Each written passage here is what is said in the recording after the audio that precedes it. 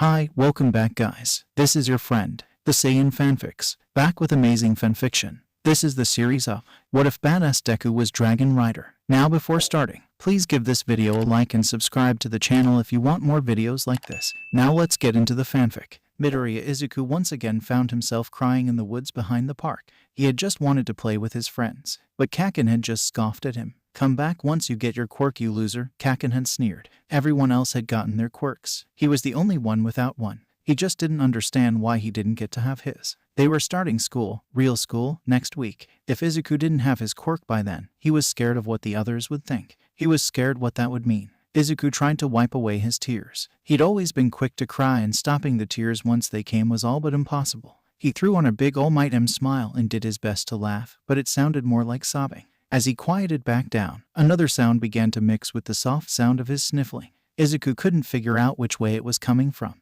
It was like it existed all around him. Izuku closed his eyes and listened as hard as he could. The sound reminded Izuku of the songs his mom would hum to him. It was soft and soothing. He found his tears dried and he felt a lot calmer. There were words, gently spoken as they were. Izuku couldn't make any of them out. They sounded strange and unfamiliar though. Hello, Izuku called out into the woods around him. The singing cut off instantly. The sudden silence was startling, and Izuku worried he had upset whoever had been out there. "I am sorry," he called out again. "I didn't mean to scare you. I'll just go." Izuku turned to head back to the park and his mother. She'd probably been worrying about him anyways. He shouldn't stress her out any more than she already was. She wouldn't tell him what was wrong, but he knew there was something. "Wait, youngling," the voice spoke. It still sounded weird. It was as if she had spoken directly into his thoughts. "I am sorry. It has been a long time since anyone has spoken to me.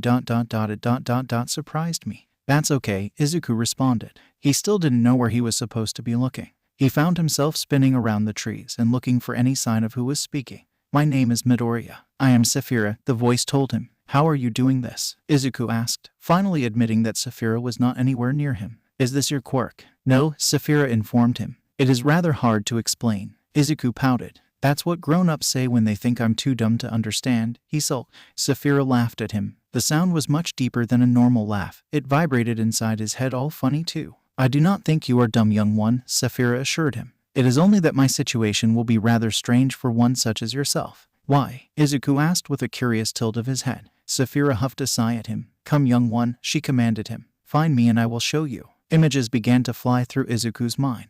Trees and rocks and small paths. All of a sudden it was like he knew the woods better than ever. He knew where to go to find Sapphira. Izuku ran off into the woods as fast as he could. Izuku stumbled into the clearing. It had been a lot further than he had thought. The sun was already setting, but he had finally made it. Looking around, Izuku couldn't help noticing that the clearing was beautiful. It was a circular area with no trees around. The grass had grown lush with the ample access to sunshine, and a few flowers had grown up as well. "Sapphira," Izuku called as he walked further in. He stumbled a little as walked. The ground sloped down towards the center of the clearing gently enough that he hadn't noticed. "I am here, young one," Sapphira spoke to him. "I don't see you," Izuku said as his eyes swept the clearing again. There was something resting in the middle of the clearing. It was nestled in the grass, so Izuku hadn't seen it on his first look around. He made his way over and knelt in front of it. He found that it was not one, but two things. The first, the larger of the two, was a shimmering green stone. From the little light that did shine on it, Izuku could see a rainbow of other colors flickering across the surface. The second was a glittering blue gemstone. Its shape was smooth, rounded into a perfect oval. It reminded Izuku of a sapphire. But it was much larger and clearer than any sapphire Izuku had ever seen. It seemed almost to glow. "Now you see me," Sapphira chuckled. As she spoke, the flickering light that came from within the sapphire seemed to pulse and grow brighter. "You're the sapphire," Izuku gasped. "In a manner of speaking, I suppose," Sapphira chuckled. "Though this is what I am. This is not all that defines me." "I don't understand," Izuku said with a shake of his head. Sapphira laughed. It wasn't the mean, taunting laugh Kaken would give him if he admitted that he didn't understand something. It was like she was laughing more at herself. "I would be surprised if you did, young one," Sapphira told him. "Even in a world as strange as your own, the magic of dragons is not easy to understand." "Dragons," Izuku exclaimed. He fell back on his butt and into the soft grass. "You're a dragon. That's so cool." "Thank you, young one," Sapphira chuckled again. "So then how come you're in a gym?" Izuku asked nervously. His mom always warned him against asking too many questions. But if Sapphira was a dragon, then he really wanted answers. "This gem is my heart," Sapphira told him. She didn't sound upset at his question, which helped Izuku calm back down. My body died long ago, in a battle unlike any that had come before it. Though my body fell, my heart survived. I have spent many eons as you see me. And when the time came that a guard was needed for a desperate mission, I was chosen. A guard, Izuku repeated. His eyes flickered to the stone that Sapphira rested with.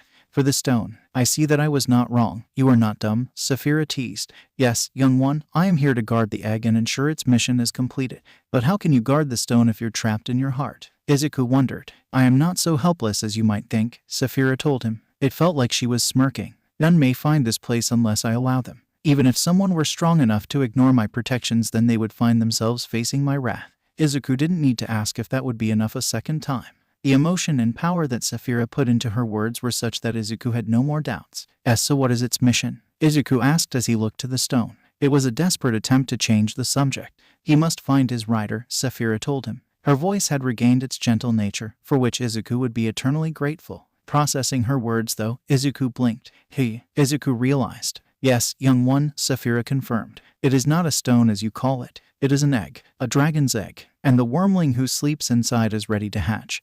But he is waiting for his rider, Izuku repeated. A human, perhaps, Sapphira mused with a mental shrug. Izuku didn't fully understand how he could tell what she was doing.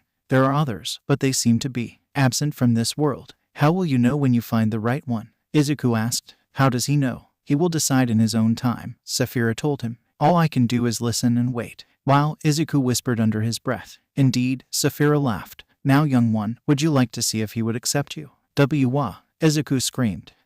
But, it is why I brought you here, young one. Sapphira cut him off with a gentle smile. Izuku again had no idea how he knew that she was smiling. There is something to be said for destiny. Your presence in these woods might be coincidence, or it might be fate. What do I do? Izuku asked in wonder. Place your hand against the egg, Sapphira coached him. Then we shall see. Izuku crept forward and once again leaned over Sapphira's heart in the egg. The egg was huge now that he knew what it was. It was maybe 15 centimeters tall and 10 wide. It would take both hands to lift it if he tried. Instead, he took a deep steadying breath and placed his hand against the egg as Sapphira had told him. The first thing Izuku noticed about the egg was the warmth. It felt like he had placed his hand on the outside of the oven. Its surface felt incredible hard to the touch too, but Izuku could feel scale-like ridges beneath his palm.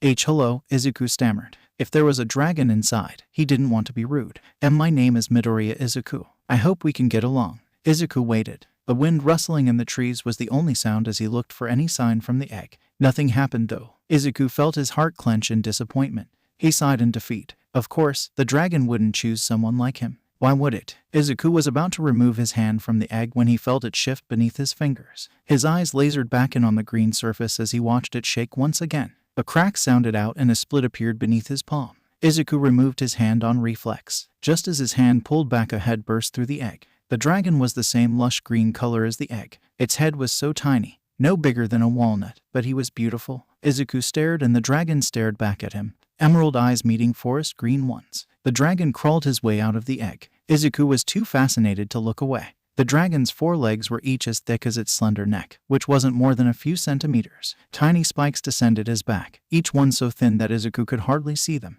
The dragon's wings were furled up against its sides, but the slightly lighter color of the webbing was still visible. Hello, Izuku stammered. He reached his hand out while keeping palm up, the same way his mom had taught him to do when he wanted to pet a dog or a cat. The dragon leaned its head forward and sniffed at his palm. After a moment, he placed his nose in the center of Izuku's hand. The pain was instant. It was like the time he touched the stove, but it was so much worse. The burning was paired with another sensation, one like he had dunked the rest of his arm in ice water. It only lasted a moment, but Izuku screamed regardless. He clutched his palm close to himself, the tears falling as he cradled the burnt appendage. He felt a strong sense of worry. It was strange. It was like he was feeling the emotion, but that it wasn't his own. Or maybe that it didn't start with him. Looking up, he found the dragon watching him, far closer than it had been before. The dragon leaned forward and licked his cheek. The tiny tongue tickled as it flicked across his cheek. I'm okay, Izuku sniffled. Well done, young one, Sapphira commended him. Izuku startled. He had forgotten about the other dragon.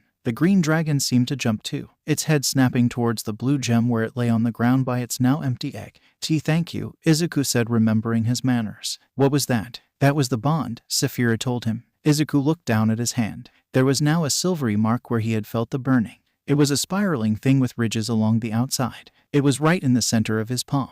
The mark is the Jedwi Ignatia, and it is both the mark of your bond and your mark as Dragon Rider. So what now? Izuku asked. Now, Sapphira paused as though she were thinking about it herself. Now, we shall go with you. Mom, Izuku cried as he ran out of the woods and back into the park where he had last seen his mother. It was late now. The sun had gone down a while ago. The park was lit by the flashing of red lights though. Izuku saw his mom standing beside a man in some kind of blue uniform. She looked like she'd been crying. Mom, Izuku called again as he ran towards her. Midoriya and Ko, Izuku's mother, looked up and saw Izuku running at her waving excitedly. Izuku, Ko cried hysterically. She threw herself at her son and scooped him up into her arms. Where have you been? I was so worried. Are you okay? Izuku looked up into his mom's face to see that while the tears were still streaming down her face, she wore a stern expression. I'm sorry, Mama. Izuku laughed as he buried his face in her shoulder. But I had the most amazing thing happen. Wah? Ko wondered. Young man, the man next to them interrupted her. You shouldn't run off from your mother. She was very worried about you and as a result we had to waste our time when nothing was wrong.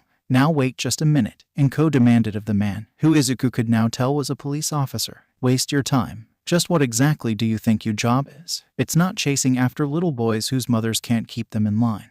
The officer complained as he jabbed a finger at Izuku. Before either Izuku or Ko could voice their complaints at the officer, the dragon snaked its head over Izuku's shoulder and snapped at the offending finger. What the fuck? The officer exclaimed as he snatched his hand away. Izuku, Ko asked weakly as the dragon crawled its way off of Izuku's back and curled up around his neck. I was trying to tell you, Izuku exclaimed happily, his anger at the officer instantly forgotten as he remembered his day. I met a dragon. I can see that, Ko nodded weakly. But Izuku looked up at her with a big smile and the words died in her throat. He could see she was worrying about something. What is it, Mama? Izuku asked curiously. And nothing, Izuku, Ko said with a shake of her head. She plastered a big smile to her face. It must be a part of your quirk, sweetheart. It just took me by surprise is all. It's not a quirk, Mama, Izuku told her. Ko gave Izuku a curious look before she shook her head. Well, we'll just have to go to the doctor and see what he thinks then, she sighed. Izuku was laying in his bed that night with the dragon curled up on his chest. His mom had made an appointment with a quirk doctor in the morning.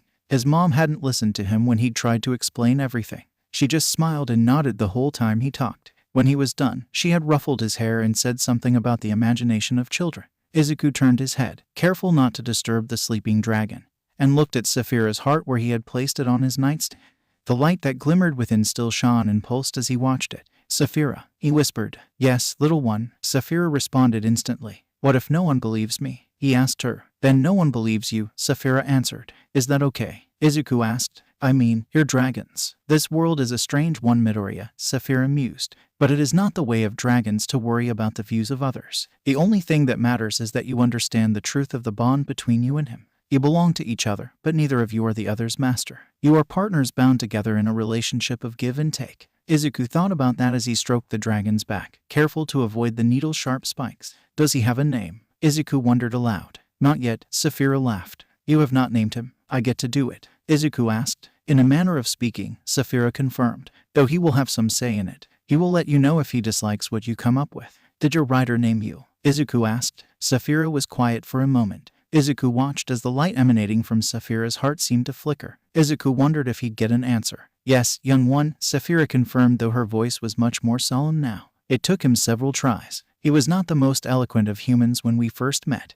You sound like you miss him, Izuku whispered. Every day my heart calls out for him, Sapphira sighed. The bond between a dragon and their rider is unlike any other. The two of you shall become one and then you will understand. I'm sorry, Izuku said sadly. Do not let my sorrow weigh on your heart, young one, Sapphira told him. I have come to peace with Aragon's passing, and it will be a long time before either of you will come to know my pain. For now, you should sleep. In the morning we shall worry about his name and the things to come. Izuku let his head sink back into the pillow and continued to stroke the dragon's back. He thought of everything Sapphira had said. Everything about this was so strange, but he could not find it in himself to worry about that. He felt like it was the start of something. He felt excited. Good morning, young one, Sapphira's voice greeted him as he opened his eyes. It was too bright and too early. With a groan he rolled over in his bed. He could afford 5 more minutes. A sharp pain on his ear had him bolting upright. Though, he yelped as he grabbed his ear. Izuku looked back down at his pillow and found the dragon watching him from beside where his head had been. Forest green eyes sparkling with intelligence looked at him. There was something in them that Izuku couldn't quite recognize. He felt a sudden sense of hunger, but it felt strange again. Combined with the fact that he knew he wasn't hungry, he came to a startling realization. Is this your hunger? Izuku asked the dragon. The hunger grew stronger. Izuku looked to Sapphira's heart where she sat on his nightstand. Her glow was more muted than he had seen it before. Well, let's go get you something to eat, Izuku sighed. He got out of bed and the dragon scaled his pajamas and curled around his neck once again. Izuku walked out of his room into the kitchen where he found his mom placing 2 bowls on the table. Great timing, honey, Inko laughed. I was just about to come get you. Izuku sat down in front of his bowl. Breakfast wasn't anything fancy. It never really was in the Midoriya household. It was an egg over a bowl of rice. Izuku cut off a piece of the egg with his chopsticks and held it up to the dragon. The dragon took a sniff before his jaws lashed out and devoured the small bite in an instant. Izuku, sweetie, Inko voiced. Izuku looked up at his mom to find her staring at him with concern in her eyes. Should you really be feeding it? He was hungry, Izuku shrugged groggily. He cut off another bite of egg and gave it to the dragon. He ended up feeding the entire egg to the dragon before it scampered off of his shoulder and onto the table. He watched as the dragon as it sat on the table and began cleaning its claws with its tongue. Inko huffed as she put her own egg in Izuku's bowl before returning to the kitchen to make herself another. Are you ready to come up with your name? Izuku asked curiously as he took his first bite of egg. The dragon looked at him with a tilt of his head. Well, I feel bad just calling you dragon, Izuku explained. Sapphira said we should come up with it together. Izuku felt a sense of excited curiosity, a lot like how he felt when he saw a new hero. He took it as confirmation that the dragon was ready. You're such a pretty color, I thought we could call you after that, Izuku told the dragon. The positive emotions that rolled off the dragon made him smile. Okay, then how do you feel about Forest? The dragon gave an indignant huff. Guess not, Izuku sighed. Well, your scales shine like little gemstones, but they're a lot lighter than emeralds. What about Jade? The dragon raised its head a little higher at that. It seemed to bask in not only the praise but in the name as well. Seems to be a good fit. Sapphira's voice rang through his mind. Izuku spewed rice across the table. His mother, who had returned only moments, gave him an exasperated look. Are you okay, Izuku? She asked. What happened? Just swallowed wrong, Izuku coughed. Sorry. Izuku got up and ran to the kitchen for a paper towel to clean up. Jade hopped after him, launching onto and climbing up his sleeve as he left the room. You two are gonna be the death of me, Izuku muttered with a shake of his head. The sound of 2 very different laughs rang through his mind. Izuku found he couldn't help but smile himself. Well, I can honestly say that your son has the strangest quirk I've ever seen, the doctor laughed. If I didn't know any better, I'd say it wasn't a quirk at all. What do you mean, doctor? Inko asked as she put one arm around Izuku. He held Jade in his lap as the 2 adults spoke as though he wasn't in the room. Well, from what I can tell, your son is quirkless, the doctor told her. Has the toe joint, and all our tests indicate a lack of activation of his quirk factor. But between the dragon, the mark on his hand, and the clear connection between the 2 of them, there's no denying that this is his quirk. So what happens now? Inko asked. Well, we'll mark him down as having a companion quirk, I suppose, the doctor shrugged. It doesn't seem to have wrought any changes besides the mark itself. We'll have to keep an eye on him to know for sure, but I doubt we'll see anything. This type of quirk rarely changes much after its manifestation. Inko sighed in relief. So the dragon isn't going to grow? Inko asked hopefully. Probably not. The doctor shook his head. It might grow a little, but more than likely it will stay proportional with your son. Izuku wanted to speak up,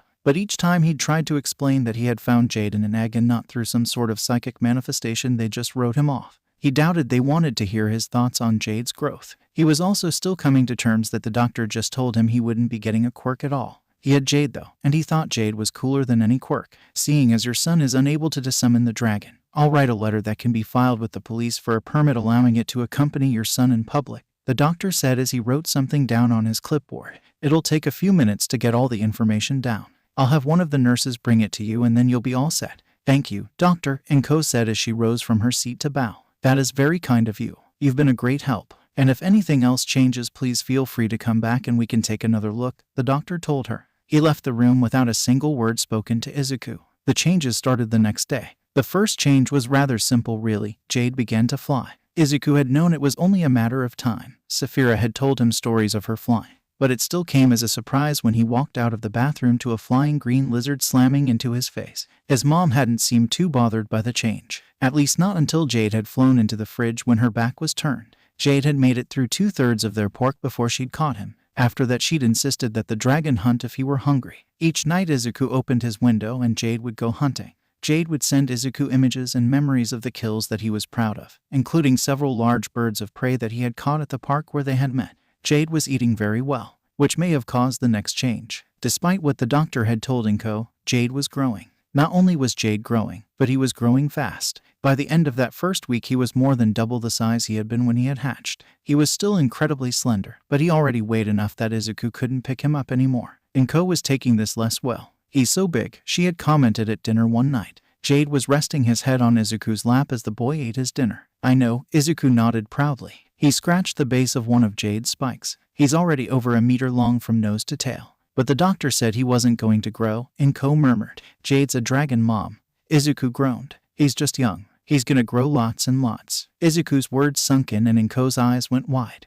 How big do you think dragons get, Izuku?" Izuku thought about what Sapphira had told him. Dragons were immortal. They grew their entire lives too. "I don't know, but probably as big as a house, easy." Inko seemed to pale at that. "Is everything okay, Mama?" Izuku asked with a tilt of his head. He took another bite of katsudon as he watched his mom.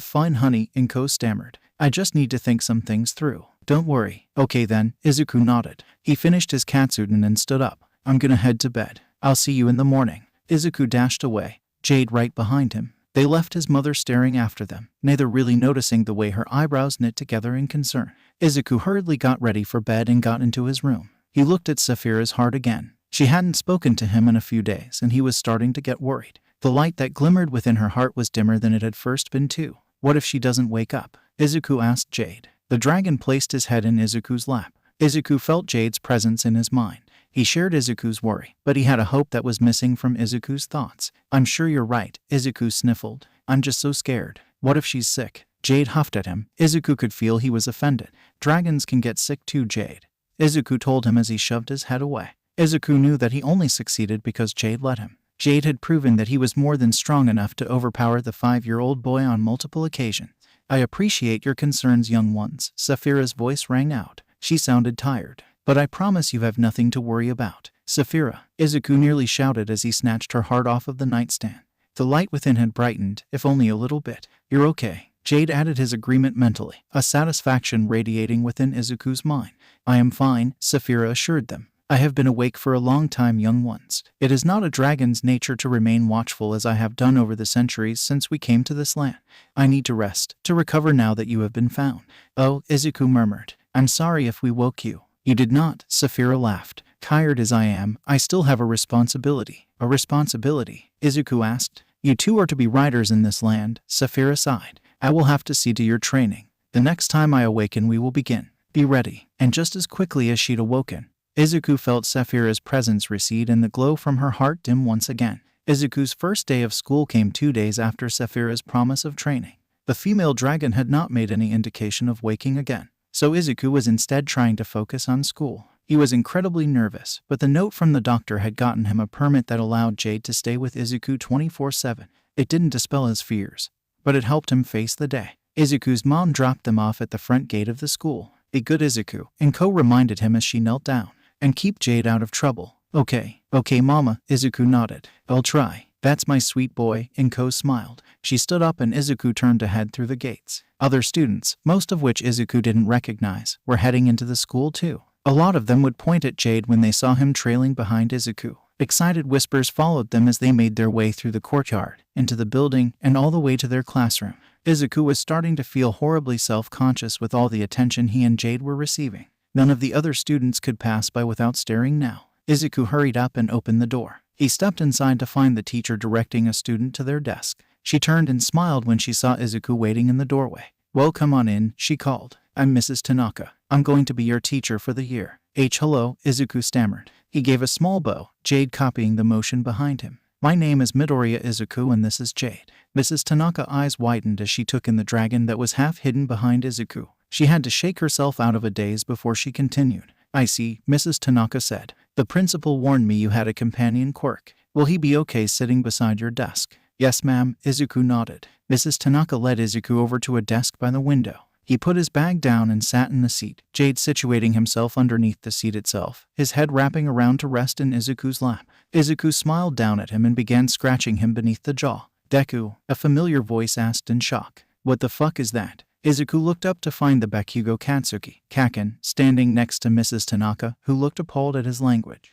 But Kaken had always been like that. He took after his mom, Izuku's Aunt Mitsuki, who cursed even worse than he did. "Hey Kaken," Izuku greeted him with a smile. "This is Jade. He's my dragon." How the fuck did you get a dragon? Kaken snapped. Bakugo, Mrs. Tanaka scolded the boy. While I understand Midoriya's quirk is surprising, that is no excuse for that kind of language. If you curse in my classroom again, I will have no choice but to send you to the principal's office. Yeah, whatever. Kaken waved her off. He stomped past Izuku and towards the seat she had been leading him to. Izuku felt a wave of displeasure roll through his mind.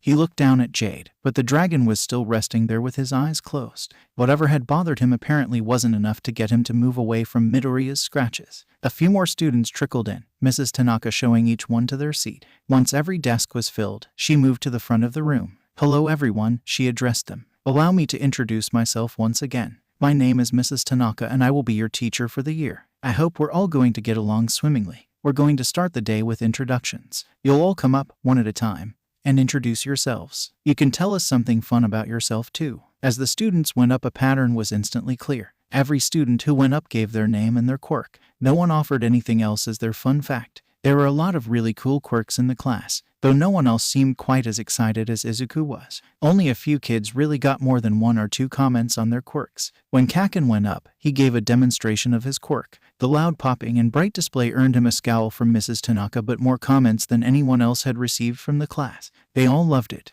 Finally, it was Izuku's turn. He walked up to the front of the class and did his best not to shake from nervousness. He felt Jade nuzzle into his hand. It helped, if only a little. And my name is Midoriya Izuku. Izuku introduced himself. This is my dragon Jade. What's your quirk? One of the other kids called out. Izuku hesitated. Jade is Midoriya's quirk, Mrs. Tanaka jumped in to explain. He's what's called a companion quirk. Several voices began whispering around the classroom. Izuku felt negative emotion spike through him once again. This time when he turned to Jade, he found him looking down at the ground. Izuku felt an instant his stomach drop. It's more complicated than that. Izuku shook his head. I'm afraid we need to move on, Midoriya, Mrs. Tanaka told him with a gentle smile. Maybe another time. She shooed Izuku back to his seat before he got a chance to explain. The rest of the students went up and introduced themselves. Izuku found he couldn't pay attention. Jade had placed his head back in Izuku's lap, but he refused to look up at the boy. Izuku could feel the tears pricking at his eyes. Sapphira had said that dragons don't concern themselves with the opinions of others. All that mattered was Izuku and Jade's bond,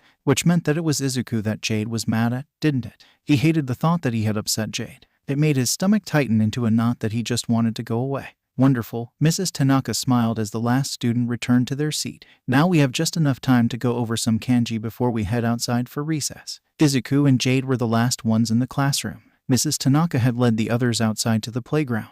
Izuku still hadn't gotten out of his seat. He needed to speak to Jade. I'm sorry, Jade, Izuku said. He could feel the tears that he had fought away earlier begin pouring down his face. I shouldn't let them talk about you that way. Jade lifted his head out of Izuku's lap, his forest green eyes looking at Izuku sadly. Izuku felt the dissatisfaction Jade was stewing in. I'll do better, Izuku promised. I know you aren't just a quirk. Jade rolled his eyes at Izuku. What? Izuku gasped defensively. He was apologizing. Jade fixed him with a very pointed look that had Izuku shrinking in on himself. Is that not what's wrong? Izuku asked nervously. What else could it have been? What had he done? Jade huffed at him. He lowered his head and pushed the top of it into Izuku's chest. Mine, a voice rumbled in Izuku's mind. It was soft and firm, and it made Izuku's skin tingle to hear. Izuku was left utterly stunned. He couldn't stop staring at Jade. You spoke to me, he whispered. Jade rolled his eyes at Izuku once again. How long could you do that? Izuku exclaimed. Jade crawled out from under Izuku's seat and made his way towards the door. About halfway he brought his head back around to look at Izuku, who was still staring dumbfounded after him. Jade huffed once before turning his head back and continuing towards the door. Wait, Izuku called after him. He practically launched himself out of his seat to follow. Izuku caught up to Jade in the hall and the two of them headed out to the playground together. Mrs. Tanaka seemed shocked when Izuku walked out the door. After a quick excuse about him using the restroom, Izuku and Jade were sent to join the others. They were almost instantly surrounded by the other kids, all of whom had questions. Can I ride him? A boy with metal hair asked. He isn't big enough to ride yet, Izuku told him with a shake of his head. Can he breathe fire? Yelled the girl who didn't have to blink. Not yet, Izuku said with another shake of his head. So basically, you got yourself an overgrown iguana, Kaken called out. Hey, Izuku exclaimed as Jade snarled from beside him. Several students backed away from the dragon. What a shitty quirk, Kaken sneered. It can't even do anything. Shut up, Izuku screamed. Jade bared his teeth at Kaken, but the boy didn't seem to care about either of them. Come on guys, Kaken said as he spun around. Let's go play heroes where you can see a real quirk in action. Several of the boys followed Kaken as he stormed away. The crowd around Izuku, even those that didn't follow Kaken, dispersed too. Izuku was left all alone with Jade. "Don't listen to them, Jade," Izuku murmured as he hugged the dragon's neck. Jade just huffed and nuzzled his face into Izuku's shoulder. Izuku felt Jade trying to send comforting emotions to Izuku, but Jade's own anger was bleeding through. The rest of recess, after they'd both calmed down, Izuku spent teaching Jade all the words he knew. He had no idea how much Jade could talk, but he was only a week old, so he figured he could help. If the curiosity Izuku could feel through their link was any indication, then Jade was interested. Jade listened intently to everything Izuku told him, but he didn't speak to Izuku again. After that, the school day was fairly simple. Mrs. Tanaka called them back inside and they learned multiplication tables and about the origin of quirks. Time flew by, and before Izuku even realized it was the end of the day, he was headed outside to wait for his mom. That wasn't so bad, Izuku chuckled as he and Jade looked around the gathered adults. "What did you think of our first day of school?" Jade huffed at him and rolled his eyes. "Come on, you were just gonna sleep at home too," Izuku teased him. Jade just bumped his head into his hip, causing Izuku to laugh at him. Izuku couldn't find his mom in the crowd outside the gate, so he walked back towards the school to wait for her. Once he was through the gate, he heard the telltale sound of Kaken's explosions. Izuku turned his head towards the noise and found Kaken and two other boys from their class, all standing over a boy Izuku didn't recognize. When Kaken raised his hand to smack the boy on the floor, Izuku's body reacted. Izuku shoved Kaken away from the boy, both hands smacking into his shoulders. Kaken stumbled back several steps, arms flailing everywhere to keep himself from falling on his butt. "What are you doing, Kaken?" Izuku screamed at his friend. "What the hell, Deku?" Kaken seethed. "You were being mean," Izuku yelled back. Jade pressed against his side, further blocking Kaken from the boy he had been attacking. "You can't use your quirk to hurt somebody, Kaken. That's what villains do." "What the fuck did you just call me?" Kaken asked angrily. His palms were popping with small explosions. "I was putting this quirkless freak in his place, but it looks like I need to remind you too. You're all beneath me." Kaken lunged forward as he yelled, his palm reaching forward to blow Izuku away. Izuku spread his arms wide, protecting the boy behind him from the blast. He closed his eyes and tried to brace himself, but the hit never came. Izuku peeked through his eyelids and saw a wall of green scales before him. Jade had jumped between Izuku and Kaken. He was standing on his hind legs so that he towered over all of them. His wings were spread wide, flapping with so much power that Izuku's hair was ruffling. When he slammed back down onto all fours, Izuku could see that the wind had knocked Kaken back several steps and knocked his friends on the ground. "What?" Kaken sneered. "Gonna hide behind your little pet?" "He's not a pet," Izuku snapped. "And we're not gonna let you hurt anybody, because that's what heroes do." "Like you could ever be a hero," Kaken laughed. "You might as well be quirkless without your little lizard." "So what?" Izuku asked angrily. "Who cares? God, everybody is so obsessed with quirks." "Well, if having a quirk makes somebody like you, then I don't want one." "Huh," Kaken barked. "Spoken like a true quirkless loser." Jade snarled angrily at Kaken's words, his displeasure clear through Izuku's mental connection with him. He bared his teeth, razor sharp and a half an inch long. Kaken took a hesitant step backwards, eyeing Jade wearily. "Whatever," he huffed. He turned around and stomped past his friends who were still cowering on the ground. When they saw their last line of protection was gone, they scrambled after him. Izuku turned around to help the boy he had been protecting. He was surprised to find that the boy had run off. "Oh well," Izuku sighed. "At least he didn't get hurt." Jade huffed beside him. "What?" Izuku asked as he turned to face him. Jade tilted his head to the side and looked at Izuku curiously. With a roll of his eyes he turned around and began walking towards the gate again. "Hey, wait," Izuku called as he chased after the dragon. "What is it?" That night at dinner they were having katsudon again. He loved his mom's katsudon. She couldn't cook a whole lot of food, but she knew how to make katsudon like a pro. As he was digging in, his mom was just watching him. "Izuku," she began, but she paused and took a deep breath. "Izuku, honey, we're moving." Izuku looked up, a little surprised. "Why, Mama?" he asked. "Well, sweetie, if you're right and Jade is still growing, then he's not going to fit in the apartment much longer," she explained. "We're going to need someplace with more room." "Okay," Izuku nodded. "That makes sense." Inko bit at her lip. "I found a place I think might work," she told him. "It's a house, so it'll be a lot more spacious. It's on a big lot, so you'll have lots of room to play with him. And it's right up against a forest too, so he'll be able to hunt for food." "That sounds great, Mama," Izuku exclaimed excitedly. He was bouncing in his seat now. "It's a bit far away," Inko warned him seriously. "You wouldn't be able to continue at Alder Elementary." "That's okay, Mama," Izuku said. "I didn't really make any friends yet." "If you're sure," Inko sighed. "I'll put the offer down in the morning." "When would we be moving?" Izuku asked. He wanted to see the new place. "As soon as possible, Izuku," Inko told him. She eyed Jade's head, still resting in Izuku's lap. It was about the size of a pear now. I don't want Jade to get so big he's accidentally destroying things in the apartment.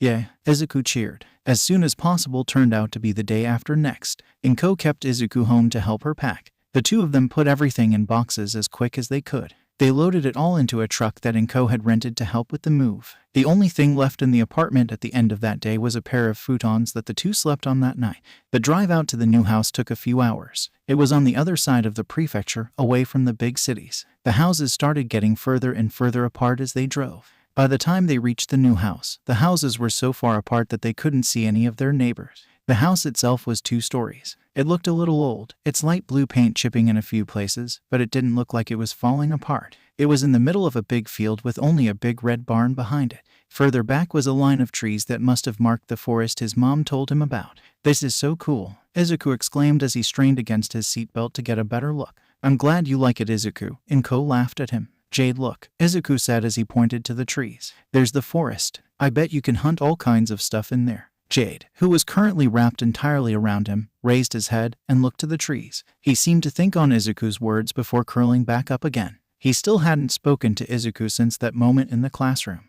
It was honestly a little frustrating at times.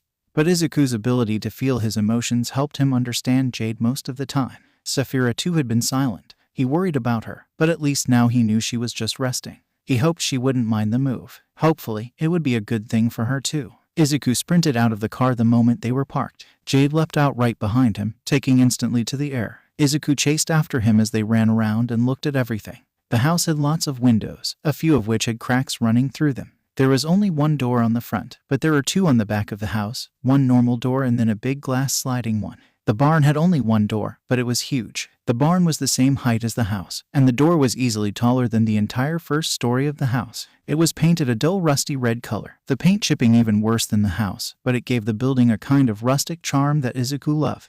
"Izuku," Inko hollered from the car. "Come help me unload." "Coming, mama," Izuku called back as he raced over. Together they started unloading the moving truck. Inko showed Izuku which room was gonna be his. It was about the same size as his old one, but its window was much bigger. Izuku ran back to the car after he'd put his first box down. Inko was moving around boxes in the back, sorting them into different stacks. "Where does this one go, mama?" Izuku asked as he bent down to pick up another. Inko looked up at him. "Oh, Izuku, that one's gonna be heavy," Inko warned him. "Really?" Izuku asked as he picked it up. "It doesn't seem so bad." Inko watched Izuku with wide eyes as he brought the box over to her. "What's wrong, mama?" Izuku asked with a tilt of his head. "And nothing, sweetie," Inko stammered. "You're just stronger than I thought. My little boy is growing into a strong young man." Izuku smiled widely at that. "Thanks, mama," he exclaimed. "So where should I take it?" "Take it to the kitchen for me, please," Inko told him. Izuku nodded and ran off with the box. Together they quickly unloaded the truck. Once they were done, Inko got started unpacking and Izuku went back to exploring with Jade. The two of them spent a lot of time playing in the woods. The densely packed trees made a great place to explore. It was over a week after their move before Sapphira awoke again. In that time, Jade had doubled in size again. He was now over 2 meters long and his body was larger than a big dog's. His mom had forbidden Jade from even trying to fly in the house. Not that Jade could have spread his wings to their full length inside anymore. Izuku found he could comfortably sit on Jade's shoulders now, but if he sat there for too long then his legs started to chafe. "Hello, young ones." Sapphira's voice rang through Izuku's mind as he laid down for the day. "Sapphira," Izuku yelled as he pushed off of Jade to sit up straight. They'd switched around the last few nights, Izuku using Jade as a pillow instead of the other way around. Jade's scales were hard, but the warmth was really nice. Jade huffed at the sudden loss of weight. "How are you feeling?" Izuku asked her. "Better," Sapphira chuckled. She seemed to think about something for a moment before she asked, "Are we not in the same place?" "My mom thought it was a good idea to move somewhere bigger for Jade," Izuku explained.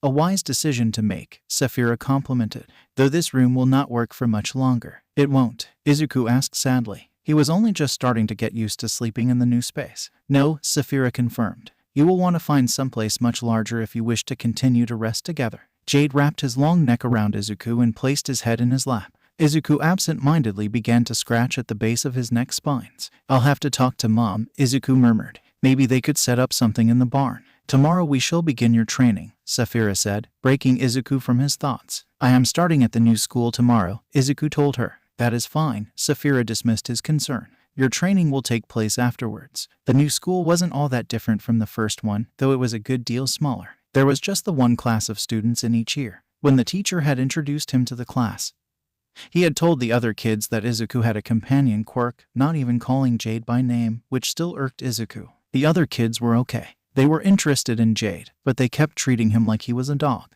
After the third or fourth time Izuku and Jade decided to just keep their distance. That afternoon when Izuku got home, he ran straight upstairs and grabbed Sapphira's heart. He brought her to the backyard and sat down with her. Jade settled next to him, his head resting in Izuku's lap. "Izuku, you are young, even by the standards of humans," Sapphira told them. "Oh," Izuku murmured. "It is not a bad thing," Sapphira assured him. "It only means that we will have to take our time and be cautious with your training." "Okay," Izuku nodded. "Physical training will remain light until you are old enough to handle more strenuous exercises," Sapphira went on. "In the meantime, we shall focus on the many other aspects of your training." "Like what?" Izuku asked. "We will start with preparing your mind," Sapphira explained. "My mind?" Izuku wondered. "Your mind," Sapphira confirmed. "The same way you touch upon Jade's consciousness or I touch upon yours, you can reach out to all the life around you." "Wait, but I don't do anything to talk to Jade." Izuku shook his head. "He's just always there." Sapphira's mood seemed to shift. Her attention turned to Jade, and a sense of disapproval spread through him. Izuku could feel Jade's discomfort, but he did not fully understand why.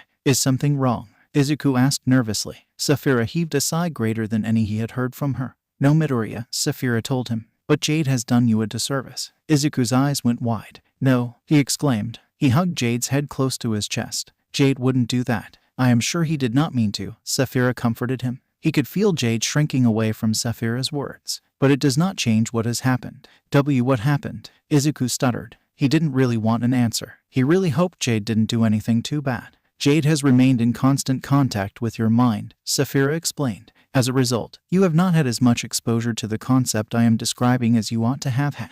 "So what now?" Izuku asked hopefully. "That didn't sound so bad." "We will have to start at the beginning," Sapphira sighed. "I will have Jade remove his presence from your mind." Jade's displeasure made his desire not to well know, but a mental glare from Sapphira was enough to dissuade him from disobeying her. "I will remove myself as well," Sapphira continued. "We shall allow you a moment to reacquaint yourself with the feeling of your own, singular, consciousness. Then we shall take turns brushing against your mind so that you may become acquainted with boundaries of your mindscape." "Okay," Izuku nodded. Izuku gasped as suddenly he was alone again. He hadn't felt it before, but now that his mind was empty of anyone but himself, it felt all too lonely. The space Jade had occupied before felt like a void now. Izuku instantly reached towards the void. Driven by a desire to feel whole once again, he found just a trace of Jade's mind. It was as though there was an invisible line that connected their minds together, a path that he could follow. It was a bond between them. Oh, it was probably their bond. Izuku reached along the connection and felt Jade's mind. Where before Jade had been in Izuku's mind, now he was in Jade's. "Whoa," Izuku gasped. He spoke in both his mind and with his voice. Sapphira's surprise and Jade's satisfaction were instant. "I suppose that is a promising start," Sapphira huffed, "though perhaps I will need to add exercises and independence to your training." Izuku blushed. "Sorry," he murmured. "I didn't mean to." "It's fine, young one," Sapphira assured him. "Your bond with Jade means that it is easier for you to reach out to him. Still, it is impressive that it took you so little time.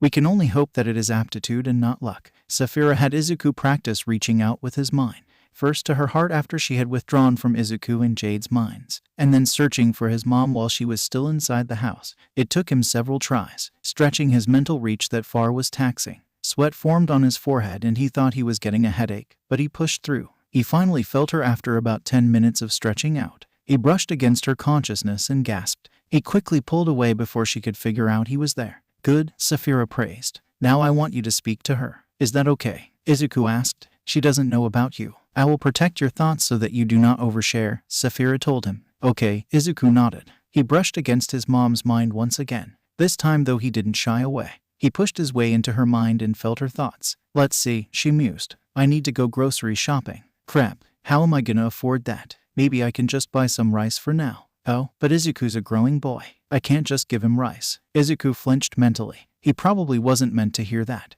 "Mom," Izuku called out before he heard anything else. "Izuku?" she asked aloud. Though Izuku couldn't hear the words, he still knew they were spoken. "Yeah, Mom," Izuku confirmed. "Baby, where are you?" Inko asked as she moved around the kitchen. "I'm in the backyard with Jade," Izuku told her. "Wha?" she gasped. Izuku watched as she pulled the curtain in the kitchen aside and looked out at him. He waved back at her. "Pretty cool, right?" Izuku asked happily.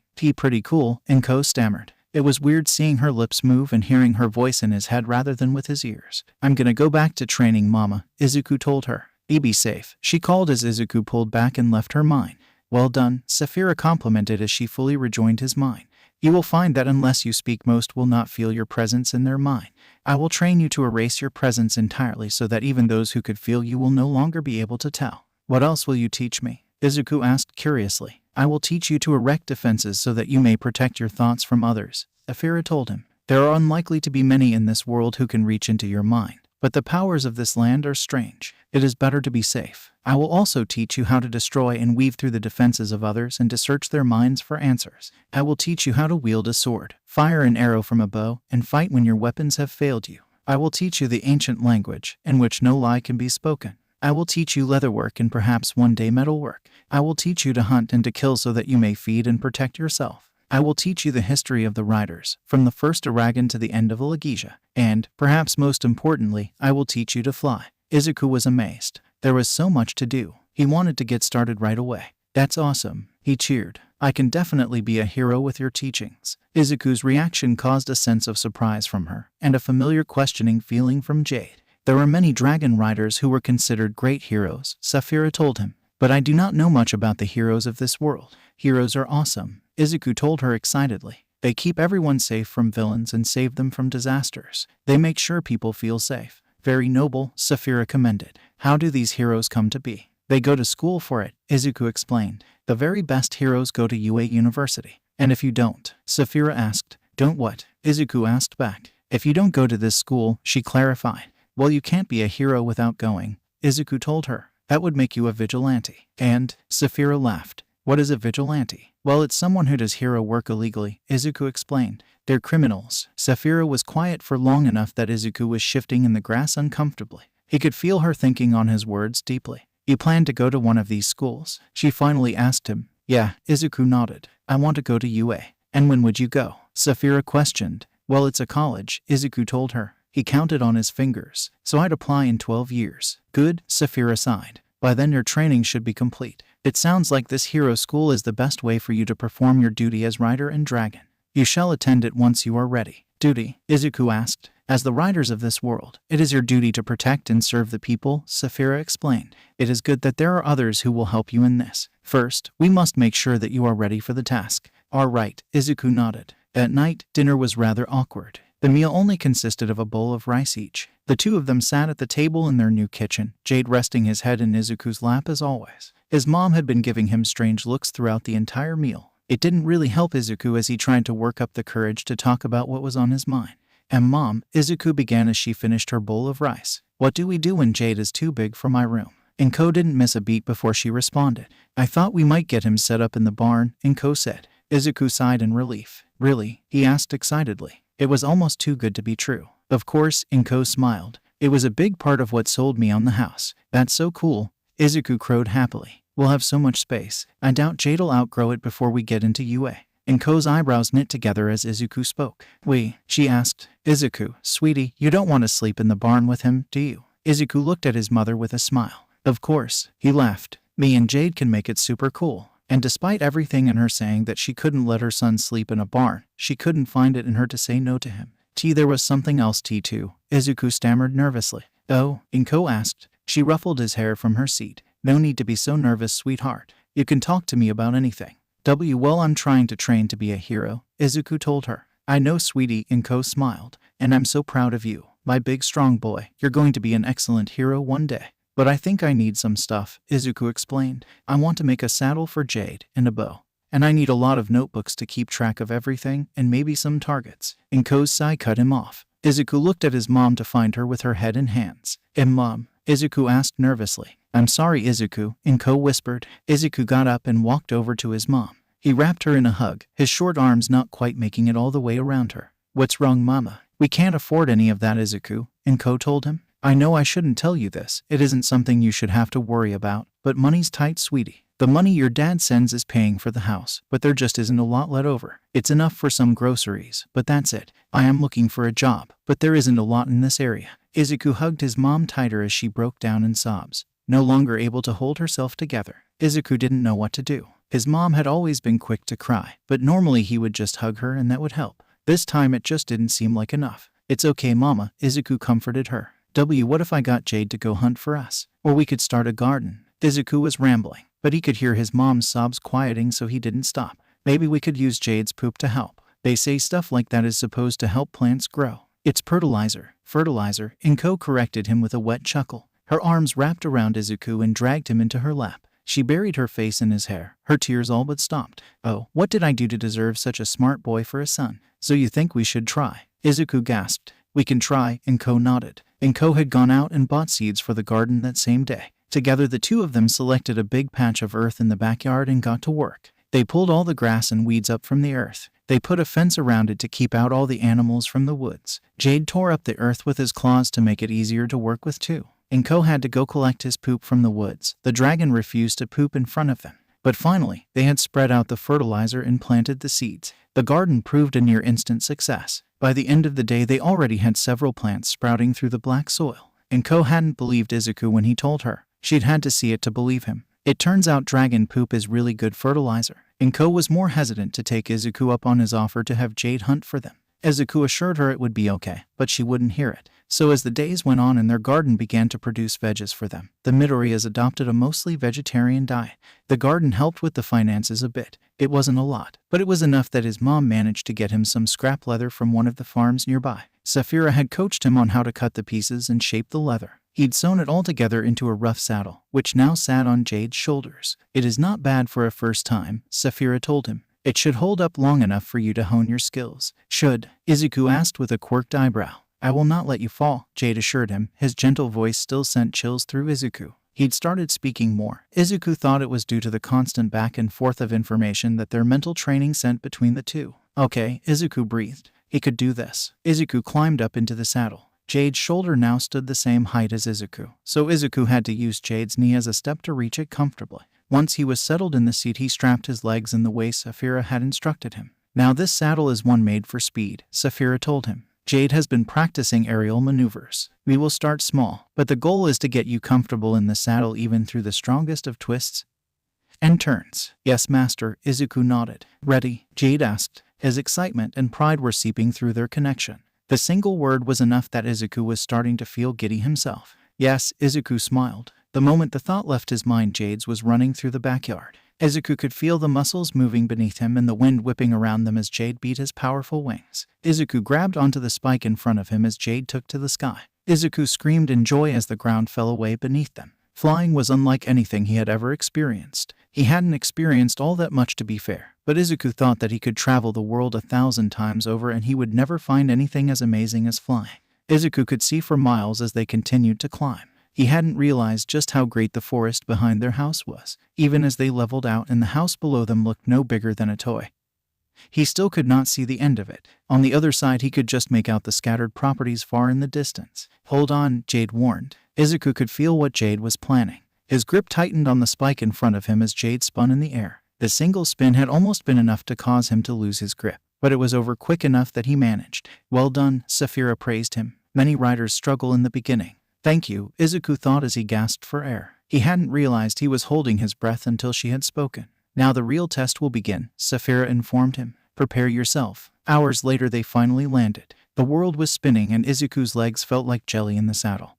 But he had never had so much fun in his life. Izuku unstrapped his legs and slid out of the saddle. He collapsed the second his feet hit the ground. He might have been able to get up, but the ground felt so good. Jade slammed down into the ground next to him. The dragon was panting, his wings drooping tiredly around them both. The heat rolling off of Jade's body soothed the aching chill that filled Izuku's limbs. Well done, you two, Sapphira praised them. Now let us continue. Izuku half-heartedly glared at the saddlebag her heart currently resided in. Do not give me that look, Sapphira chuckled. You must take the saddle off of Jade and see to its maintenance. Your gear is only as dependable as you are to it. Yes, master, Izuku groaned as he pried himself off of the earth. He went about undoing all of the straps of the saddle. Jade moved as little as possible, probably more due to his exhaustion than helpfulness. While you work, we will begin your lessons in the ancient language, Sapphira told them. Why are we learning this, master? Izuku asked. It didn't seem like the most useful of things to be focusing on. The ancient language is a powerful tool, Izuku, Sapphira explained.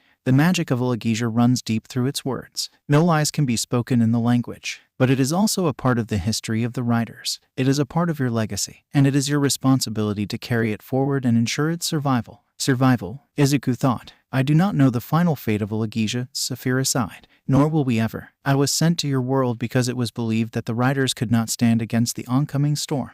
The riders wanted to ensure that even in some small way, they could continue on and continue to do good. I understand. Izuku nodded. How do we begin? I will teach you the words and their forms, Sapphira told him. Then we shall practice. When you are ready, we shall speak only in the ancient language. Yes, master. Jade and Izuku nodded together. That night Izuku noticed something in the mirror as he was brushing his teeth. His ears, which used to be perfectly round, had the barest hint of a point. He'd freaked out instantly, spitting the toothpaste out. And quickly rinsing his mouth, Izuku sprinted out of the bathroom into his room. My ears are pointed, he shouted mentally as he grabbed Sapphira's heart from the bedside table. Jade raised his head off of the bed to look at Izuku. Quiet down, young one, Sapphira groaned. I was asleep, not dead. My ears, Izuku insisted.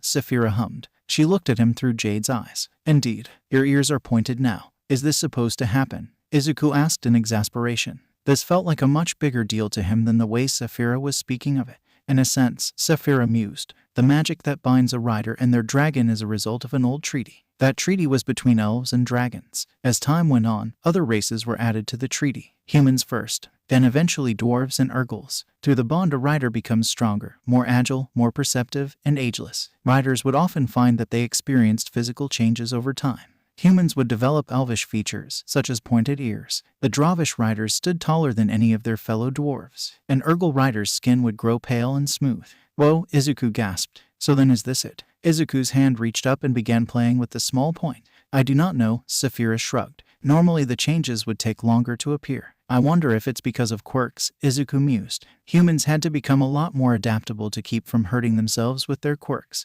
Perhaps, Sapphira agreed. Or perhaps it is because you are the only rider in this land. The magics which bind dragon and rider exist solely in the two of you. Such concentrated magics could be having greater effects than have ever been experienced before. So I might change more, Izuku sighed. Only time will tell, young one, Sapphira comforted him. For now, you should sleep. We have much to do and you will need your rest. The next 5 months were filled with intense training. They continued to train Izuku's skill at mental fortification and infiltration. Izuku became more and more comfortable in the saddle and Sapphira pushed them with harder techniques. Jade was apparently built for speed and maneuverability that few dragons could hope to match, though the way Sapphira phrased it made Izuku think she had been built much the same. The ancient language was something that Jade and Izuku had spent many long hours working on. Izuku had filled more than a few notebooks with words and explanations of the grammar. The thing that helped the most, though, was speaking with Sapphira. She would lace her words with images and intentions that made it perfectly clear what the words meant. Even the ones that Izuku hadn't learned yet. They had already made the switch to communicating solely in the ancient language. Sapphira had started teaching Izuku how to wield a sword. Or at least that's what she insisted she was doing. Izuku would swing a stick around in the backyard. He felt ridiculous. But the entire time Sapphira would watch him through Jade's eyes and coach him. She would tell him to tuck in his elbows or to not extend so far. Each day he got a little better. And each day she pushed him a little harder. Today, Sapphira began. We are going to be doing something different. Yes, master. Izuku nodded as he sat down in the grass, his training stick resting in his lap. Jade sat a fair distance away and watched as he lounged in the sun. Throw away your sword, Sapphira commanded him. Izuku furrowed his brow a little in confusion, but he followed her instructions. He threw the stick towards the woods. It flew a good 50 feet away before landing in the grass. Now retrieve it, Sapphira instructed. Izuku made to stand. I did not say to get up. How am I supposed to retrieve it without getting up? Izuku asked. You can and you will, Sapphira told him. Izuku's brow furrowed further. It couldn't be a lie. You couldn't lie in the ancient language, even in thoughts, so there had to be a way. Izuku held out his hand and tried to summon the stick. It was something he had done before, when he was experimenting to see if he had his mom's quirk. Maybe Sapphira had felt the quirk within him. He focused, looking for some sort of tug or pull, anything that could bring the stick to him. But all he felt was the careful gazes of both Sapphira and Jade. Izuku huffed and did his best to ignore them as he continued. Maybe if he reached out with his mind. He pushed beyond his own consciousness and out into the field. He felt the grass and the insects. He felt all of the life, but the stick was long dead. He couldn't feel it where it lay. Izuku bit at his lip. Maybe there was a trick. He looked over to where Jade was laying in the grass, the dragon watching him in turn. Jade? Izuku asked. No, Izuku, Sapphira sighed. This is your task. You must do this yourself. Izuku growled in frustration as he turned back to the stick. He racked his brain for anything he could do, but the task was impossible. It had to be impossible. But it wasn't. Sapphira had told him it wasn't. Maybe he was the issue. Maybe he just wasn't good enough. He felt a white-hot something bubbling within him. No, he refused to believe that. Jade had chosen him. He may not have had faith in himself, but he trusted Jade. So Izuku would believe in himself because Jade did. The white-hot bubble filled him to the brim at the thought. "Come here," Izuku shouted in frustration. Miraculously, the stick flew to his hand. The impact stung, but Izuku was far too amazed that it had worked to pay much attention. "How?" Izuku gasped. "Magic," Sapphira answered. Others may have provided a more poetic explanation, but I am not one for such things. As a writer, you have access to magic. You're limited only by your knowledge of the ancient language and the strength of your body. Jade will be able to provide strength to bolster your spells as well. So the ancient language is magic? Izuku asked. Yes and no, Sapphira chuckled. As I have told you, magic runs deep in the ancient language, but the power and the intention must come from the spellcaster. But words alone are useless, and the same spell can have drastically different results if the spellcaster intends them differently. It is not writers alone who can access magic, but I have seen no others in this world with the ability. You said I was limited by how strong I am, Izuku asked. He had a million questions, but Sapphira had always encouraged him to ask them one at a time, breaking him of his rambling habit early. The energy must come from somewhere, Sapphira explained. If you try to do something that you would be unable to do yourself, then you will die. Oh, Izuku thought. That is why you must know your limits, Sapphira told him. We will work on this. Yes, master, Izuku nodded. Magic was something Izuku loved learning. Adding it into his training was grueling, but it was rewarding work. Sapphira taught him how to cast wards to protect himself, how to silence any noise that he made, and a million other things that Izuku never would have thought possible. She told him that as long as he could say the words, then he could attempt anything. But she warned against attempting anything too difficult without a failsafe, and she warned him against risky phrasing. Apparently, many writers had caused unintended harm due to a poorly worded spell. She had him perform 1,000 tasks, both with and without magic, to understand his limits. He knew the largest stones he could lift and how long he could hold them. He knew how long he could produce a flame and how hot it burned. He knew how far he could run and how fast. Now Sapphira had him working to find how many arrows he could fire in a row. His mom had bought him the bow a few months ago with the savings the garden provided. It was a simple wooden thing, but it was supposed to have a high draw weight. It was supposed to work for a few years. So when Izuku pulled back another arrow and the bow snapped in his grasp, he was more than a little frustrated. Damn it, Izuku cursed. It is fine, Izuku, Sapphira sighed. It's not, Izuku snapped. We could barely afford this one. What am I supposed to do now? We will make one, Sapphira told him. What? Izuku asked, his shock instantly dispelling his anger. You will make one, Sapphira huffed. I did not see this happening so soon, if ever, but here we are. What happened? Izuku asked. It seems we were right, Sapphira explained. Your body is reacting more than is usual to the changes of being a writer. Your strength is great enough that you can no longer handle a human bow. So what kind of bow will we be making? Izuku wondered. I will teach you how the elves sing their bows into being, Sapphira told him. Sing? Izuku asked. Yes, Sapphira nodded mentally. Magicians have often found that songs were incredibly useful in shaping more complicated magics. You could accomplish the same task without them, but it is easier to lose focus or for your intentions to shift. The song helps the caster remain focused on their task. So I will sing about a bow, Izuku thought, though his doubts were clear in his mind. You will sing of growth, Sapphira told him with a huff. You will sing to the trees and ask for them to shape themselves to your desires. You will sing strength and pliability into the wood itself as it grows, and you will be rewarded with a bow. Yes, master, Izuku bowed. He had seen the image in Sapphira's mind that accompanied her explanation.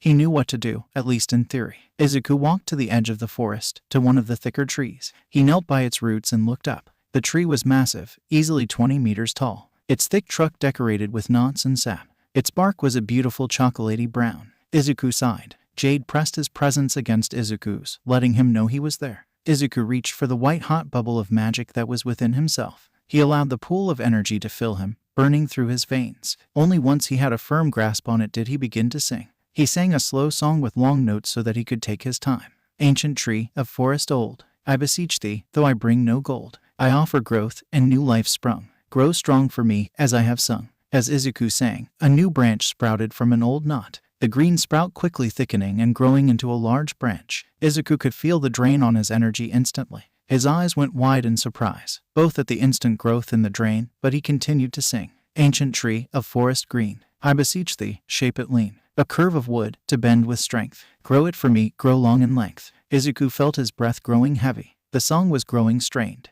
The branch was beginning to look like a bow, curving into the familiar shape. He was close to finishing, but he didn't know if he had the strength. Before he could give up, Jade joined his mind more fully with his own. Jade's strength filled Izuku, and continuing was easier. Ancient tree of forest large, I beseech thee, I give this charge. You've done your task, grown me a bow. I have one last ask, let it go. As Izuku's song finished, the bow clattered to the earth. Izuku sighed in relief as he stopped the flow of energy into the tree. He picked up the bow and held it gingerly in his hands. The bow was the same chocolate brown as the bark of the tree. Its surface was smooth and shiny. The grain of the wood flowed up the length of the bow. It was beautiful. It filled Izuku with a warm sense of pride and accomplishment. Well done, young one, Sapphira praised him. I did not know if you would succeed, but you have accomplished something quite difficult here. Thank you, master, Izuku panted. He wiped the sweat from his brow. What will we do about a bowstring? I will show you how to sing one from the vines, Sapphira told him. But that will wait for another day. We've done enough for today. Yes, master, Izuku sighed. He laid back in the grass and relaxed. The sudden weight of Jade's head smacking into his chest knocked the wind out of him.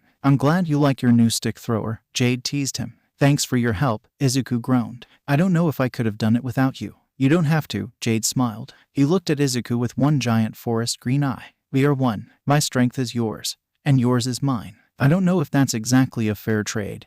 Izuku laughed. You're a lot stronger than me. Jade rolled his eye and settled further into Izuku's chest. Izuku reached up and scratched under the curve of Jade's jaw, taking great pleasure in the rumbling that came from his dragon.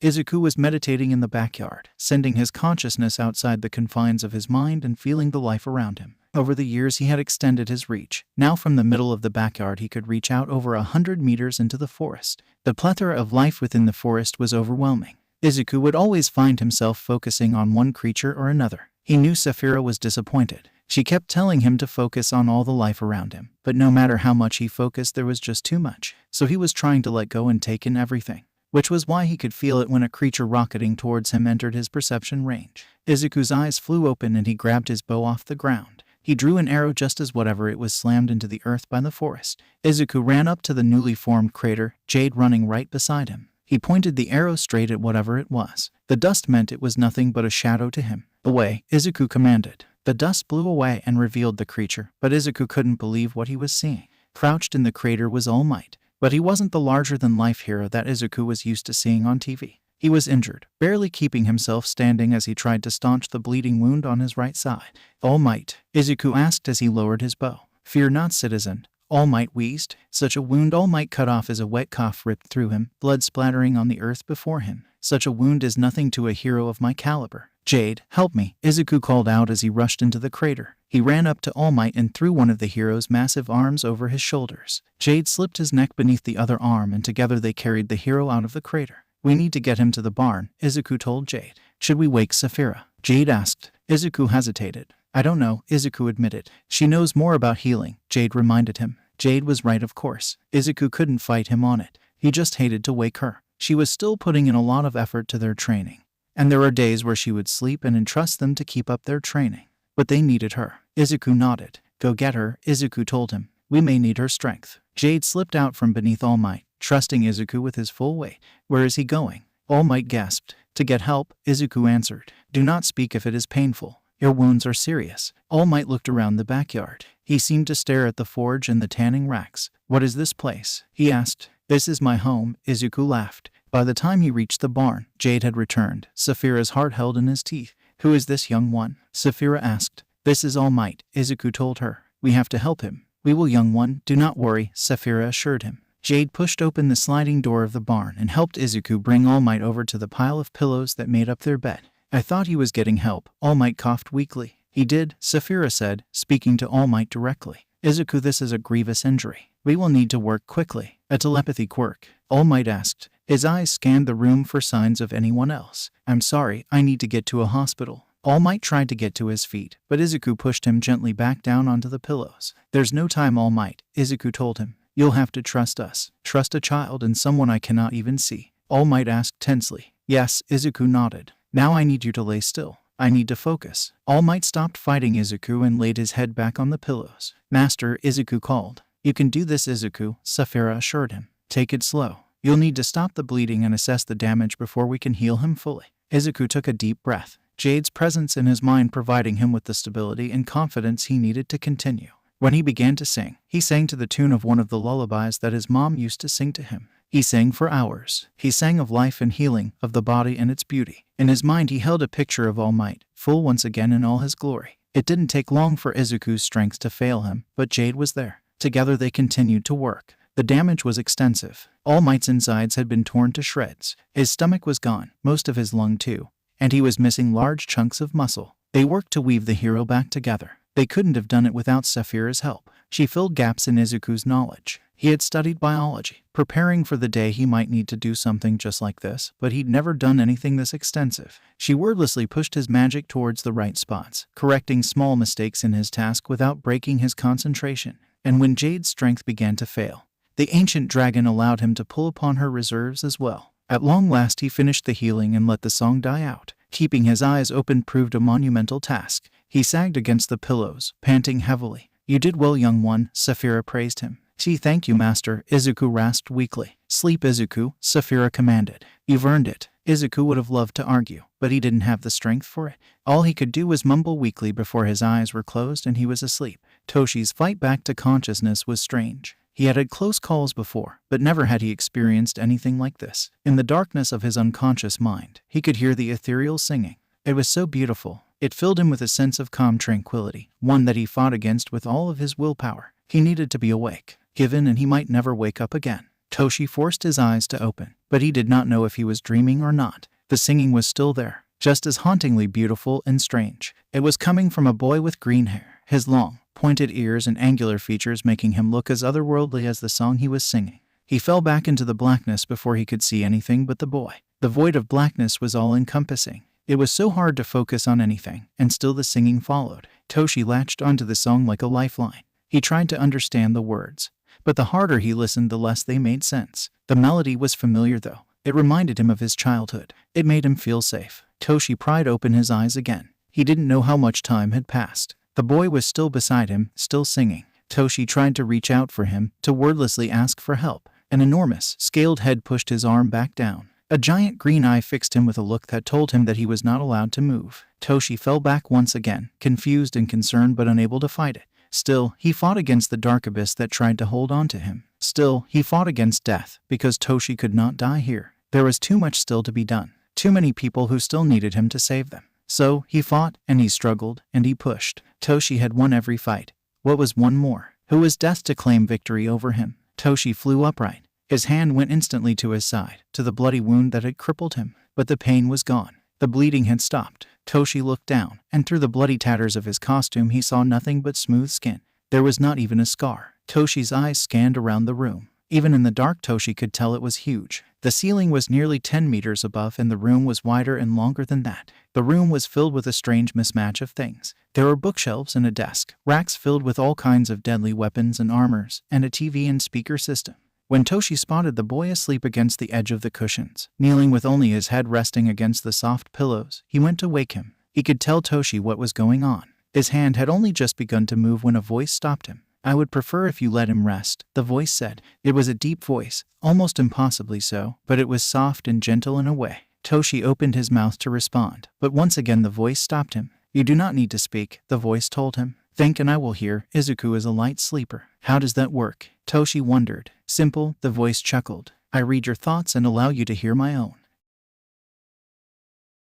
"Indeed, it would be," the voice agreed. "Who are you?" Toshi asked. "Where are you?" Movement drew Toshi's eye from behind the boy. What Toshi had written off as a mass of pillows or blankets began to shift. An enormous head, easily the size of Toshi's body, snaked its way towards him. Eyes so green that they almost glowed in the darkness fixed themselves upon Toshi. "I am Jade," the voice, Jade, told him. "You are in our den." Toshi was frozen. This thing was as close to a monster as he had ever seen. It was clearly dangerous, but it was intelligent. He wasn't just some muscle-headed buffoon. He knew better than to jump straight to violence. "Good," Jade complimented. He moved his head back down, laying it beside the sleeping boy. "I'd hate to have to kill Izuku's favorite hero." "Izuku," Toshi thought instinctively upon hearing the unfamiliar name. "My human," Jade explained. "Midoriya Izuku. He is the one who has healed you." "Then I owe him a thank you," Toshi sighed. He rubbed at the spot where All for One had driven his fist, malformed by what was surely over 100 different quirks. "That wound probably should have killed me." "It nearly did," Jade told him. "Izuku worked for many hours to save you." "Where is he?" Toshi asked as he looked around. He thought there had been another voice, another telepath. He barely remembered though. He'd been losing a lot of blood. He is here, Jade laughed.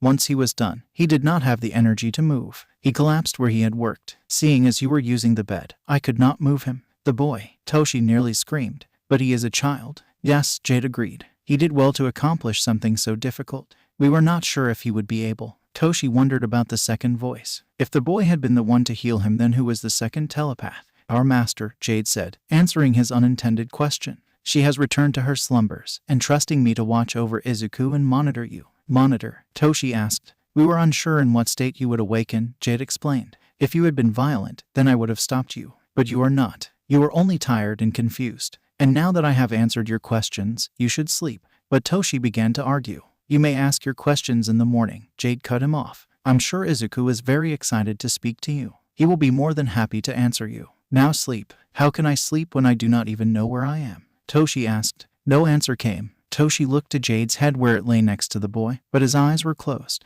Toshi had no choice. He laid himself back down in the bloody mess of a bed, sure that he wouldn't get any more rest, and instantly fell back asleep. The next time Toshi woke up, it was much more peaceful. Sunlight streamed through the open door. The room was much the same as it had been last night, though now he could see the blood stains that led from the door to where he lay. The only other difference he noticed was the missing presence of the boy or the dragon. Midoriya, Izuku, and Jade he remembered. Toshi climbed out of the mountain of cushions he was using as a bed. The tatters of his costume clung to his chest from the dried blood. He pulled off the top of the ruined outfit, leaving on only the bloodied pants. The blood, combined with the unblemished skin of his chest, was all the proof he needed that none of it had been a dream. The sound of swishing steel caught his attention. He walked over to the open barn door and looked out. The boy, Midoriya, he reminded himself yet again, was out in the grass. He held a sword in his hand and moved through several strokes with practiced ease. Toshi felt his eyebrows furrow as he took in the sight. The boy couldn't be older than 10. He'd guess younger. So, what was he doing with what looked like a very real sword? Even if he did seem to be well practiced with it, he was far too young to be dealing with something so deadly. The dragon was nowhere to be seen. It was just the boy. Excuse me, Toshi called out. The boy whipped around to face him. Toshi almost laughed at how fast the movement was.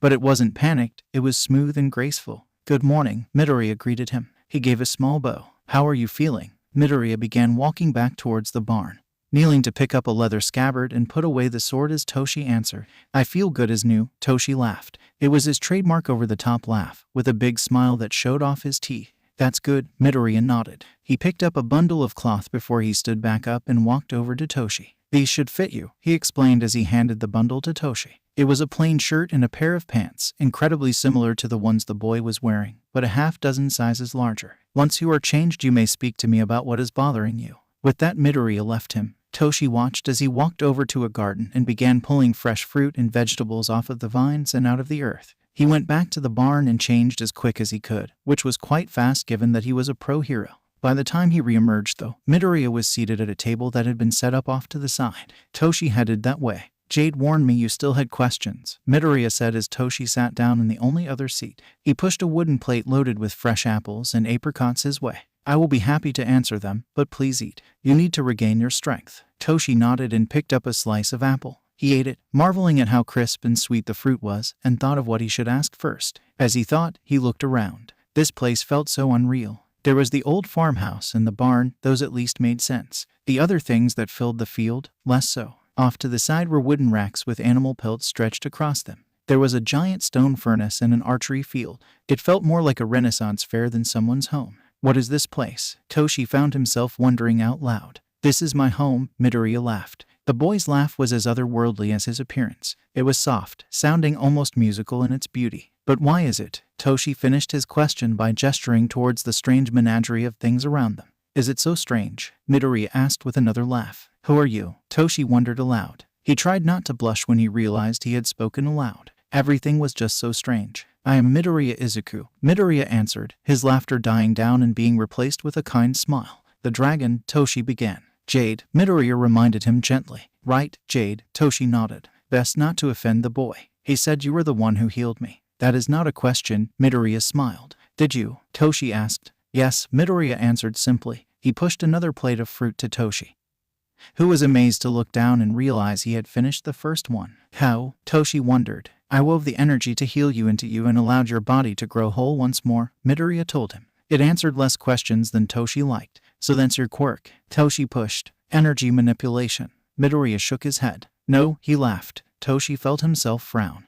And apparently Midoriya saw it too because he chose to continue. Do not worry too much, All Might. Toshi looked down at Midoriya, at the strange child, and he found that despite all the oddities that surrounded him, Toshi did not have it in him to distrust a child, much less interrogate him. You're so young, Toshi remarked. I am, Midoriya nodded. But again, that is not a question. I'm sorry, Midoriya, but this is all a bit strange, Toshi sighed. Is there anyone else here? What about your parents? My mother works late most nights, Midoriya told him. She is unaware that you are here at the moment, though she will likely wake soon if you would like to speak to her. Toshi considered it for a moment. He owed this boy his life, but he probably shouldn't be going around spreading the info. If people knew how close to death he had come, then the pillar that held society's peace would begin to crumble. On the other hand, Midoriya seemed so mature. That was rarely a good sign in one so young. Yes, Toshi agreed. I think that would be a good idea. I must thank her for her hospitality, even if she was unaware that she was providing it. Would you like tea while we wait? Midoriya asked. That would be nice, Toshi said with a nod.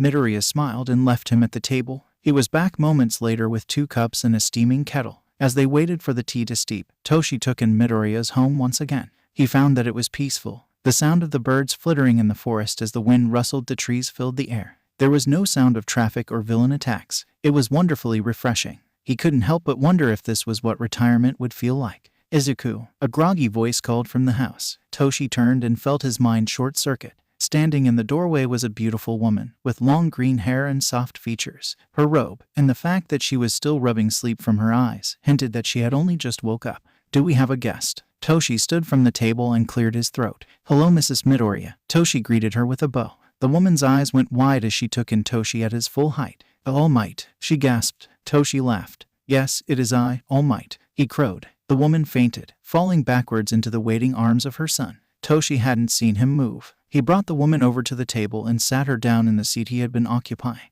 He smiled at Toshi when he saw him watching with concern. Don't worry, All Might, Midoriya assured him calmly. My mother has always been easy to startle. She'll wake up soon. All right, Toshi agreed awkwardly. He sat back down and noticed the problem. There are only 2 seats. Can I help you grab another one? There are only the 2, All Might, Midoriya told him. It is all right.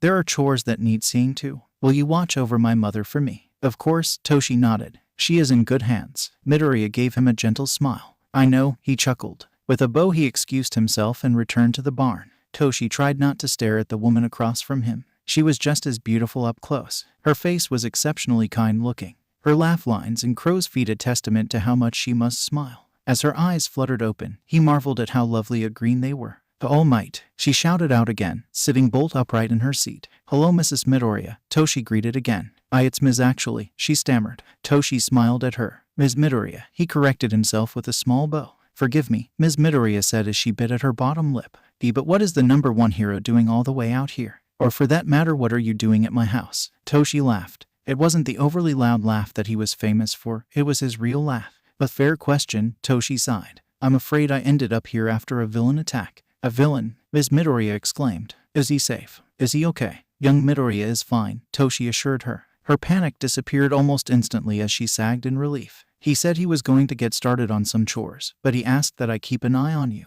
That boy, Ms. Midoriya sighed. She sounded exasperated, but fond as well. It was nice to hear and it helped assuage Toshi's concerns, if only a little. He seems like a good kid, Toshi agreed. He helped me with my injuries and allowed me to sleep in your barn. You were injured, Ms. Midoriya worried. Her eyes scanned his form, taking in his clothes. She furrowed her eyebrows and scowled when she saw them. He made you clothes. He made these? Toshi asked in surprise. Ms. Midoriya sighed. Yes, she nodded. Izuku does what he can to help out. He learned how to make clothes and he's quite good at it. But it means that he didn't think he could salvage the clothes you arrived in. Was it that bad? Toshi flinched at the woman's astute analysis. It wasn't good, he confirmed. He rubbed at the spot where his wound had been. Your son's quirk is really something. Ms. Midoriya stared off at his words. He followed her gaze towards the barn where young Midoriya was carrying out the bloody pillows and throwing them in a growing pile. Once he had collected all of the pillows, he stood in front of the bloody pillows. Toshi's eyes went wide as suddenly all the blood flowed out of the fabric and into the earth. Midoriya then began carrying the pillows back in. I don't understand how he does it all myself, Ms. Midoriya confessed. One day he just ran into the kitchen all excited. He said some funny words and all of a sudden the vegetables started to float off of the counter. So what is his quirk? Toshi asked. The doctor said it was a companion quirk, Ms. Midoriya told him. He said that Izuku would never have a power of his own and that Jade would stay the size of a house cat. A house cat? Toshi asked in disbelief. That's how big he was when Izuku first got him. Ms. Midoriya chuckled. Came stumbling out of the woods in the dead of night with the tiniest dragon climbing him like a jungle gym. Toshi couldn't help but laugh at the image. At the time it was like my prayers had been answered, Ms. Midoriya told him. He was a bit of a late bloomer. I was so scared that he would never get his quirk. Toshi stayed quiet. He knew better than most what it was like to be quirkless. He could only imagine it got worse over the last 30 years. So no, Ms. Midoriya shook her head. I don't really understand his quirk. I can't tell you what it is or how it works. A weak smile spread across her face. But it makes him happy. Jade makes him happy. And that's all that really matters to me. Toshi smiled. It sounds like you're a good mother, Ms. Midoriya. Toshi praised her. Call me Inko, Ms. Midoriya told him. It's easier. Thank you, Inko. Toshi bowed. You boys have everything? Inko asked as Izuku strapped the saddle onto Jade. It was a big improvement from the first one he had made all those years ago.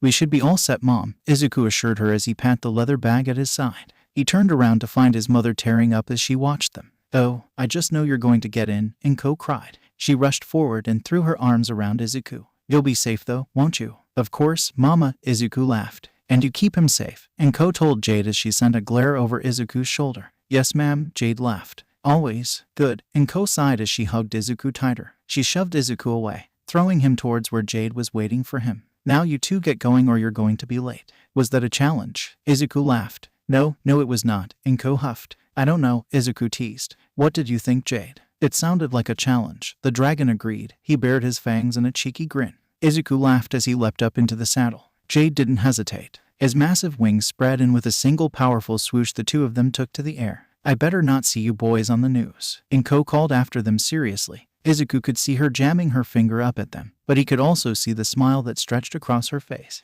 Jade roared into the heavens as Izuku let out a joyous whoop. Jade made it over the trees and stopped holding back. The wind whipped across Izuku's face as they raced over the trees. Remember not to push yourself too hard, Izuku reminded him. We still have to take the exam when we get there. I am still a dragon, Izuku, Jade huffed. I was made to fly. I know, Izuku laughed. So you better not try and blame the flight when I beat you. Jade's rumbling laughter reverberated through Izuku. Izuku sat back in the saddle and enjoyed the feeling of flying. Even after all these years, it was a unique joy in his life. He still took every opportunity to be in the air with Jade. The forest beneath them gave way to suburbs, and the suburbs gave way to the busy streets and packed buildings of the city. It had been years since Izuku had been here. Musutafu was the place he had been born, but it wasn't at all like he remembered. You have never seen it from skies, Jade chuckled. Izuku was ready to craft a witty comeback, but the two of them felt a presence that stopped it dead. Whatever it was angry, and it was flying towards them, fast. Izuku's head whipped around and found a large gray dragon coming straight at them. Move, Izuku called. Jade tucked his wings close and spun down into a dive. They narrowly avoided the gray dragon's claws as it reached out at Izuku. Jade twisted his body back, flapping his wings to slip back up and behind the other dragon. Izuku held on tight to the spike in front of him as Jade whipped around. As Jade grabbed onto the other dragon, his claws and teeth grabbing it onto it, Izuku was amazed they didn't start plummeting towards the earth. It was only then that he noticed the red kippah it wore. Shit, Izuku cursed. He threw his mind out towards the dragon as it began to shout. Stand down. The dragoon hero, Ryukyu called. You're under arrest for public quirk use without a license. Jade shoved the other dragon away, the two hovering steady in the air. Izuku couldn't help but compare the two dragons. Ryukyu was larger than Jade, if only a little, but her scales failed to cover her face or her upper arms. I'm sorry, Ryukyu. Izuku apologized, speaking aloud into her mind to ensure he could be heard. I have a permit that allows Jade to travel with me. A travel permit is not the same as a license to fly him around and scare people, Ryukyu demanded. We can't exactly take the subway. Izuku laughed. And where exactly are you headed? Ryukyu asked angrily. Why not leave your dragon at home? We're headed to UA, Izuku told her. We're taking the entrance exam today.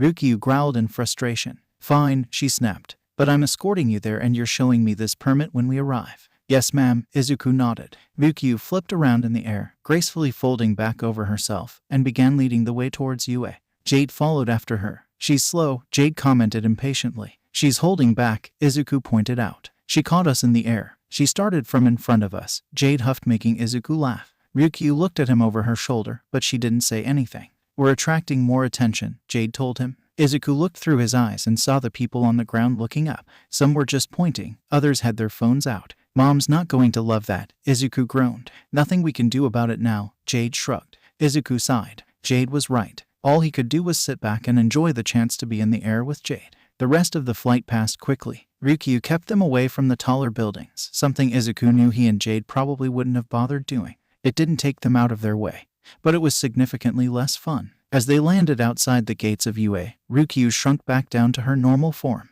Izuku slid out of the saddle. There were a lot of other students making their way into the campus. Lots of them were staring at Jade or Ryukyu. Some had gone so far as to stop and watch. "Thank you," Izuku sighed as he pat Jade's shoulder. He turned to face Ryukyu, pulling his wallet out of his bag. He fished out the companion Quirk permit and brought it over to her. "Here you go, ma'am." Ryukyu snatched the card from him. After a quick once-over, she gave Izuku a stern look. "This permit is for a small companion," she told him. "Sorry," Izuku laughed. "He was a lot smaller when I was 5. You need to get this updated." She sighed as she handed him back the card. "I'll put out a notice that you'll be flying back out of the city later. But if I see you flying after that without the proper documentation, then I'll have no choice but to arrest you." "Yes, ma'am," Izuku nodded. Ryukyu huffed and walked away, weaving through the crowd of students that had steadily grown around them. Izuku laughed at the absurdity of it all. To think he'd get stopped by someone as high profile as Ryukyu just to double-check his permit. "Come on, Jade," Izuku called as he turned back to the gate. The crowd parted for them, a lot of the students rushing to get out of the way of the several-ton dragon.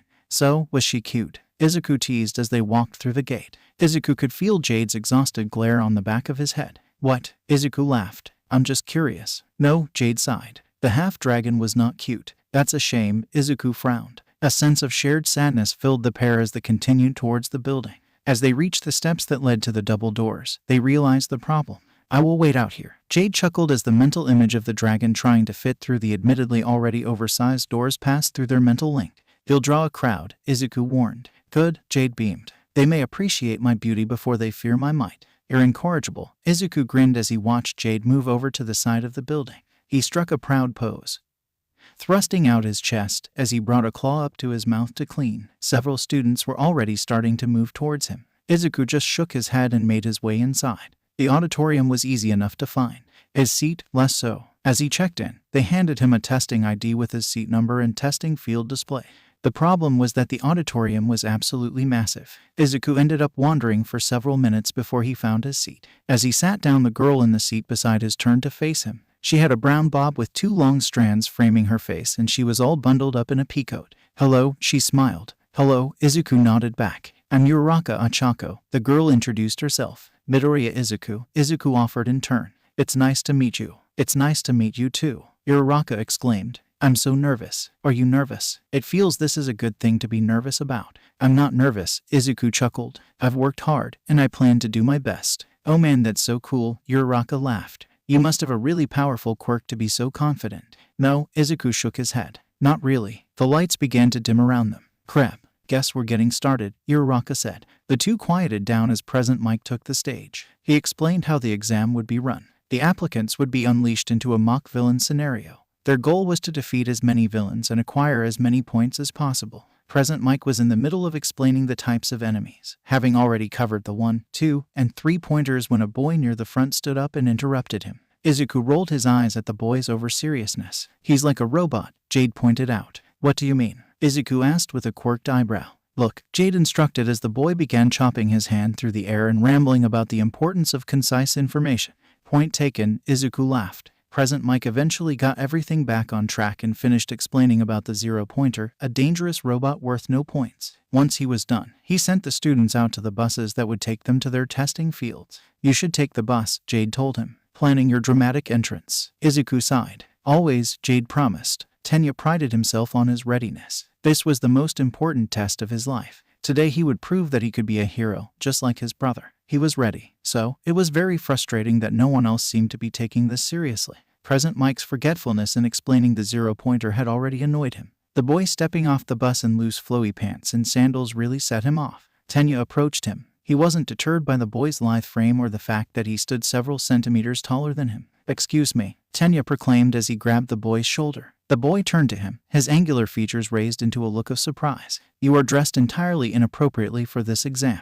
If you are ill-prepared, I recommend you leave at once." The boy looked Tenya up and down, his green eyes taking in the Ingenium brand tracksuit that he had had tailored to fit him despite the exhausts on his calves. "My clothes will not impede me," the boy assured him. He was soft-spoken, but his voice still had a firmness to it. Your shoes are a safety hazard, Tenya demanded. You could trip and get in the way of the other applicants. The boy lifted his foot and showed Tenya the sandals. He was surprised to see that the leather straps went around the other boy's heel and up his calf, securely fastening the shoe to his foot. Before Tenya could point out that they still did nothing to protect his foot from danger, a sound like a hurricane and the winds to match slammed into the group of students.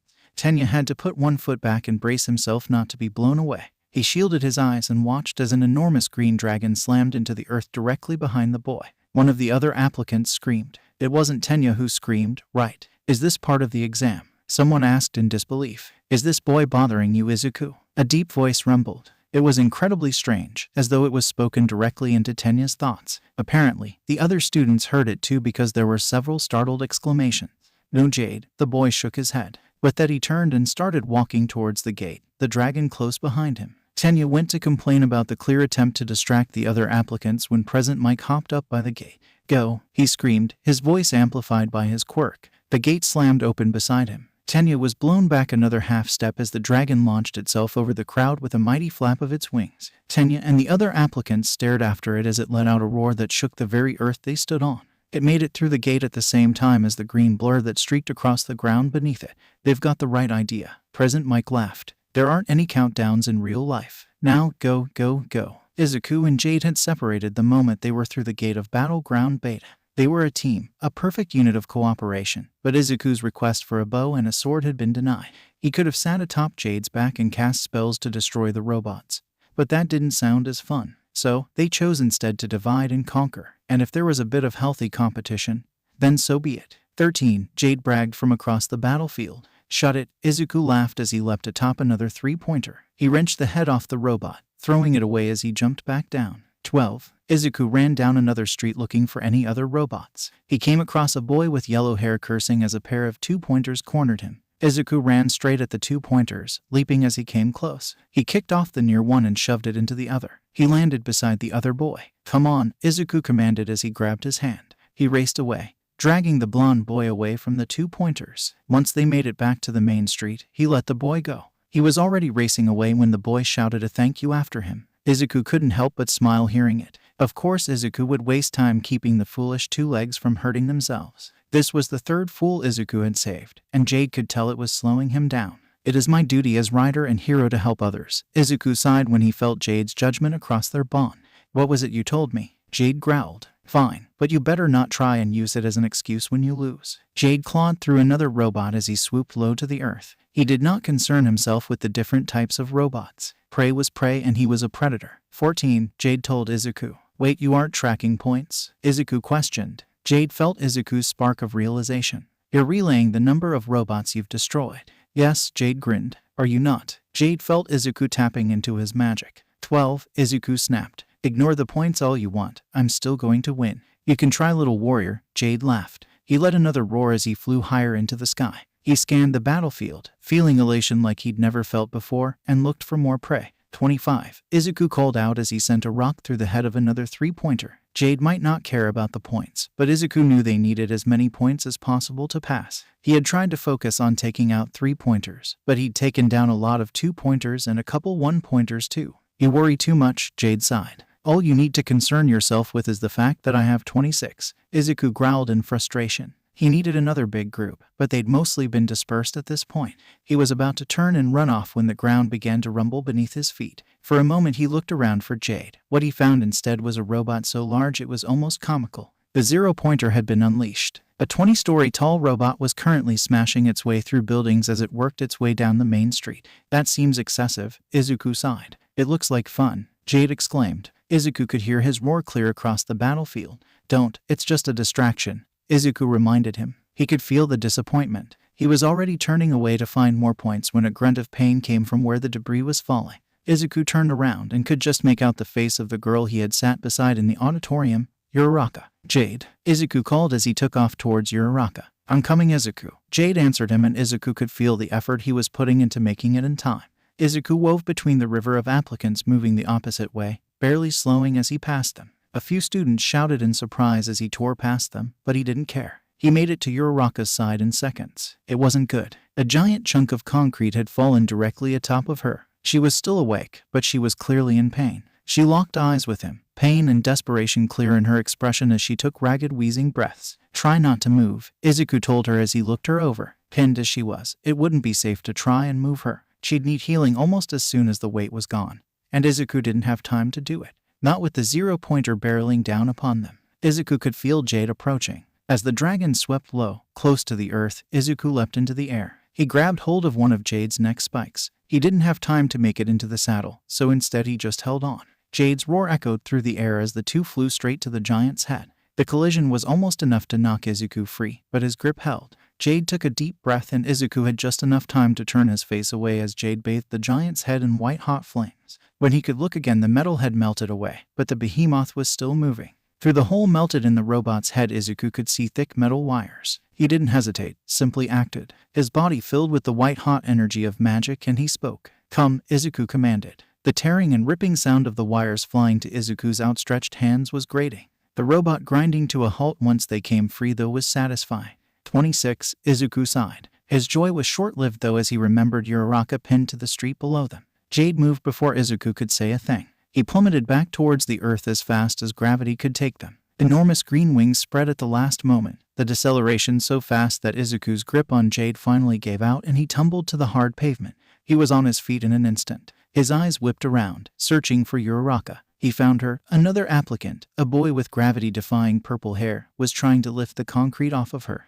Uraraka was still awake, still struggling to breathe beneath the weight. "Here," Izuku called as he walked up. He was panting hard. "Let me help." The boy stared at him for a moment before shuffling to the side to make room for him. Izuku fit himself beside the boy and lifted. He knew better than to try and leverage it. The weight might have just crushed her legs if she was pinned wrong. Instead, he made sure his grip was strong, locked his wrists, and lifted the entire slab parallel to the earth. It was heavy, but not undoable. "Let's just toss it aside," Izuku grunted. "All right," the other boy nodded. Together they threw the slab of concrete away. It landed with a resounding thud a meter away from them, splitting down the middle from the impact. The purple-haired boy stared after it, but Izuku was already kneeling by Uraraka's side. "It's going to be okay," Izuku told her. He rolled her as gently as he could onto her back. He ripped her tank top down the middle, exposing her sports bra and the growing bruising on her ribs. "Hey," the boy shouted. "What the fuck are you doing, man?" "I needed to be able to see the damage," Izuku explained, his eyes never leaving Uraraka as he assessed her injuries. He looked her in the eyes. She was still breathing, but he could see the panic in her eyes. "You broke several ribs and one of your lungs has collapsed," he explained. "I'm going to heal you." "You don't have the energy," Jade told him gently. "It doesn't matter," Izuku snapped at him. He glared at the dragon where he stood, watching them from where they landed.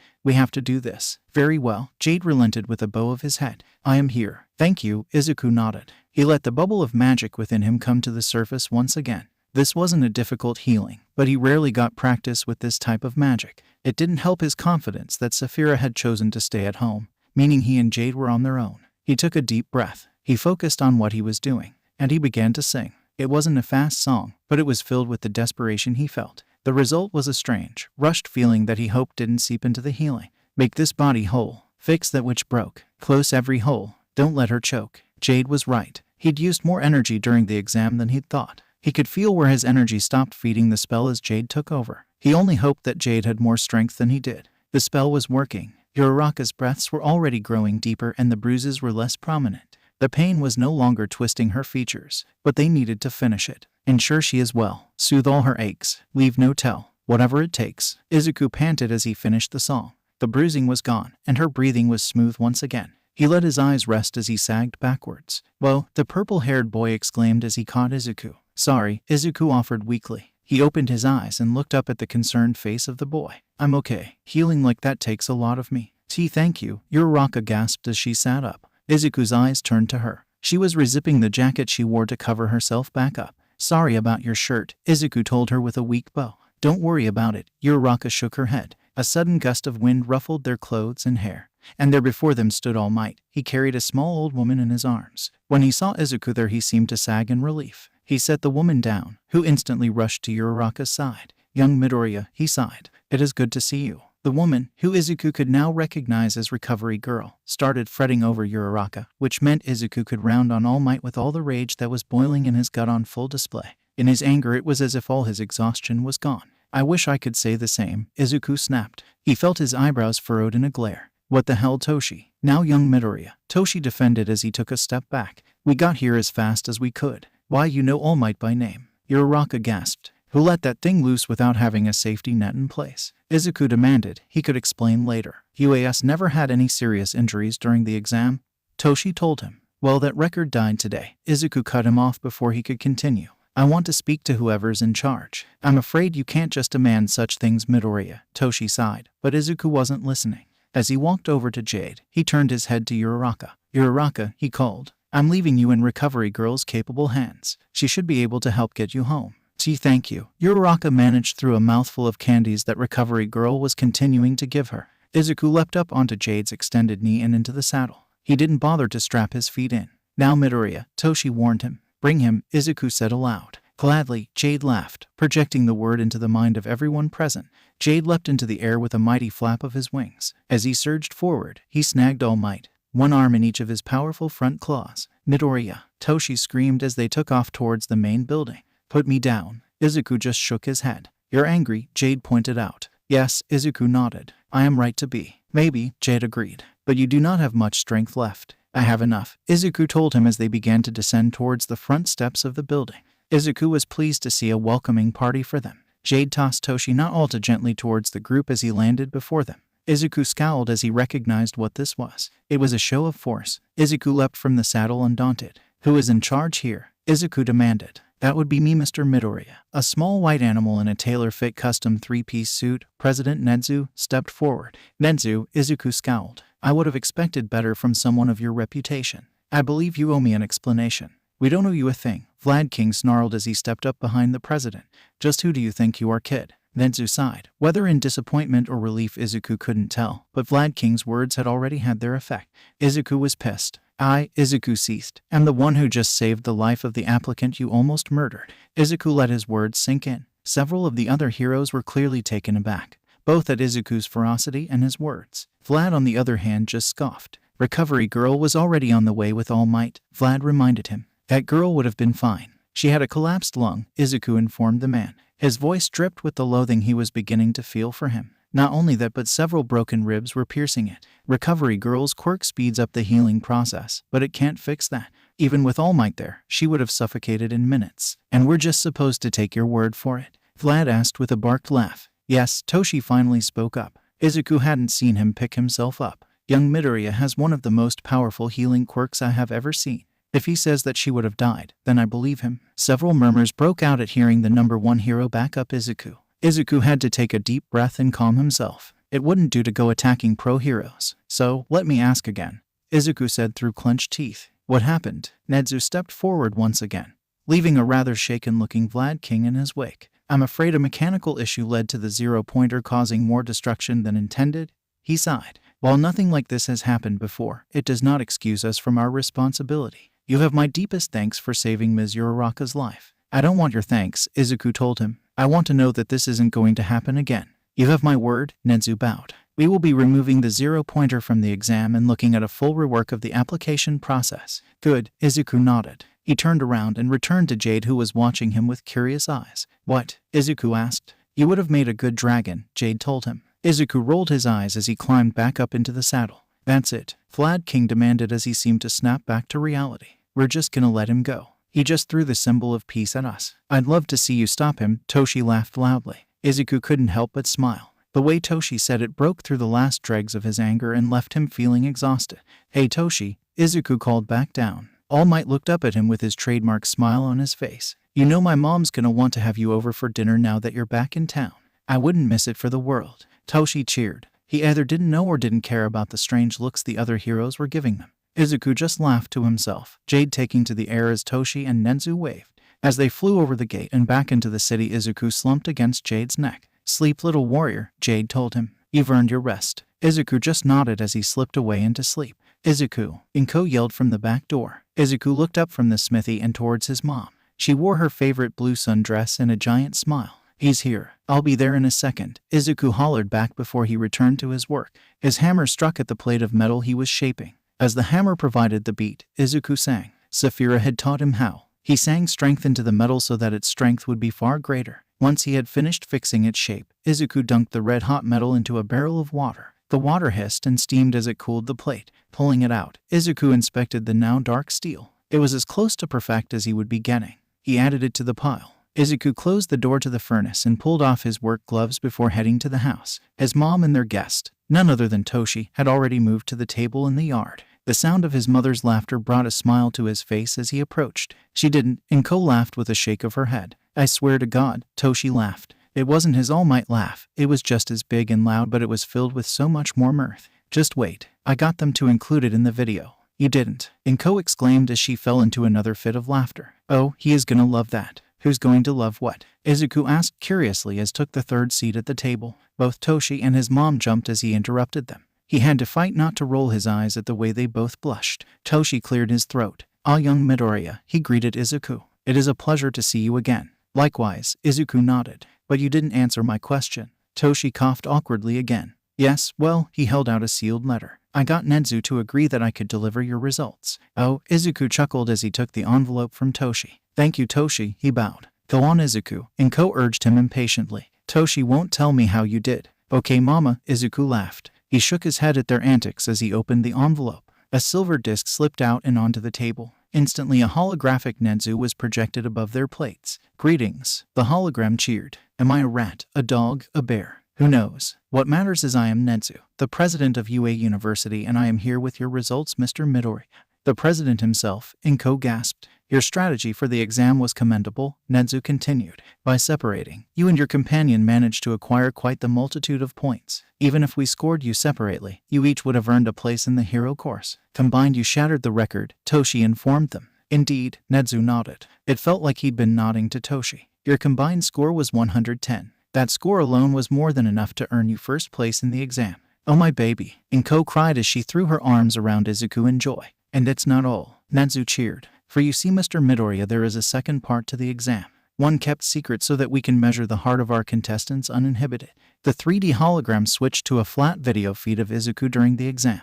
It showed him pulling students away from dangerous situations when they got in over their head. It showed him taking down the zero-pointer, healing Uraraka, even Jade throwing Toshi down before the line of faculty. You went out of your way to assist those in danger, Nezu told them happily as the hologram returned, even going so far as to insist that we hold ourselves to a higher standard. You inspired us, and you inspired those around you. The hologram switched to a video feed once again. The blonde boy he had saved had hoped back into the fight with renewed vigor. The boy with purple gravity-defying hair had followed him towards the zero-pointer only after seeing him rush to Uraraka's aid.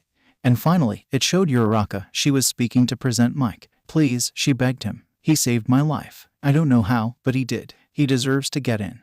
Let him have some of my points if he needs them. He just has to get in. The hologram of Nezu returned once again. You see, Nezu asked, your actions were those of a true hero, and as such you have been awarded with 200 hero points. Inko screamed out loud in shock. I'm sure your mother is very proud. Nezu laughed. I will let you return to your dinner. Move-in will be Friday of next week. I have included a single-day license to allow you to fly with your companion to campus. Now come, Mr. Midoriya, to your hero academy. The hologram died out and Izuku sat there in shock. He probably would have sat there for hours if not for the sudden noise of his mother bursting into cheers. Oh, Izuku, you did it. She cried as she did her best to crush the life out him with her arms. Indeed, Toshi laughed. The highest score ever recorded too. Hearing that his mother burst into a fountain of tears, clutching Izuku even closer. Careful, Inko, Toshi warned as he grabbed the plates off the table and held them high above the deluge of salty tears. We don't want you to flood dinner. Izuku was laying back in the grass, staring up at Jade flying in the night sky. He could only tell where the dragon was by the absence of the stars. He probably would have fallen asleep like that, but he could feel Toshi making his way towards him.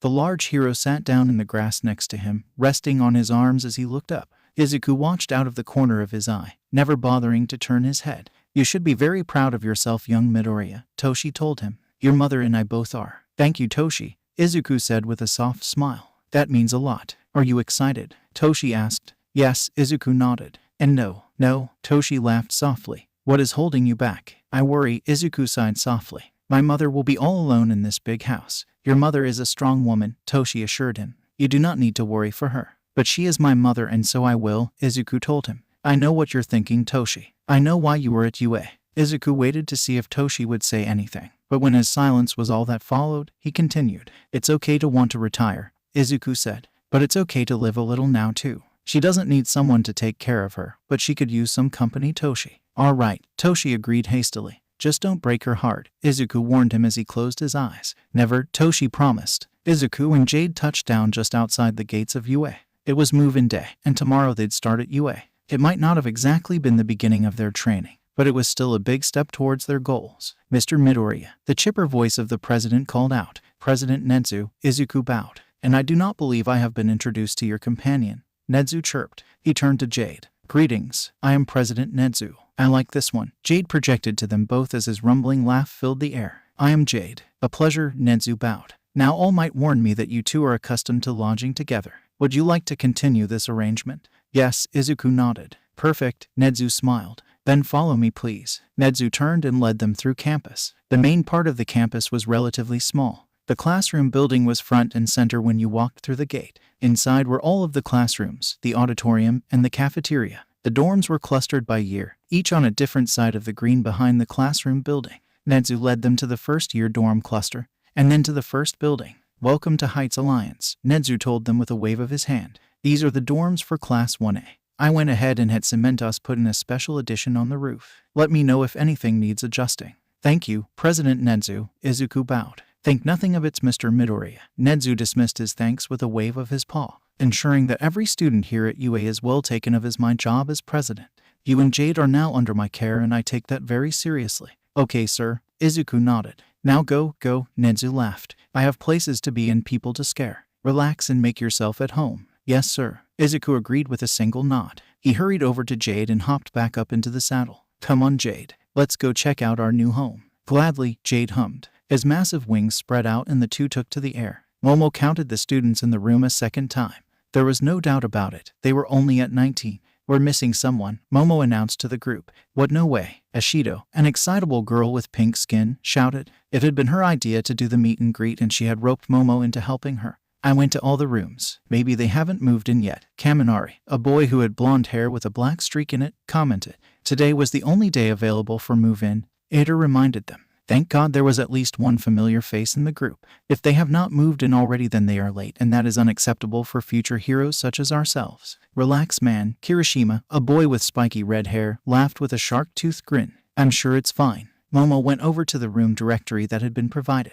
She went floor by floor, looking for anyone who she hadn't met yet. She made it all the way to the end of the list before she found them. Midoriya Izuku, boys side, 6th floor. Wait, 6th floor. Ashido's voice rang out beside her. But there are only 5 floors. Well, that can't be right. Momo shook her head. Why don't we go check it out? Hagakure called. Momo was still getting used to trying to find where the invincible girl was. Yeah, several students shouted in agreement. There was a rush towards the stairs, every member of one tripping over themselves as they ran up. Everyone wanted to be the first one to find the mysterious 6th floor. Momo just sighed and followed behind them. There were stairs leading up from the 5th floor, but Momo could already see the sunlight coming through the door at the top. Still the other students were rushing through, so she followed. Stepping out the door, Momo saw something she didn't expect. Set up on the roof was a little bungalow. It was quite a wide little building, even if it was only a single story. It had plain walls, the same color as the rest of the dorms, no windows on this side, and 2 doors. The first door was what you'd expect, a plain wooden piece with a peephole and a knocker. The other door was more like a giant hole in the wall. It was a perfect circular hole, the diameter the same as the height of the building, and its only barrier was a heavy black cloth. Several students were already arguing in front of the building.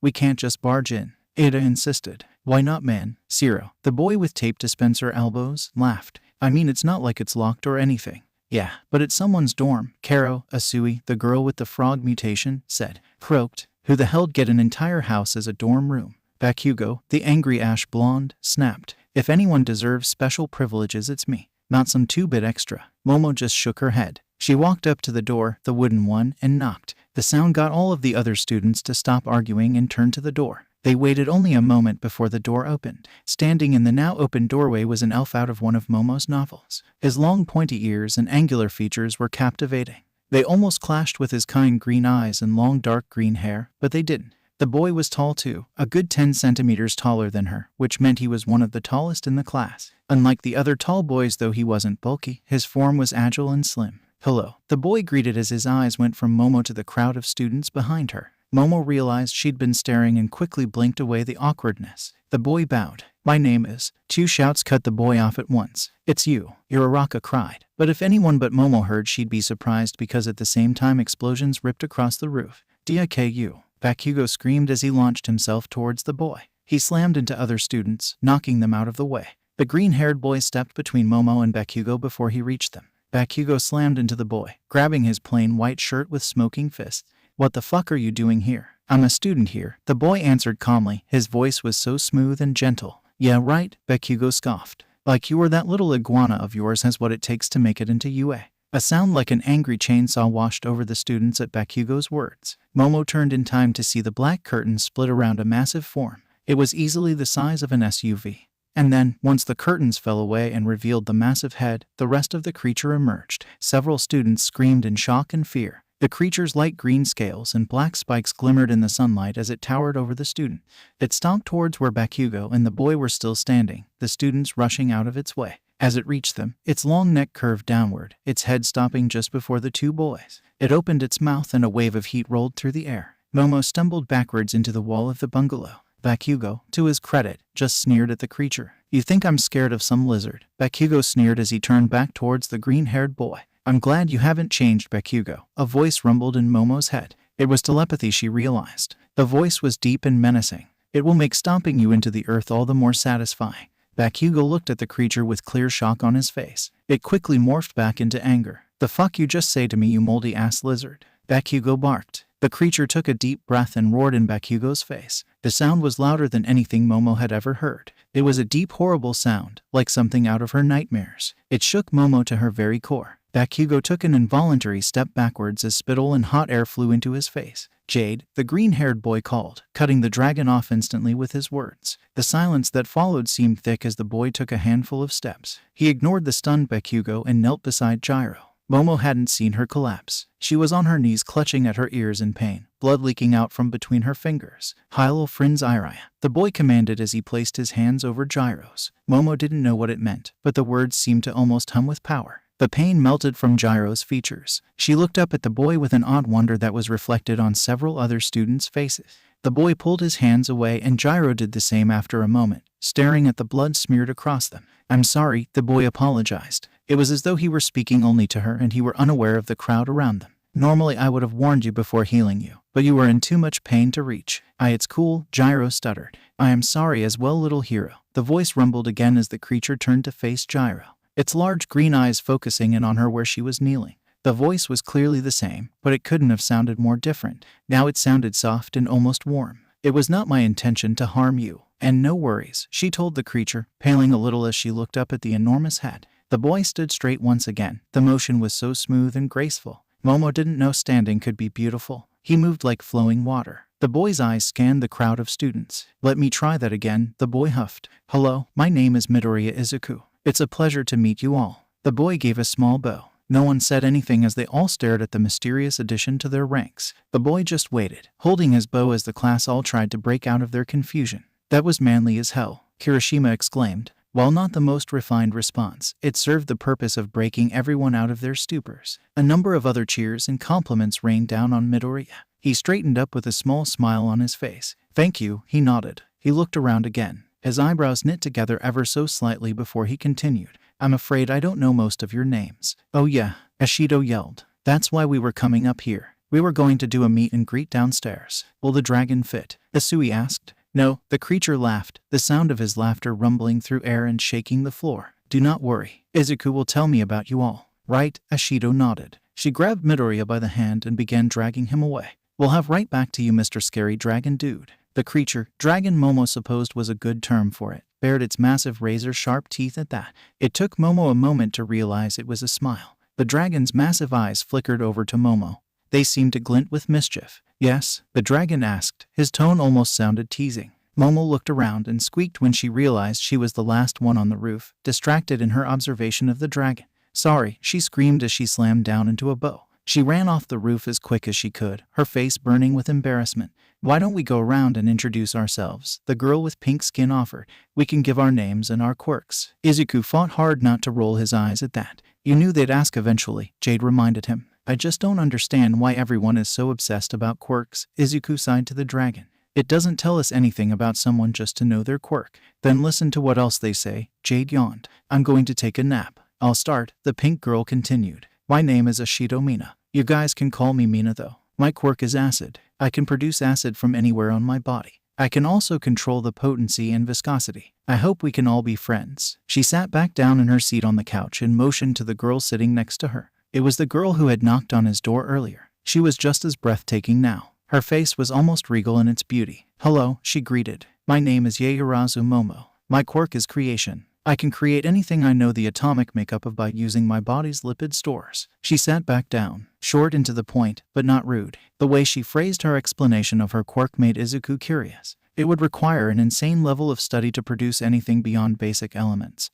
But she sounded like she'd put in the work. The next person to stand was a boy. Izuku recognized him as the serious boy who had tried to call out his clothing at the entrance exam. Greetings, he declared. My name is Idatenya. My quirk is engine. I have engines in my cabs that run off of citric acid. With that he sat back down. The boy had spoken as if he was giving a nervous book report. He was clearly very serious. Maybe with a little time he could relax though. This pattern continued, each student introducing themselves and their quirk as they went around the circle. Some students' self-descriptions were quite informative. Kirishima told them his favorite hero was Crimson Riot, which Izuku thought said a lot about him and definitely explained his exclamations about things being manly. Others' introductions were vaguer. Even among those though Izuku could tell Tsuyu was very blunt and Todoroki thought the group introductions were a waste of time. The only one whose introduction truly left him with nothing was Shoji's short greeting. He was quite pleased to see Uraraka had made it in. So too had the boy with gravity-defying purple hair. The boy's name was Shinso and he had a brainwashing quirk. The way he had told them his quirk was as though he was scared of it himself. That wasn't good. The only quirk that really interested him though was Takoyami's. He had an actual companion quirk. Izuku had never met anyone with one. And after being told that that was what he had for so long he was curious to see what they were like. Takoyami's companion, Dark Shadow, seemed to have some sentience too. He very much wanted to get to talk to both of them. Finally, it was his turn. He stood up and gave a small wave. Hello again, Izuku chuckled. My name is Midoriya Izuku. You all met Jade already. He was the dragon on the roof. But what's your quirk? Zero called out. Yeah man, Kirishima agreed. You've got a sick-ass dragon, but you healed Gyro up there too. How'd you do that? Through my bond with Jade I have access to a lot of abilities, Izuku explained. One of them allows me to heal others as you saw. Izuku heard Bakugo scoff and several other students murmur to those around them.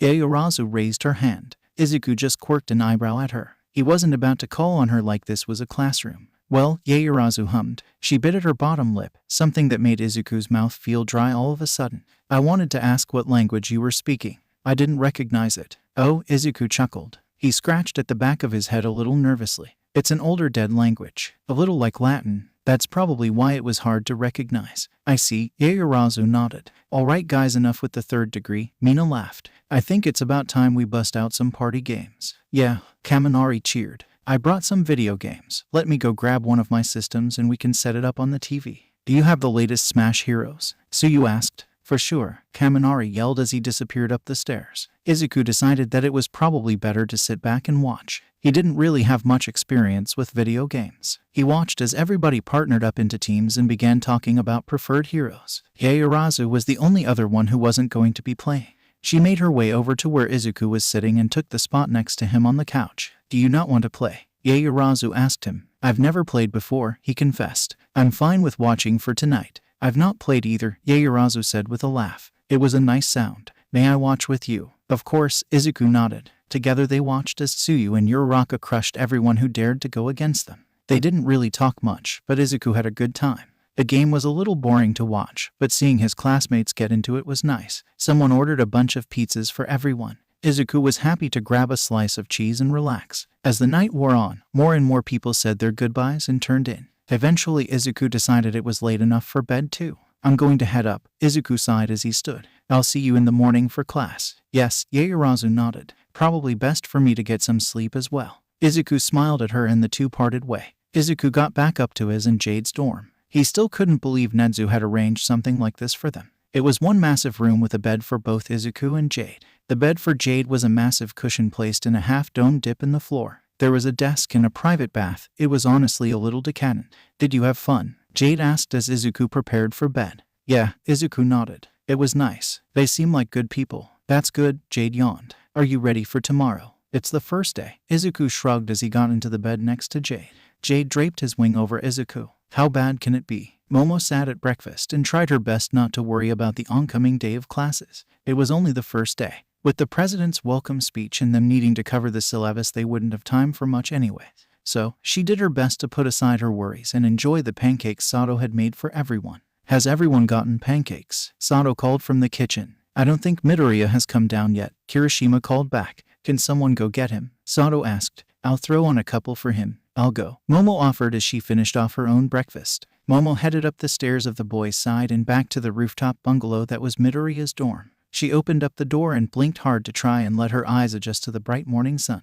What she saw when she could finally see again made her blush. Midoriya was standing in the open air. His shirt was off and there was a sword in his hand. Momo couldn't help but notice the powerful muscles that clung to his slender frame. He moved with elegance as he swung the sword through the air. He lunged at an invisible enemy before rolling across the roof in a dodge. He popped back up, spinning to face towards Momo as he rose. As his eyes landed on her, he straightened out of his ready stance and lowered the sword. Momo tried her best not to stare at his bare chest or the way he almost glowed in the morning light. Good morning, Yaoyorozu, he greeted her. His green eyes sparkled in the morning light. Gee, good morning, Momo stammered. Is something wrong? Midoriya asked with a tilt of his head. No, Momo nearly shouted. She could feel the blush still burning across her cheeks. Sato was making pancakes. He asked if I could come let you know. Ah, Midoriya smiled. Thank you for letting me know. I'll be down in just a moment. Right, Momo nodded. She quickly turned away and rushed back downstairs. She didn't slow down until she was back in the common room. She earned a few odd looks as she ran in. The almost knowing smile Mina gave her almost had her blush coming back.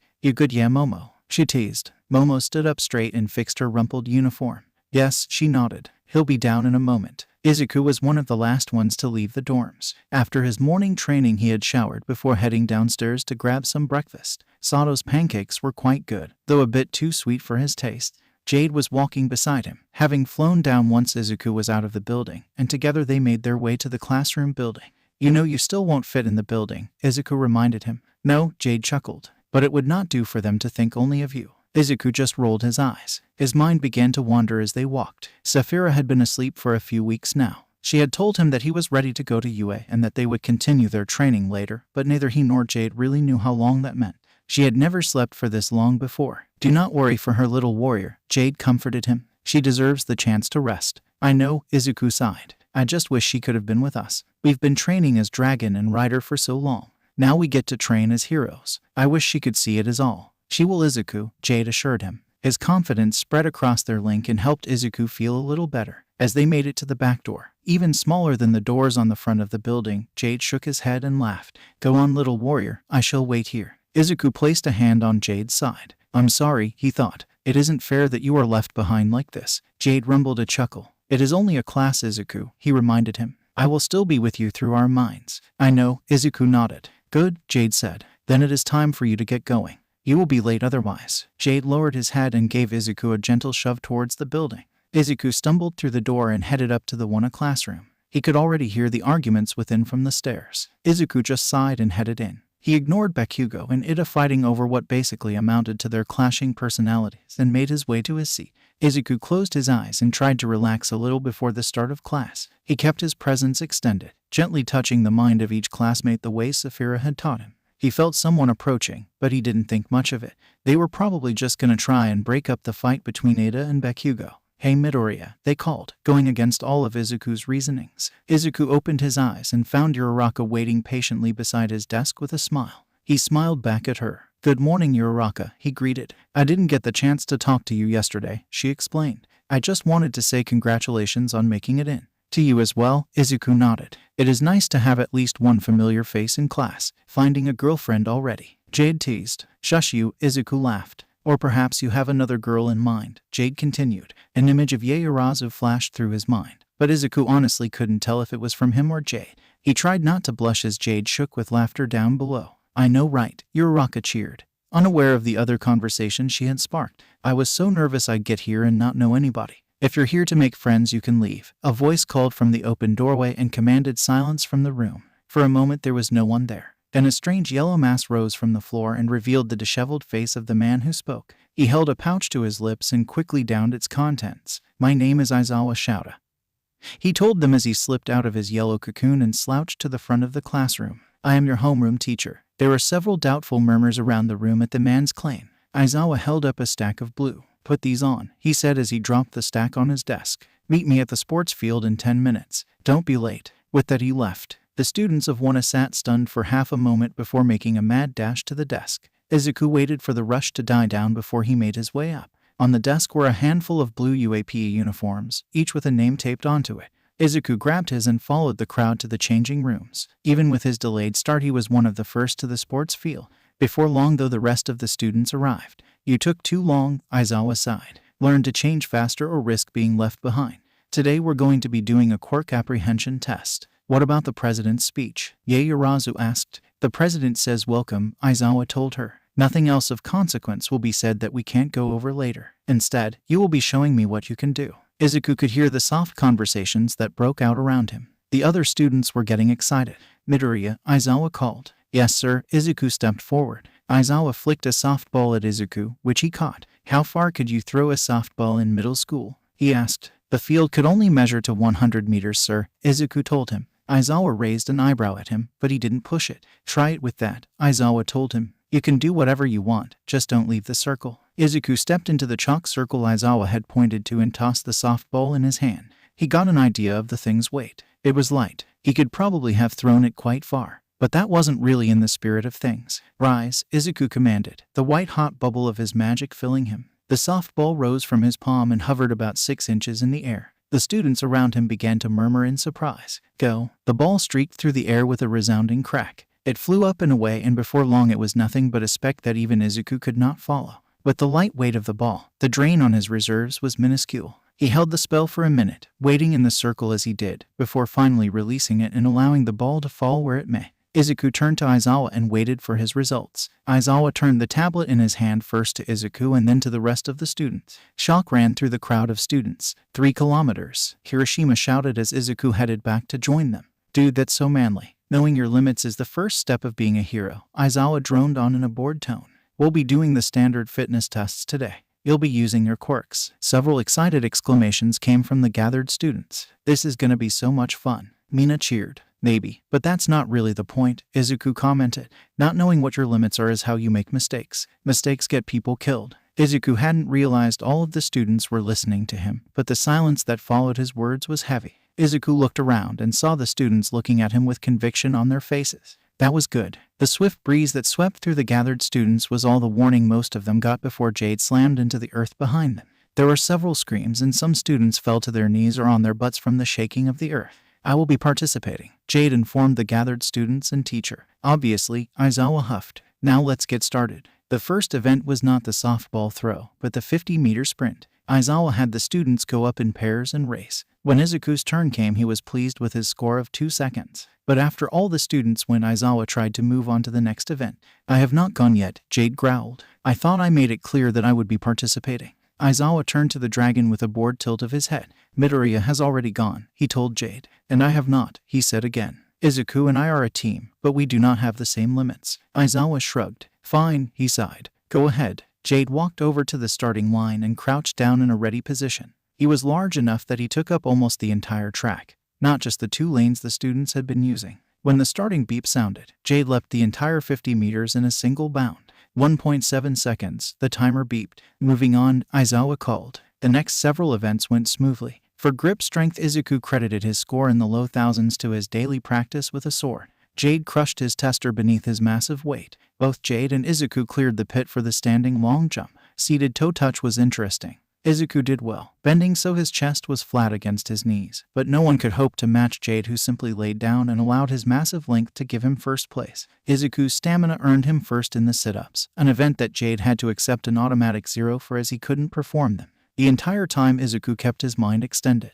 He could feel the conviction of his classmates as they fought to get the best scores. It was invigorating in a way, but the growing rage he felt rolling off of Bakugo's mind was dampening the mood. When they got back to the ball throw, though, he could tell the blonde was ready to explode. As he marched into the circle for the ball throw, Izuku could already see the sweat pouring down his arms. His jaw was clenched and the scowl on his face was one that screamed murder. As Bakugo pulled back his arm, Izuku decided to spare his classmates, especially Gyro, from any pain Bakugo was going to cause. Silence, he commanded as he raised his palm towards Bakugo. Whatever the blonde screamed was never heard. The explosion was silent. There was instead an eerie calm as the students watched the silent scene. Izuku could actually hear the sighs of relief around him. Bakugo was instantly in an outrage. He spun on his heel and faced the students, screaming words that they couldn't hear. A couple of students actually laughed at the strange scene, which only made Bakugo's anger worse. He threw himself towards them, palms exploding behind him. He never reached them though. Aizawa caught him in the strange scarf that he wore, eyes glowing red and his hair rising around him. Bakugo writhed against the capture weapon, but he was firmly trapped. His explosions refused to come. Aizawa's eye flicked to Izuku, but he just stood there and watched as Bakugo silently struggled. "He's like an animal," Jade commented. Izuku didn't respond, but he couldn't stop the smirk that spread across his face. "Enough," Aizawa called. "Bakugo, stop making me use my quirk. It gives me dry eye. You are not to go attacking other students. If I even hear of another incident like this, then you will be expelled and removed from campus. Do I make myself clear?" Bakugo stopped struggling and gave a single angry nod. Aizawa released him from the capture tape and pulled out a thing of eye drops. After he had put a few in, he turned to Izuku. "Release your quirk, Midoriya," Aizawa told him. Izuku shrugged and let the spell end. The last few students went for the ball throw, and then it was Jade's turn. After a funny moment where Aizawa decided that it was Jade's head that could not leave the circle, Jade picked up the softball with his teeth. He took a deep inhale, similar to what he does before he breathes fire, and spit the ball as far as he could. 110 meters, Aizawa announced. They moved on to the final event, the endurance run. Izuku crouched at the starting line with an excited grin. He loved running. It wasn't as good as flying, but it was still exhilarating with his speed. As Aizawa called for them to start, he took off like an arrow from a bow. Rocketing around the track, Izuku took notice of those who were keeping up. Jade was flying above him. The dragon was clearly holding back, but Izuku didn't mind. The objective of the event wasn't speed but endurance. Behind them he could hear the roar of engines. He turned and saw Ida running at a full sprint. He seemed to be growing faster the longer he ran. He was slightly surprised to see Yaoyorozu keeping pace on an electric bike as well. It made sense though. She'd proven to Izuku that she'd definitely put in the work to use her quirk to its full potential. She'd been in the top 3 of almost every single event. Laughing that he was so easily matched, Izuku picked up the speed a little more. It wasn't his top speed, but speed wasn't the purpose of the exercise. He just wanted to push the others and see what they could do. When he lapped Ida for the first time, he could see the clear frustration on his face. But he also saw the determination.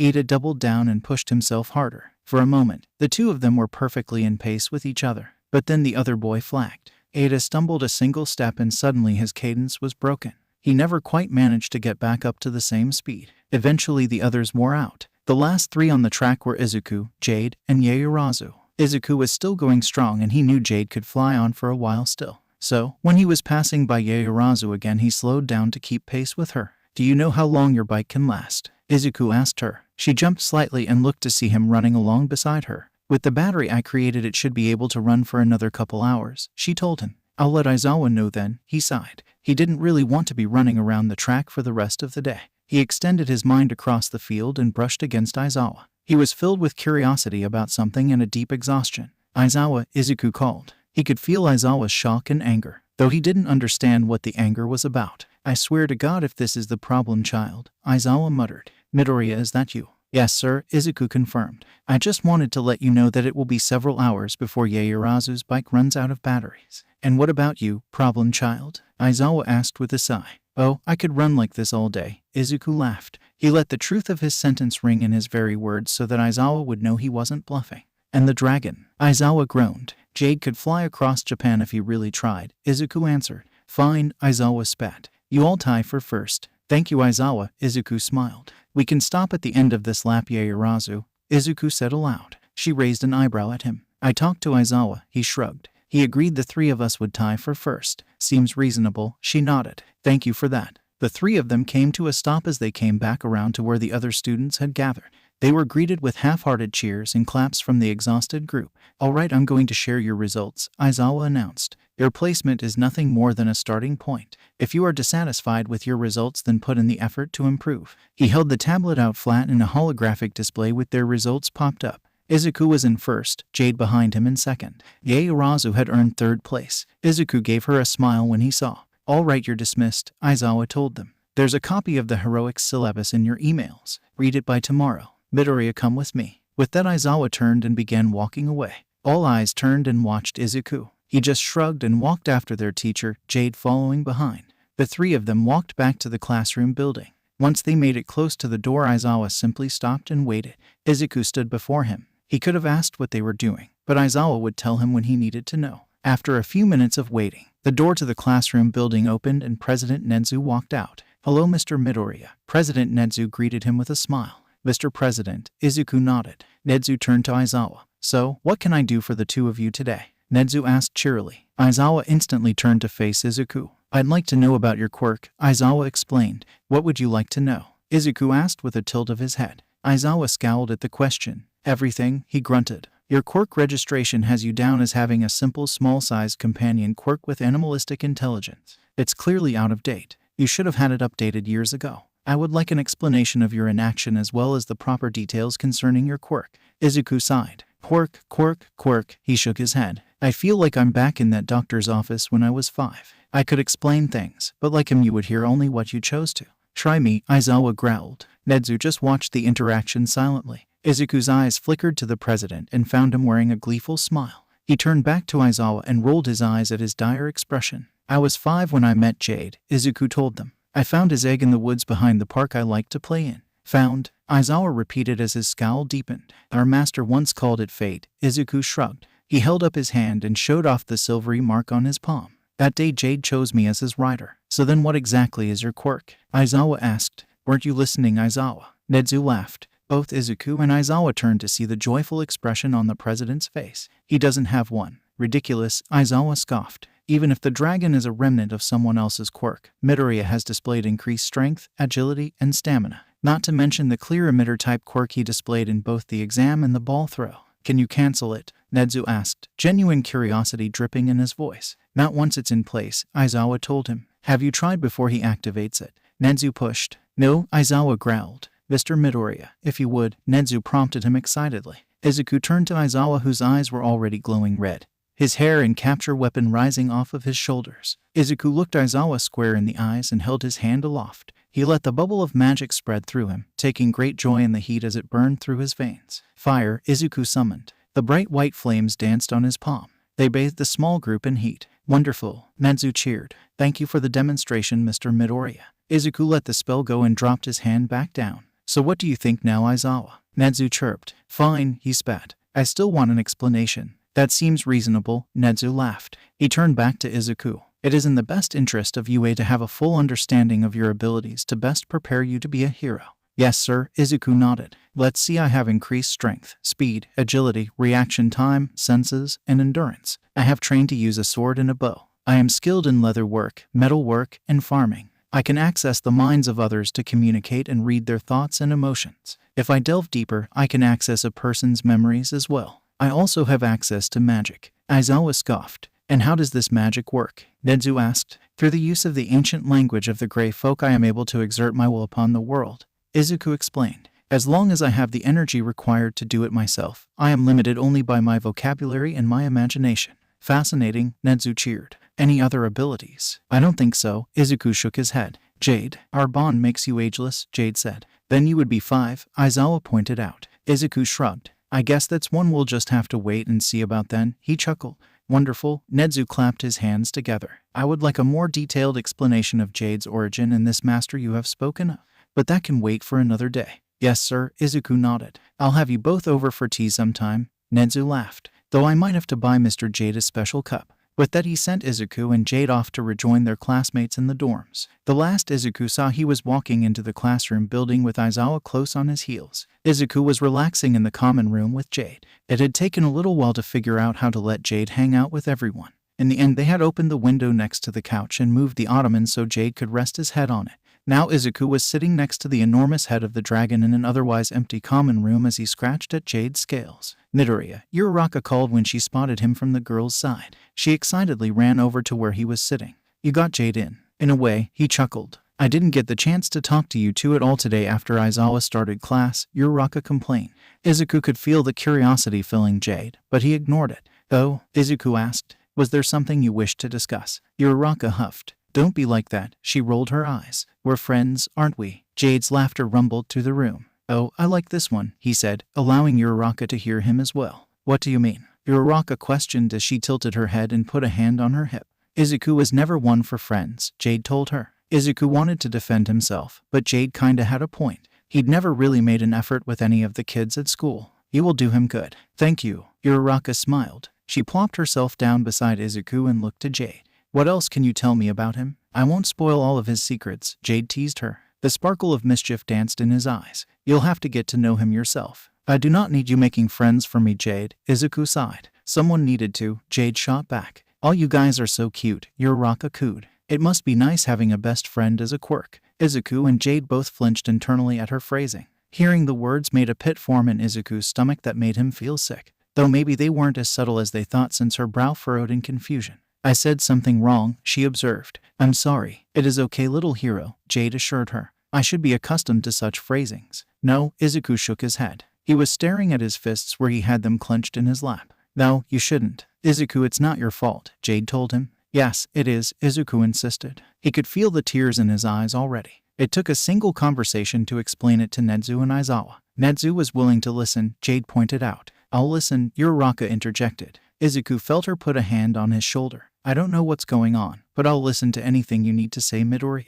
We're friends. That's what friends do. You won't believe me, Izuku chuckled darkly. You won't know that until you try, Jade argued. He could feel the concern and the love through their bond. Jade had never been mad at Izuku for the way the world saw him. Hell, he'd never even cared. He was a dragon, and dragons didn't care about the opinions of others. Jade had only ever cared that Izuku let it bother him. Okay, Izuku nodded. He took a deep, steadying breath as he closed his eyes. He allowed Jade's confidence and pride to fill him and smooth out his own feelings. He opened his eyes and looked at Uraraka, who sat concerned beside him. Jade is not the result of a quirk, he told her. He tried not to flinch at the way her eyebrows knit together in confusion. He's a real dragon. So, then your quirk is just the weird command thing? Uraraka asked. Izuku shook his head. No, he chuckled. I think I'm quirkless actually.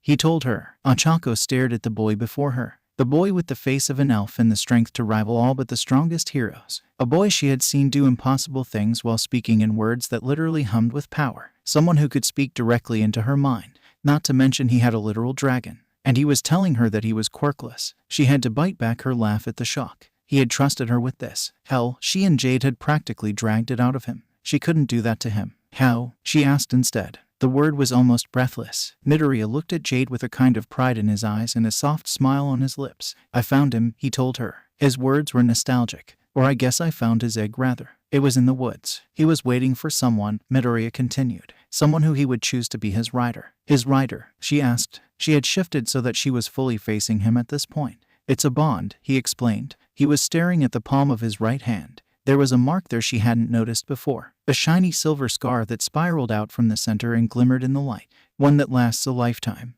And I chose you, Jade reminded him gently. Ochako could hear the words, but she knew instantly they weren't meant for her. Jade was staring at Midoriya with the kind of fondness she had only ever seen in her parents' eyes before. I would choose you in 1,000 lifetimes. I know, Midoriya nodded. He placed a single hand against Jade's cheek. It was such a small action, but it somehow seemed heavy with emotion. Jade rumbled happily. Thank you, was the only thing Ochako could even think to say. Midoriya looked at her with a raised eyebrow. The tears had already dried from his eyes. Seeing someone so normally tranquil brought to tears had been hard on her heart in a way that Ochako had been unprepared for. Thank you for trusting me enough to tell me, she tried again. I don't understand it all, but I don't need to. I'm glad I understand it better. I told you I liked this one, Jade laughed. The way it vibrated through the room and shook the walls was terrifying to her, but it was still nice to hear. From the small smile Midoriya gave, he must have thought so too. The next day was a lot more normal than the one before it. Izuku sat through Present Mike's English 1, Intro to Heroic Art History with Midnight, and Cementos Literature 101 with the same astute attentiveness he gave to all his studies. Sapphira was firm in her belief that a writer was a scholar as much as a warrior. It was after a brief lunch break that the course the students were excited for was being held. I am coming through the door like a regular person, Toshi screamed as he stomped into the room. Izuku shook his head fondly. Toshi was wearing his Silver Age costume, the red and white looking old-fashioned these days. Toshi always was one for dramatics, Jade chuckled. Ladies and gentlemen, welcome to Hero Informatics, Toshi called with a laugh. You may think of this class as Heroics 101. And we'll be hopping right into the thick of things with this. Toshi whipped out a thick card with the word battle written across it. The students around Izuku began excitedly chattering. That's right, Toshi boomed. But before we get started, there's something you all need. He pressed a button and 20 slots opened on the wall behind him. These were made to your exact specifications, Toshi told them. Put them on as fast as you can and meet me at Battleground Beta. With that, he flew from the room. The students were left scrambling after him in their dash towards the cases. Izuku didn't bother, his cubby was empty. Instead, he headed to the window. Midoriya, Uraraka asked as he opened it up. What are you doing? Oh, mine's in my room, he explained. So why are you going to the window? She laughed. It's faster, Izuku shrugged as he climbed up onto the windowsill. Several other students noticed and started shouting at him to get down. He laughed as he leapt out into the open air. Jade was already flying up beneath him and grabbed him out of the air. They flew straight to the dorm, and when Jade dropped Izuku, he hit the ground running. He dashed into the bungalow and went straight to the wooden chest he had all the pieces of their armor stored in. He began pulling out the metal plates with a smile. Momo had made her peace with the fact that she needed to show a lot of skin in her hero costume. It was practical. It made perfect sense. It was still a little strange. She wasn't the only girl in a revealing outfit. Mina, Uraraka, and Tsuyu were all in skin-tight bodysuits. They were just as revealing. Except Momo's costume had a giant cut down the middle. Well, too late to do anything about it now. She headed out of the changing room and made her way to Ground Beta. She chatted with Gyro as they walked. The two of them had very different tastes in music, but she excited to give the bands Gyro was recommending a try. As they got closer, they heard the now familiar sound of enormous wings flapping through the air. The green dragon swept over their heads and towards the battleground. The glint of steel flashed in the sunlight, and as the dragon landed, Momo got a good look at it. The dragon was covered in steel armor. The interlocking plates left only its wings and the bottom of its jaw uncovered. It must have been several 100 pounds of armor. It all felt redundant, but it was a little terrifying to see. Momo and Gyro joined the growing group of students, and Momo took the chance to look at the other costumes. Shinso was there in a black jumpsuit with a strange collar around his neck. Kaminari's costume looked so similar to Gyro's that Momo had to do a double take between them. She almost didn't recognize Ida in the metal armor he was wearing. Its mechanical theme and his iconic hand chopping were what clued her in. She looked to the dragon and admired the armor that decorated him. It was rather beautifully crafted. Each piece had been shaped individually and then attached to the others by leather straps so that they could slide over each other. It would be incredibly easy to repair and should allow almost full range of motion. It must have cost a fortune. I thought there was a price limit on our costumes. Momo voiced her concerns. I crafted Jade's armor myself, Midoriya told her with a gentle chuckle. Momo jumped. She hadn't realized he had been so close. She turned to face him and tried not to blush at her comment being overheard. Midoriya was wearing a steel breastplate over a chainmail shirt. He had a sword strapped to his hip and a quiver across his back that was filled with arrows and a dark wood bow. He had his green hair tied up with a thin strip of leather. He looked like a knight from one of her novels. It is quite beautiful, Momo complimented after she'd regained some of her composure. Thank you, he bowed. He was always so polite. It was honestly refreshing after dealing with the carefree attitudes of the students like Mina or the angry outbursts of Bakugo. They say that the clothes make the pros, All Might laughed. You all certainly look the part. Remember that when you put on these costumes that you are official heroes in training.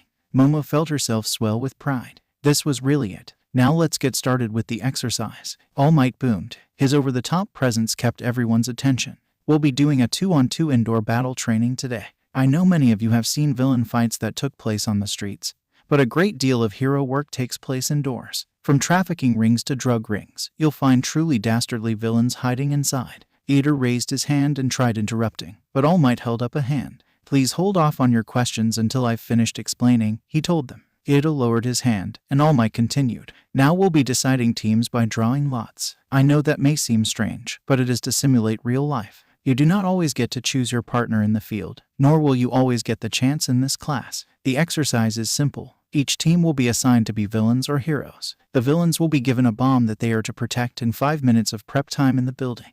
The heroes are going to infiltrate the building once time is up. The heroes win either by touching the bomb or capturing the villains. The villains win by capturing the heroes or stalling until time runs out. The students all began to discuss the exercise excitedly after All Might finished the explanation.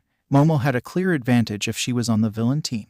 Honestly, it seemed the villains just had an advantage. Now I know you are all excited, but remember the goal is to subdue your opponents, not to harm them, All Might warned. You have all proven you have powerful quirks. Today is your chance to prove you know the meaning of reasonable force. If you knowingly cause excessive harm or disobey any direct order from me, there will be consequences. That got the excitement to die down quite a bit. It was an instant reminder as to why they were there. It wasn't to play games. It was to be heroes. Let's get started, shall we? All Might exclaimed excitedly as he busted out a box. Everyone come up and draw a ball to see what team you'll be on. Each student went up and drew. Momo was on Team C. She looked around and found her teammate was Ajiro. She walked over to the tailed boy and gave him a smile, which he returned with a thumbs up. Ready to win this? He asked happily. Yes, she nodded back. In our first match up, All Might yelled as he pulled balls out of 2 more boxes Momo hadn't seen him get. Team A will be the heroes and Team C will be the villains. Team C, if you will follow me, I will lead you to the building so you can begin your prep time.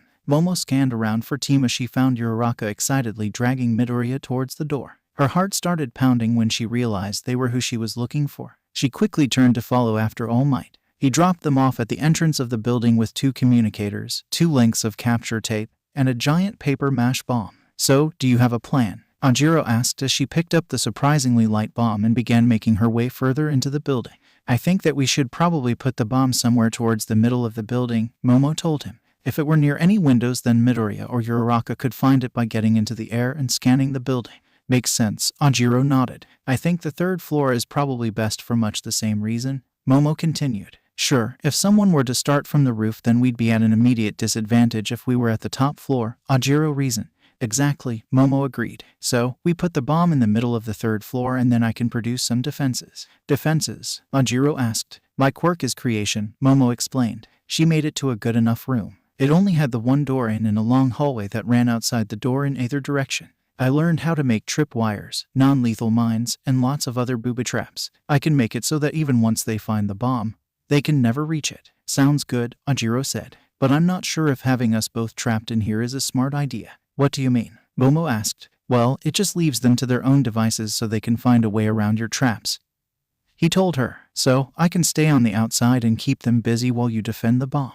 That's a good plan, Momo relented. She'd been so focused on herself she'd forgotten to consider her partner. That was stupid of her, she groaned to herself. I'll get started on the traps then. Let me know when you've found them. Will do, Ajiro nodded. He headed out of the room and off down the hall. Momo instantly went to work. She started on the far ends of the hallway and worked her way back towards the door. Once she finished one half, she moved to the other and did the same thing. As she was placing the last row of spikes on the floor, the communicator crackled to life. Heroes may enter the building, All Might called. As soon as his words died out, the sound of an impossibly loud roar shook the building. Momo quickly ducked back into the room with the bomb and began setting up more defenses. She started by putting several braces against the door that would make it impossible to open. She couldn't think of anything else that wouldn't put her at a disadvantage too, though. She had to think. What did she know about the 2 of them? She knew their quirks. With Uraraka's zero-gravity quirk, producing objects in the room would give her ammunition. Midoriya wouldn't be able to bring the dragon into the building, at least not without carving his way through several feet of concrete.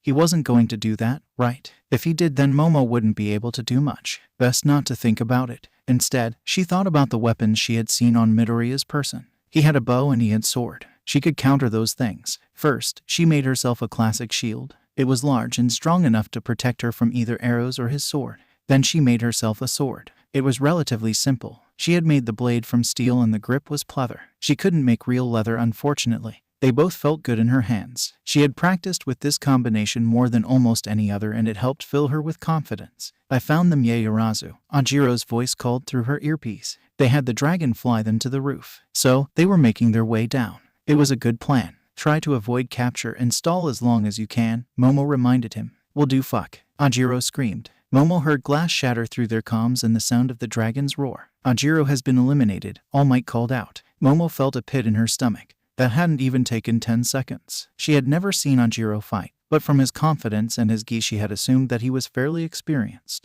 Now she was left on her own. She could only pray that her traps and her skills could buy them the time they needed. Momo waited in tense silence. Several of the traps outside of her door were meant more as noisemakers to warn her of any approach. She just had to wait and listen. As the minutes wore on, though, Momo only felt the tension growing. Suddenly the door handle shook, but that was impossible. She hadn't heard a thing. As something heavy slammed into the door and shook it, though, she couldn't deny that someone was here. A leather boot slammed through the door beside the handle. As it slowly pulled back out, Momo could see the glint of steel on the other side. Midoriya. He must have slipped through her traps. She readied her sword and held her shield up in front of her. There was a flash of movement, and suddenly a diamond-shaped wedge was shoved out of the door. Midoriya flew into the room like a demon. Momo didn't have time to react as his sword batted her shield aside with so much force it nearly tore her shoulder from its socket. She slashed her sword at him, but he quickly matched her sword with his own. There was a resounding crack as the two blades met and Momo's sword was ripped from her grasp. It flew across the room and embedded itself in the wall. Midoriya drove his elbow into Momo's stomach in one last fluid motion.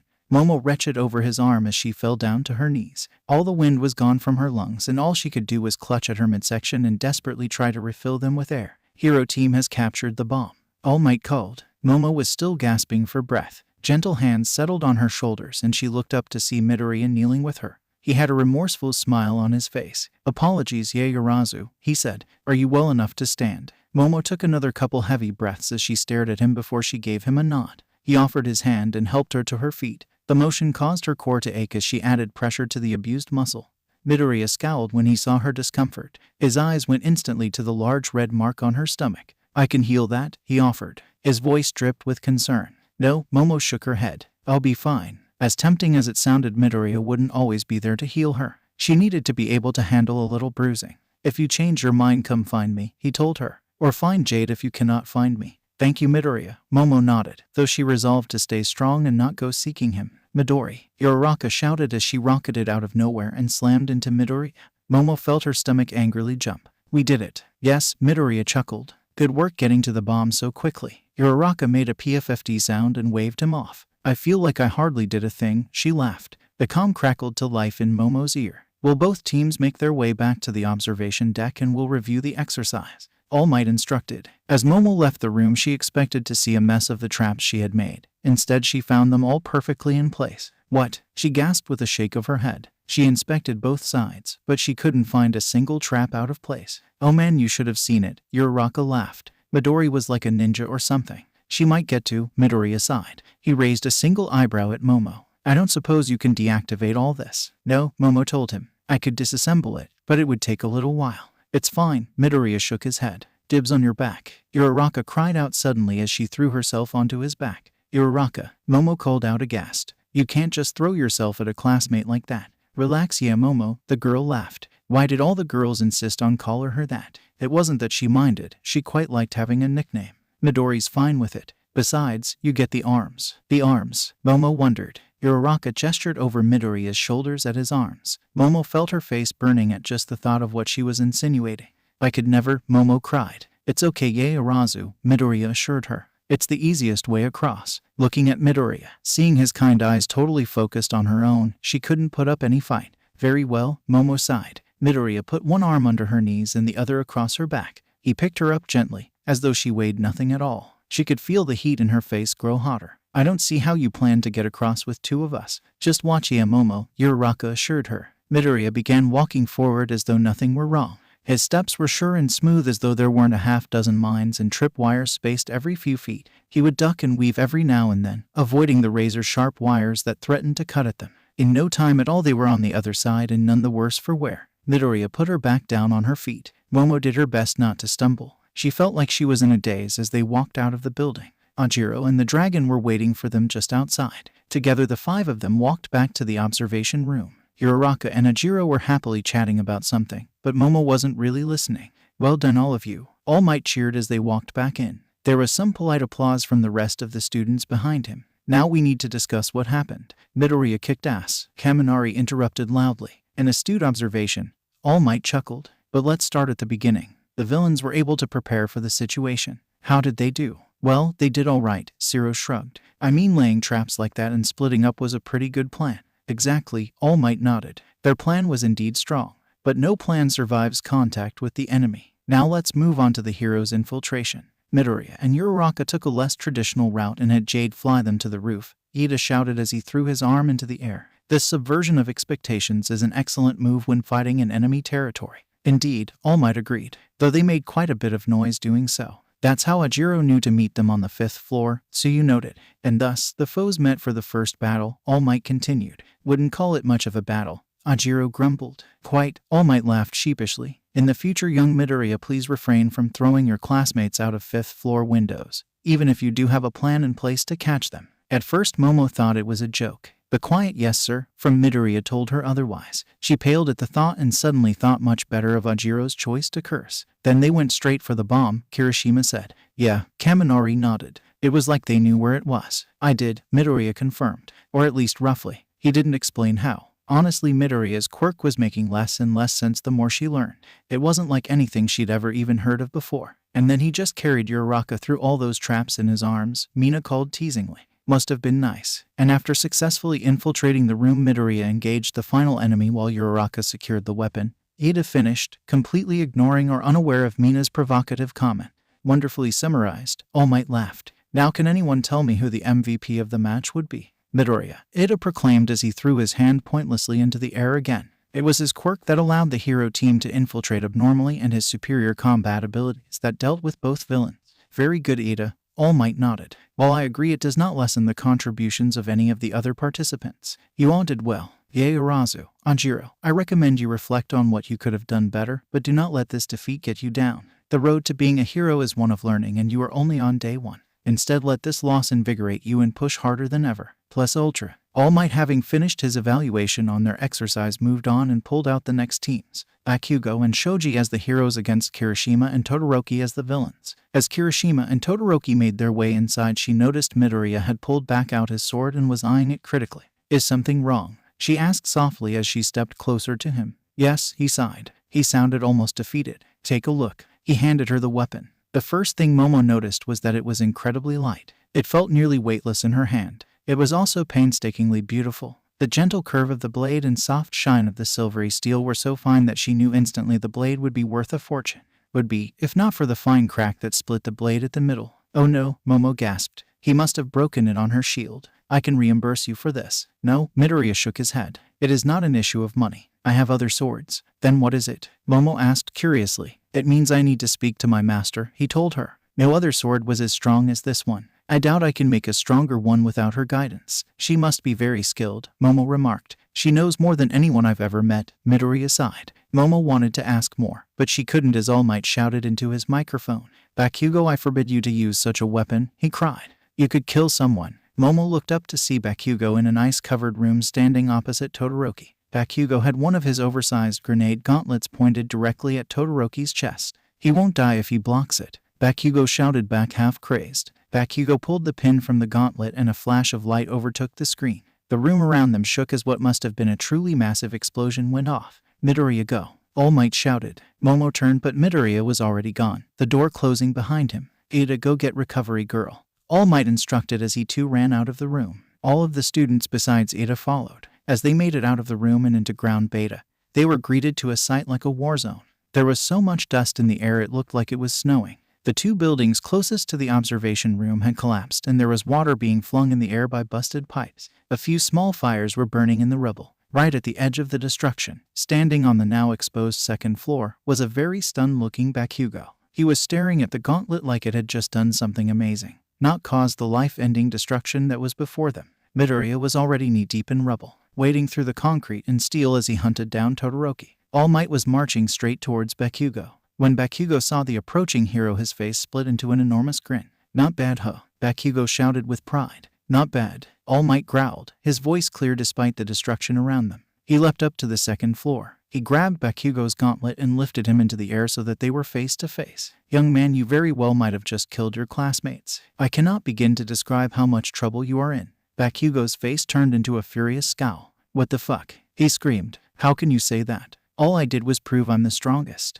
All you did was prove that you don't understand what it means to be a hero, All Might scoffed. He leapt back down and away from the destruction. He set Bakugo back down. Stay here. Momo watched the stunned Bakugo drop onto his backside as he stared after the hero. All Might was making his way towards Midoriya as the green-haired boy hefted a larger chunk of a building out of the way. Midoriya pointed to the side and sent All Might off as he pulled Todoroki out of the rubble. Momo gasped when she saw him. A few of the other students noticed and gasped or screamed. Even with all the distance between them, they could tell it wasn't good. Todoroki was covered in blackened burned tissue and blood. Momo fell to her knees. He couldn't possibly survive. She didn't want to watch, but she couldn't look away. Midoriya knelt beside Todoroki. His back was to the rest of them, but he looked shaken. Momo was prepared for a lot of things to happen next. Midoriya's singing wasn't one of them. It was such a slow and pained song that it could only be a song of mourning. It was heart-wrenching to hear. Momo couldn't understand the words Midoriya sang, but she could feel the power that they were filled with. Whatever Midoriya was doing, Momo prayed it worked. If it didn't, she didn't even want to think of it.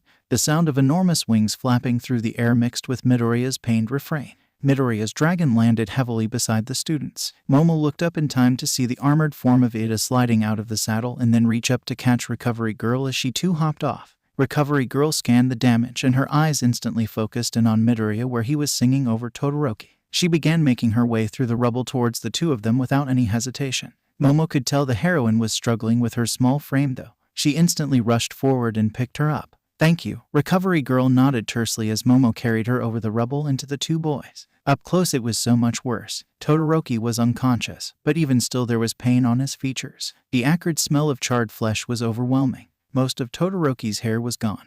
Only a small tuft of white remaining on the side of his head. He had more blackened skin than not and his shirt had been obliterated by the blast. "Put me down, dear," Recovery Girl instructed. Momo obeyed, but she could barely think as she did. It was all so horrible. Recovery Girl quickly got to work assessing Todoroki. She didn't touch him, for which Momo was grateful, but she inspected every inch of him. As she stood up straight once again, Momo could tell she was concerned. "I can't help him," Recovery Girl shook her head. "Not here. Do not move him." The familiar voice of the dragon rumbled in Momo's head. Recovery Girl looked around before her eyes narrowed in on the dragon watching them from across the rubble. "And why not?" she demanded angrily. "Izuku will heal him," the dragon explained. "He is already doing so." "He could very well die if we do nothing," Recovery Girl snapped. "He will die if you move him," the dragon responded calmly. "Right now, Izuku is keeping him alive. He only needs time." "Fine," Recovery Girl spat. "But I want a better explanation once the others are seen too." "Very well," Jade agreed. "I need you to help me to the others," Recovery Girl told her. "Others?" Momo asked weakly. Recovery Girl gestured to where All Might was helping Kirishima and Shoji out of the rubble.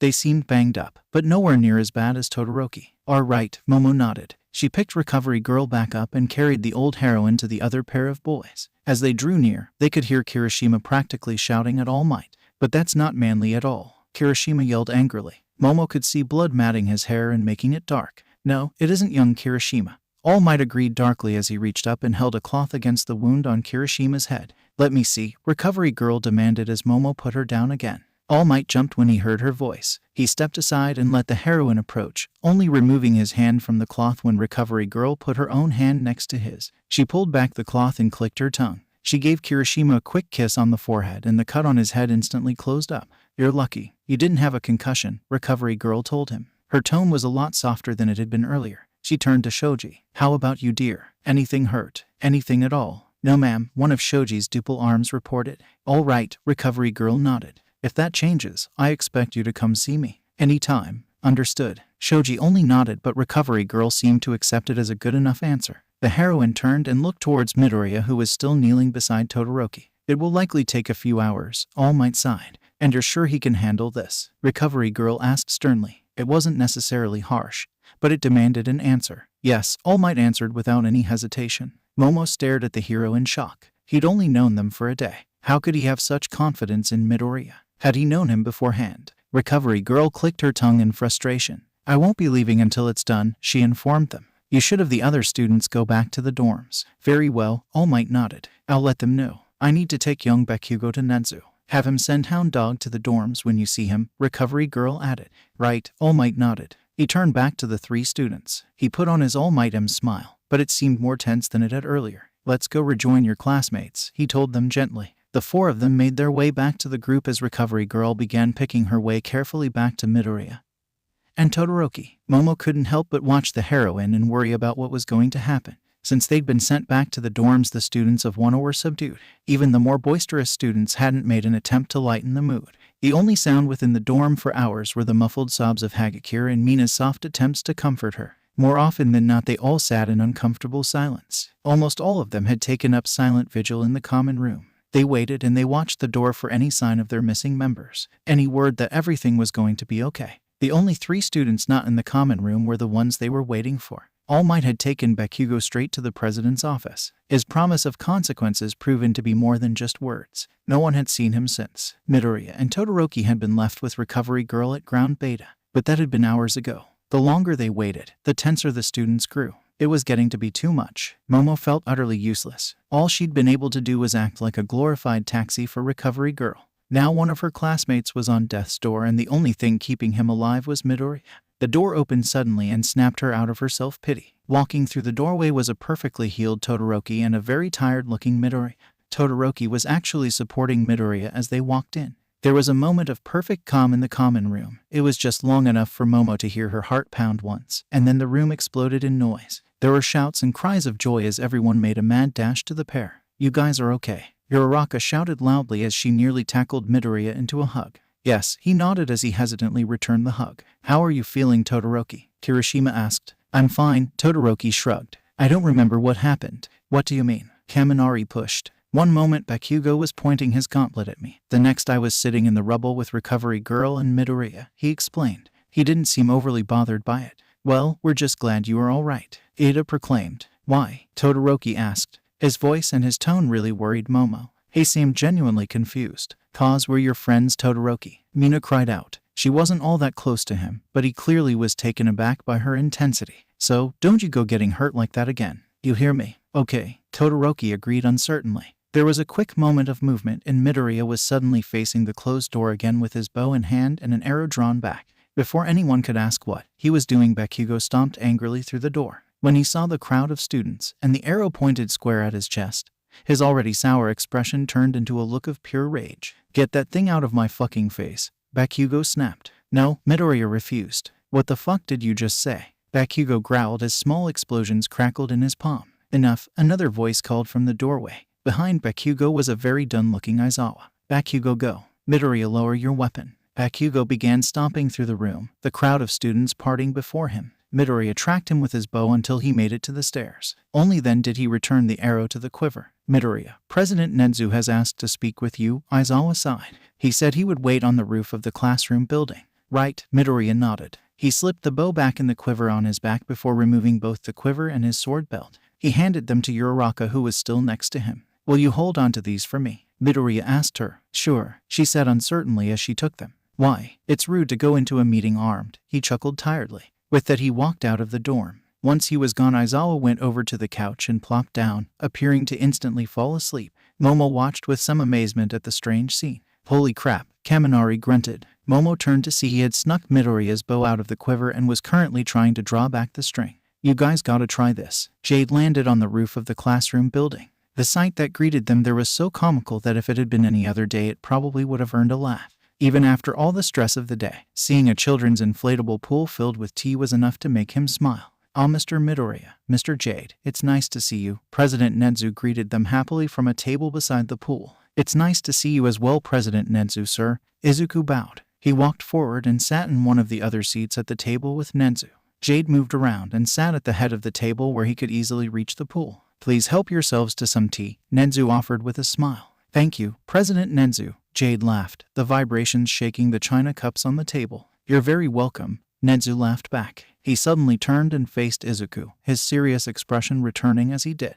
"Though I feel I really ought to be thanking you once again." Izuku sighed. "Not once in the 30 years that I have run this institution have I had students with injuries as serious as the ones you've seen," Nedzu went on. "It is no lie to say that you saved young Todoroki's life today." "I only did my duty," Izuku explained. "Your duty?" Nedzu inquired. "Yes," Izuku nodded. "I would very much like to hear more," Nedzu hummed. "But I feel this is a conversation others should be a part of as well. Is that acceptable?" "Of course," Izuku agreed. Nedzu sent off a text. While they waited, Izuku and Jade sipped at their tea and the three of them talked. The tea was quite good, bitter and strong the way Izuku liked it. Jade thought it was quite enjoyable as well. "Mr. Bakugo has been expelled," Nedzu told them. "Is that wise?" Izuku wondered. "Surely you realize he might turn to villainy now that he has failed at being a hero." "Perhaps," Nedzu agreed. "But today he showed that he did not care about the lives of others. While we might have been able to teach him the error of his ways, nobody can instill goodness in a person." "But if he falls to villainy, isn't that on UA now?"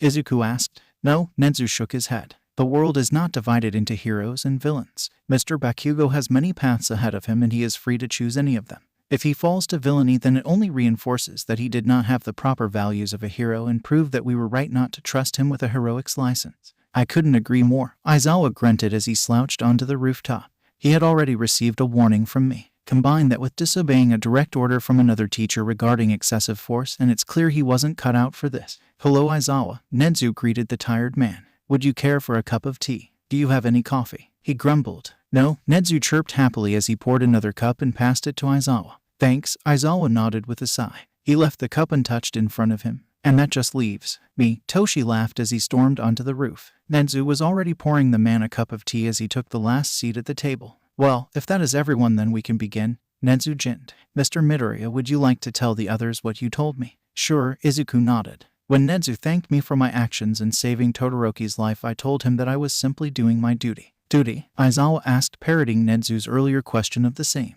"Yes," Izuku confirmed. He turned to Nezu. "I assume you informed the other teachers of the truth regarding Jade and myself." "Indeed," Nezu laughed, though many still have their doubts. Izuku looked at Toshi. "And you, Toshi?" he asked. "I have always known that your abilities made little sense as a quirk." Toshi shrugged. "The explanation that the president gave does make more sense." Izuku felt a wave of relief as a knot he hadn't even realized had been tightening and his stomach released. "I'm glad you know," he told Toshi. "Does your mother?" Toshi asked him. "No," Izuku shook his head. "Though I would tell her if she asked." "I ask that you not tell her. She worries enough." "Very well, young Midoriya," Toshi agreed tensely. "Though I do not like the idea of lying to her, even if it is a lie of omission." "I understand," Izuku sighed. "So, this duty you've spoken of," Nezu prompted him. "It is my duty as a dragon rider to ensure peace and to protect others from harm," Izuku told them. "And who gave you this duty?" Aizawa asked. Given his attitude at their last meeting, he was being far more cordial this time. "My master," Izuku told him, "as her masters gave it to her and so forth through the ages."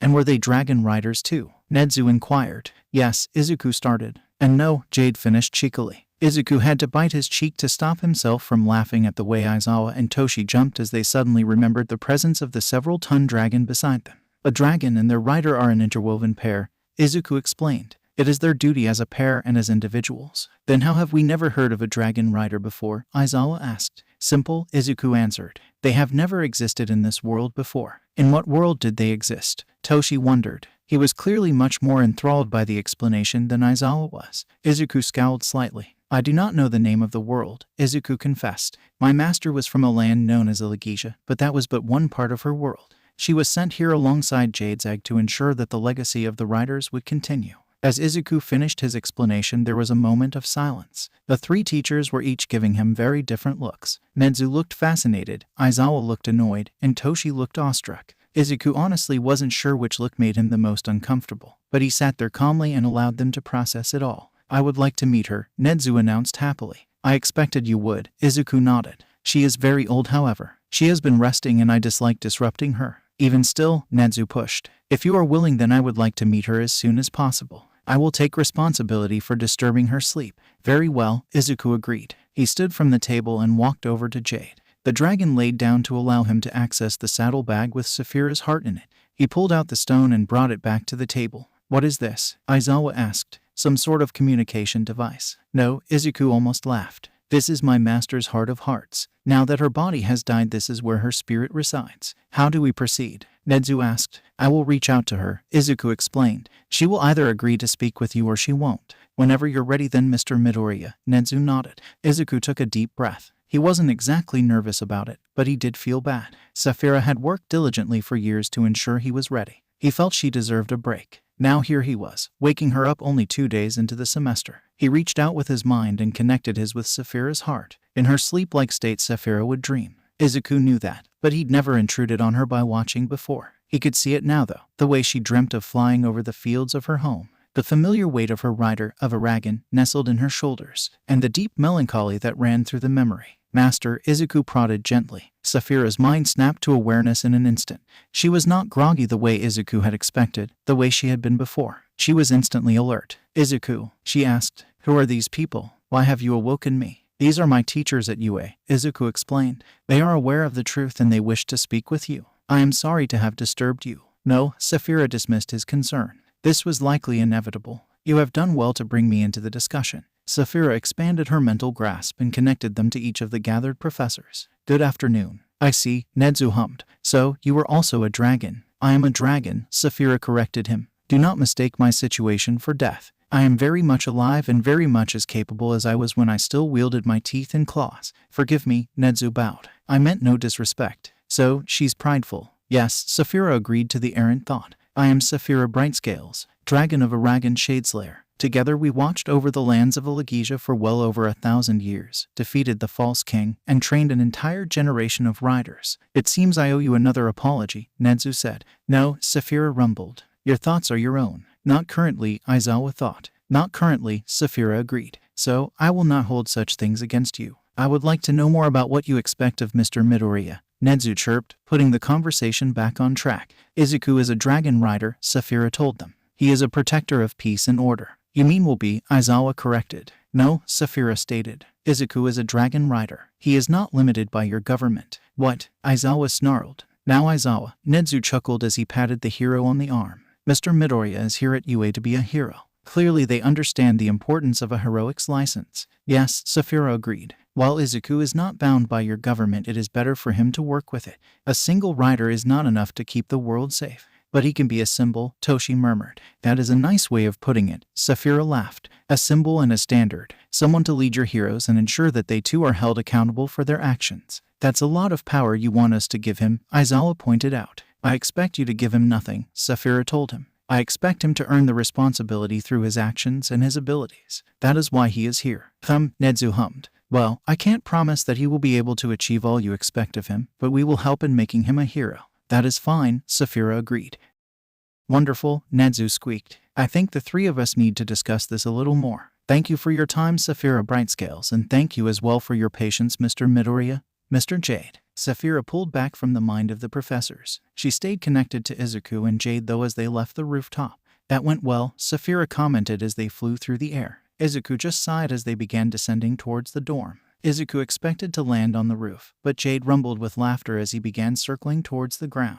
It seems your friends are having fun, Izuku, Jade rumbled. He landed lightly on the grass and Izuku looked around. He found all of his classmates were out in front of the dorm in the setting sun. They were looking towards Jade and Izuku with expressions that ranged from excited to shameful and even fearful. What's going on? Izuku asked in confusion. There was a quiet shuffling before Uraraka stepped forward. She had his bow in her hands. We were trying to see if anyone could draw your bow, she explained. Okay, he nodded. He hopped down from the saddle and into the grass. Has anyone managed it? Kirishima got close, Mina told him excitedly. We were just about to let Sato try. What are you aiming at? Izuku asked as he took a look around. Well, we aren't using the arrows, Mina explained. You should, Izuku told her. I don't know if any of you would be able to safely release the tension and it isn't good for a bow to dry fire. Okay, Nina shouted as she rushed over to Uraraka and ripped an arrow from the quiver. She took it over to Sato who already stood there with the bow. Wait, she shouted as she slammed back around to him. Now we need a target. Yes, Izuku agreed.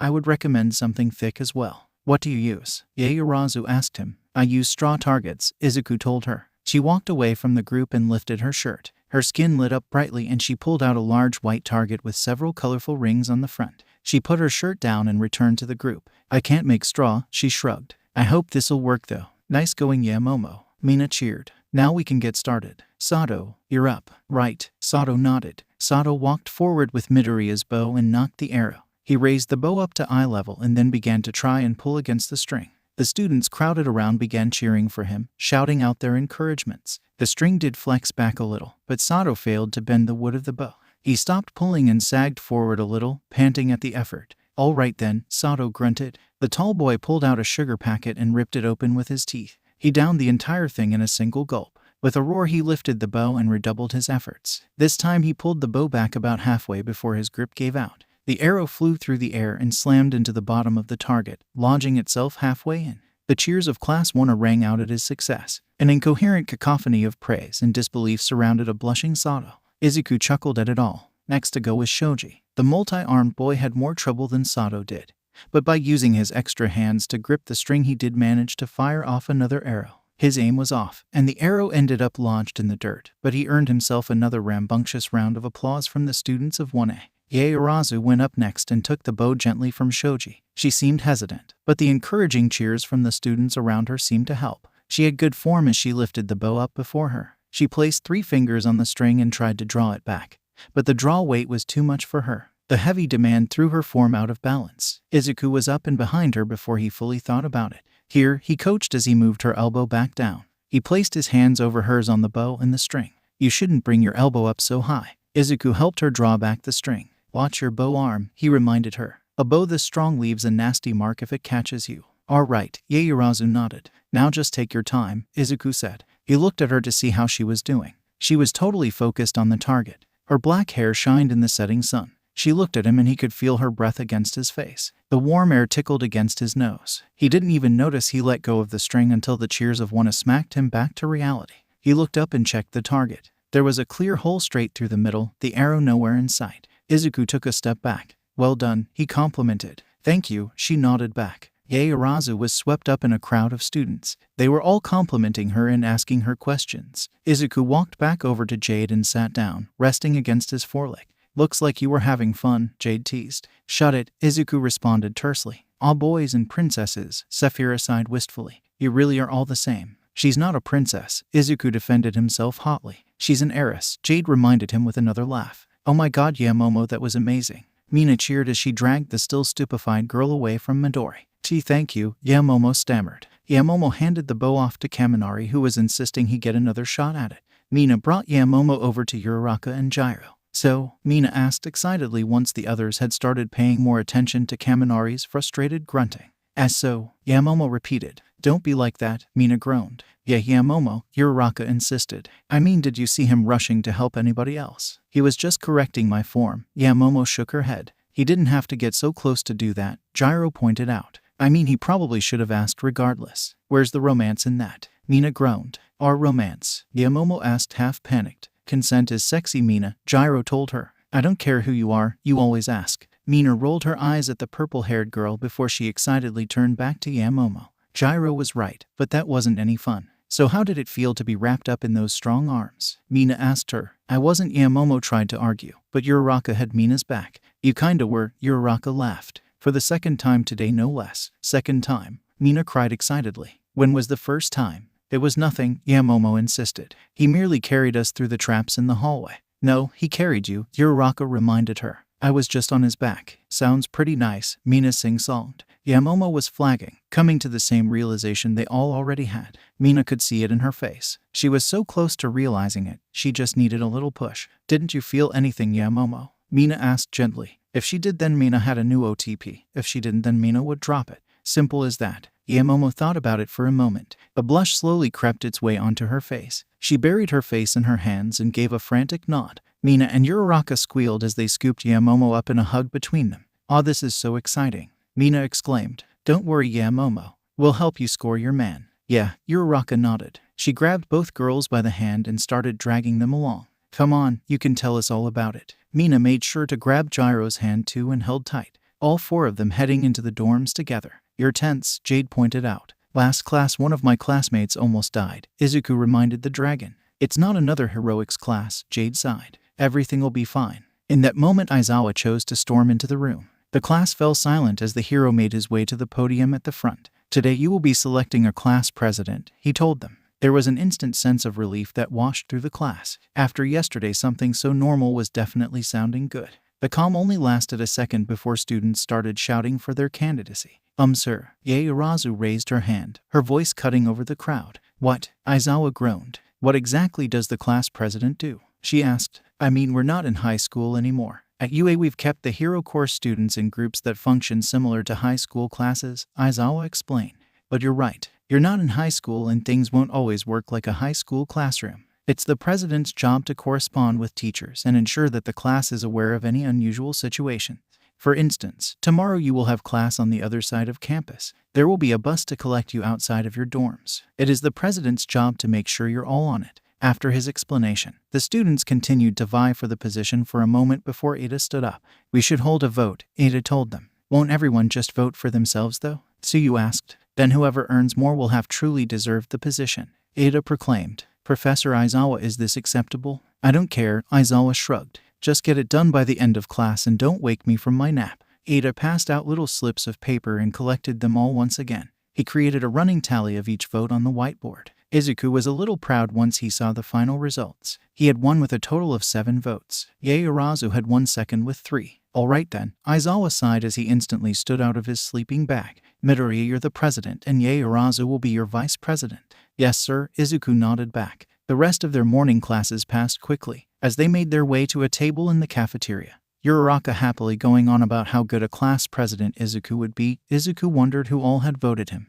Uraraka led him to a table that was already pretty full and took a seat. Izuku sat down next to her and looked around. Mina, Jiro, Todoroki, Tsuyu, Ida, Kirishima, and Yaoyorozu were all sitting around the table as well. "Congratulations, Mr. President," Kirishima shouted, many of the other members of the table giving Izuku softer congratulations of their own. "Thank you," Izuku said with a soft bow of his head. "And don't forget Yamomo too," Mina cried out. "You two are going to be working together now after all." "That's true," Izuku nodded. He gave his new vice president a smile. "I look forward to working with you." "And me as well," Yaoyorozu nodded. She had a dusting of red on her cheeks. "Oh?" Jade questioned, reading Izuku's thoughts. Izuku just sighed at Jade's insinuation. "I think you two will do well, Karo," Tsuyu told them. "I'm glad I voted for Midoriya." "You too, huh?" Kirishima laughed. "Why'd you vote for him?" "He saved Todoroki," Tsuyu shrugged. "I don't even think he waited for All Might to send him in before he ran off to help. It was very heroic. Don't forget he saved Uraraka during the entrance exam as well," Ida told them. "He what?" Yaoyorozu, Kirishima, and Mina shouted all at once. The table turned to Uraraka. "Why yeah," she nodded in confirmation nervously. "From what Recovery Girl was telling me after the fact, he probably saved my life. Then he had Jade kidnap All Might and flew off talking about finding whoever was in charge." All eyes turned to Izuku as Uraraka finished her story. He just shrugged. "President Nedzu and I had a conversation about unnecessary risk is all." "That's so manly," Kirishima proclaimed. Before anything else could be said, a loud blaring wail filled the cafeteria. "Attention students," an electronic voice called over the alarm. "This is a level 3 alert. Please make your way to your dorms immediately." But that the voice died, but the alarm continued to ring. The students in the cafeteria whipped into an instant frenzy at the alarm. "What's happening?" Izuku called out, both to Jade and those around him. "It's the intruder alert," an older student responded as he shoved past their group. "Means someone broke into campus. It appears to be the press," Jade informed him as the crowd began really pushing and shoving. "Aizawa and Present Mike are already handling it. If they're handling that, someone else could sneak in," Izuku pointed out. "On it," Jade confirmed. "I'll do a flyover." "Thank you," Izuku sighed. "I'll try and deal with this mess." Focusing once again on the screaming mess of a crowd, Izuku could only sigh. Someone was going to get hurt. He allowed the bubble of white-hot energy within him to flow through his veins. "Silence," he commanded. He could instantly feel the strain of stopping all the noise, but it wasn't debilitating. The pushing and shoving grew as people freaked out over the sudden silence. "The intruders are merely journalists looking for a story," Izuku called loudly. In the otherwise silent cafeteria, his voice filled the room. "You all need to calm down." The panicking crowd stopped trampling over each other and started actually exiting the cafeteria in an orderly manner. Izuku stopped his spell. "That was awesome, Midori," Uraraka shouted as she slammed into his arm, latching onto it like a lifeline. "Didn't you think so, Yamomo?" "Indeed," the other girl nodded. "Your quirk is quite versatile, Midoriya." "Thanks," Izuku nodded. He tried to keep his face neutral as he did. Even after all these years, he wasn't sure he succeeded. "I don't see anything, Izuku," Jade called and cut off his unhappy thoughts. "Strange," Izuku bit at his lip. "I doubt this was only the press. Should we inform President Nedzu?" Jade asked. "I'm sure he's already thinking the same," Izuku pointed out. "We'll just have to wait and see." "You should tell her," Uraraka said as she threw herself down on the couch next to Midoriya and Jade. "Tell who what?" Izuku asked. "You should tell Yamomo the truth about you and Jade," Uraraka clarified. "It clearly bothers you when someone talks about your quirk." She put air quotes around the word quirk. "I do not know Yaoyorozu well enough for her to trust me," Izuku pointed out.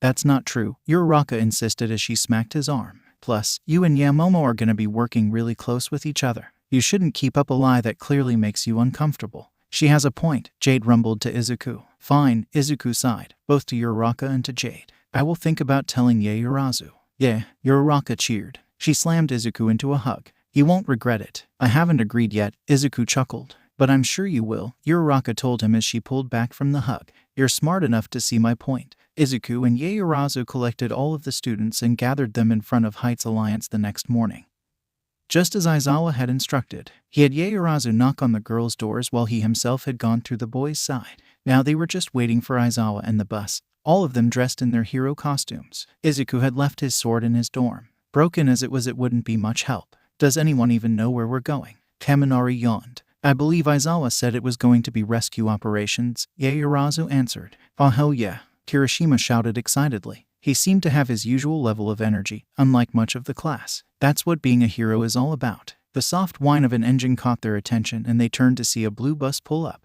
Aizawa poked his head out of the opening bus door. Get in, he instructed simply. Then his head disappeared back into the bus. Izuku did a head count as the students loaded up the bus. After the 17 other students had loaded up, Izuku and Yaoyorozu got on. Izuku took a seat next to Tsuyu and Yaoyorozu took one near the back of the bus. The second they were both seated, the bus took off. Midoriya, Tsuyu said as she turned to him. Where's Jade? Oh, he's flying above us, Izuku chuckled. I see, Tsuyu nodded. You know I'm a fairly blunt person. Okay, Izuku quirked his head curiously. He didn't really know where this was going. Your quirk is weird, she told him. Izuku wasn't really sure what to say to that. Luckily, he didn't have to. Yo, Tsuyu, you can't just call a guy out like that, Kirishima laughed. I mean, quirks are weird in general. Most people can't exactly turn their skin to stone. To further accent his point, he smashed two hardened fists together. But I'm not even sure how to classify Midoriya's quirk. Karo, Tsuyu explained. He has a companion quirk, Sato commented. They're rare, but I mean it's the same as Tokoyami's. Right, is it? Tsuyu asked. Midoriya is super strong and he can do that thing with those weird words. Tokoyami doesn't have anything like that. You're right, Tsuyu, Izuku sighed. I don't really have a companion quirk like Tokoyami, though that is how the doctor registered me. So, what do you have? Tsuyu pushed. Before Izuku could answer, Aizawa stood up from the front of the bus. We're here, he told them. The bus stopped and the students quickly unloaded. They found themselves before a massive dome-shaped building of ridiculous proportions. Even more amazing were the two heroes waiting for them. All Might and 13 were standing before the building, Jade sitting behind them. Toshi was wearing his Golden Age costume. He had his trademark smile on his face as 13 gave them a gentle wave. Hello students, 13 greeted them. They waved the students to follow after them and began to head up the stairs. Jade waited behind for Izuku and the two headed up at the back of the pack. Welcome to the USJ, or the Unforeseen Simulation Joint. Over your years at UA you will become very familiar with this building, Toshi laughed. Indeed, 13 agreed. I built this place to be the perfect training ground for all sorts of natural disasters. They entered through the enormous double doors, Jade barely fitting through, and took in the incredible sight of all of the different areas housed in the dome. From fires to floods, the USJ is the greatest controlled disaster facility in Japan, 13 told them proudly. Second in the world only to the hard light facilities of Island, Toshi agreed. Now before we get started, I had a little something I wanted to say. 13 sighed as they turned back around to face the students. I know many of you were shaken by the events that took place during All Might's battle trial. An awkward silence instantly fell over the previously excited group of students. I know better than most how destructive quirks can be, 13 told them. My quirk, Black Hole, destroys anything and everything it touches, but you've used it to save hundreds of people as a rescue hero. Your Uraraka shouted out. She sounded almost desperate. That's right, 13 agreed. Because your powers are not solely for causing death and destruction. You have seen what a powerful quirk can do when left unchecked. Today I hope to show you the good that you can do even with the most destructive of abilities. There was a round of applause from the students of one as 13 finished their speech. There was a renewed sense of excitement for the training that was rather nice. It made the sudden drop in air pressure all the more foreboding. Izuku's eyes instantly narrowed in on the growing purple portal that had appeared in the central plaza. Toshi, Izuku called out as he drew his bow and an arrow. Toshi turned to see the now armed Izuku and followed his gaze towards the portal. A number of dangerous-looking thugs began to file out of the portal. There must have been close to 100 of them. The last one through was an enormous purple man with a beak and an exposed brain. Then the portal collapsed and in its place was a man made of mist that looked exactly like the portal. A warp quirk, Toshi muttered. Is this part of the training? Kirishima asked. No, Aizawa snapped as he stepped forward with his capture tape in hand. Those are real villains, Toshi said, confirming Izuku's suspicions. Izuku switched his hold so that he had the bow and arrow pinched in his left hand, raising his right in front of him. He grabbed hold of the magical energy. Izuku could feel Jade adding his own strength so that Izuku would have more than enough energy for what he was planning. He took a calming breath and began casting. Slee, stop, Aizawa commanded, cutting Izuku's spell off before it could begin. Izuku turned to his teacher with a raised eyebrow. You're not authorized to act, Aizawa spat. They aren't going to care. Izuku countered as he gestured to the crowd of villains. The villain with blue hair was excitedly pointing and ranting about something. They'll attack us without hesitation. We will handle the villains, Aizawa told him. Izuku was ready to rebuttal. He wasn't going to sit back like a damsel in distress while others risked their lives for him. Aizawa is right, young Midoriya, Toshi said before Izuku could say anything though. Let us show you a hero is truly capable of. Toshi marched forward, Aizawa close beside him. Evacuate the students 13, Aizawa commanded. Once you're outside, contact the school for backup. We'll take care of the rest. And young Midoriya, Toshi called back. Izuku looked to see him with his trademark smile still proudly displayed. He gave Izuku a thumbs up. Good job responding so quickly. With that, Toshi leapt into the fray, Aizawa right behind him. Whereas Toshi made an enormous dust cloud when he landed, Aizawa simply landed gracefully. The two instantly went to work. Aizawa stayed back and cancelled out quirks, but it almost didn't feel necessary. Toshi took out a score of villains in the blink of an eye. It looked like Toshi was going to dispatch the entire crowd of villains. But he was stopped when the purple-skinned Goliath rushed forward. Toshi met his advance with a punch to the gut, but the creature took the blow like it was nothing. Midoriya, 13, called out to him. Now isn't the time, we need to move. Yes, Izuku nodded as he turned away from the fight down below. The other students were still on the move. Izuku quickly caught up with the pack, but the spiraling purple vortex that had brought the villains into the plaza opened up before them. A pair of glowing yellow eyes appeared amongst the mist. "Greetings, children," a voice echoed from within the mist. Izuku had no patience left though. "Sleep," he commanded, the magic readily answering his call after his cancelled spell moments before. The full might Izuku had prepared to deal with 100+ villains fit into the single spell resulted in the misty villain falling to the floor out cold instant. The thunderous sound of Toshi's smash filled the USJ. The students turned and watched as a purplish blur streaked up through the open air and collided with the dome. For a moment the metal dome held, and they could see the battered form of the purple-skinned villain. But then the metal buckled, and the villain was sent flying from the building. "Damn," Kirishima murmured breathlessly. "Come on," 13 told them firmly. "We need to get you all outside." The students followed as 13 led them all outside, Jade grumbling slightly to Izuku about not getting to fight. Once they made it outside and 13 had radioed their situation to campus, 13 had Izuku do a head count. All 19 students were present and accounted for. No one had any injuries. And while a few were a little shaken, the general atmosphere was still relatively light. "Man, who would have believed there'd be a villain attack on the third day?" Kaminari laughed. "Well, we are training to be heroes," Tsuyu supplied. "It makes a sick kind of sense to try and take us out before we got proper training." "Yeah, but how dumb do you have to be to try and attack the school where the #1 hero teaches?" Zero pointed out. "Pretty stupid," Kaminari agreed. "I mean, did you see him send that purple dude flying? Do you think he killed him?" Hagakure asked nervously. "No way," Mina waved her off. "All Might wouldn't kill anyone." "Of course he would," Izuku corrected. He felt his eyebrows knit into a frown. "Death is an inevitable part of battle. But a hero shouldn't kill, it isn't manly," Kirishima argued. "And if you were left with the options of killing of a villain or letting civilians die?" Izuku questioned him. He kept his tone in the same one Sapphira used in her teachings, firm but not unkind.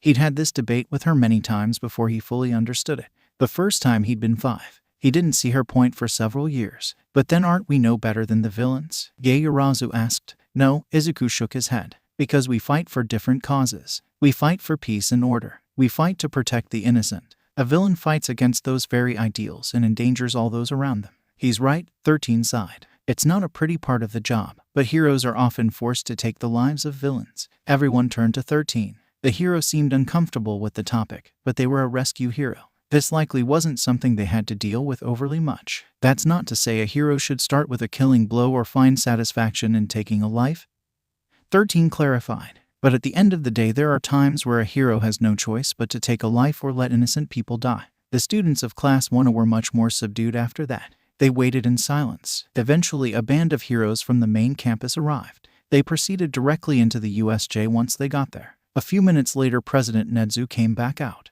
"I am pleased to report that all the villains have been subdued and there are no injuries in their capture," he told them as he hopped up onto 13's shoulder. "That being said, I understand this event was unsettling. If any of you would like to make an appointment to see our school therapist, Dr. Hound Dog, then he will be available to you." There were a few murmurs from the gathered students before Nedzu continued. "The police will be arriving shortly," Nedzu explained. "Once they have collected statements from everybody, the bus will return to Heights Alliance. Classes will be cancelled for the rest of the week as we reevaluate our security system and ensure your continued safety." With that, Nedzu hopped down and headed back into the USJ. A few minutes later, a number of police vehicles arrived, all tearing down the road with lights flashing. A battalion of officers stormed out of a variety of vehicles and directly into the USJ. Only a handful of officers stayed outside to set up a barrier. A man not in the uniform of an officer, but in a beige trench coat, came up to them. "Hello everyone," he greeted them. "My name is Detective Tsukachi. I'll be taking your statements." There was an awkward moment where everyone just stared at the detective. "I don't have a class roster, so I'll take volunteers," the detective told them.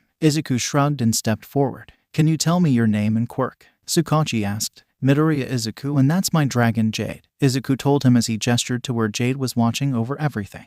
Tsukachi's eyebrows narrowed. "Can you clarify about your quirk, please?" he pushed. Izuku sighed. I'm registered as having a companion quirk. Izuku answered. Jade is that companion. You still haven't answered my question, Tsukachi pointed out. What is your quirk? I don't know, Izuku relented. I never got a satisfactory answer. He could see the shock on Tsukachi's face. Izuku could have lied, but he never liked saying Jade was just a quirk. It felt wrong to him. As needlessly noble now as when you were 5, Jade huffed. You don't know, Tsukachi echoed. No, Izuku confirmed. I don't see what this has to do with the events of today. Tsukachi stared at him for a moment as though only just remembering where he was. His eyes flashed to the students staring at them and he paled a little. Right, he nodded. Let's go somewhere more private and you can give me your statement.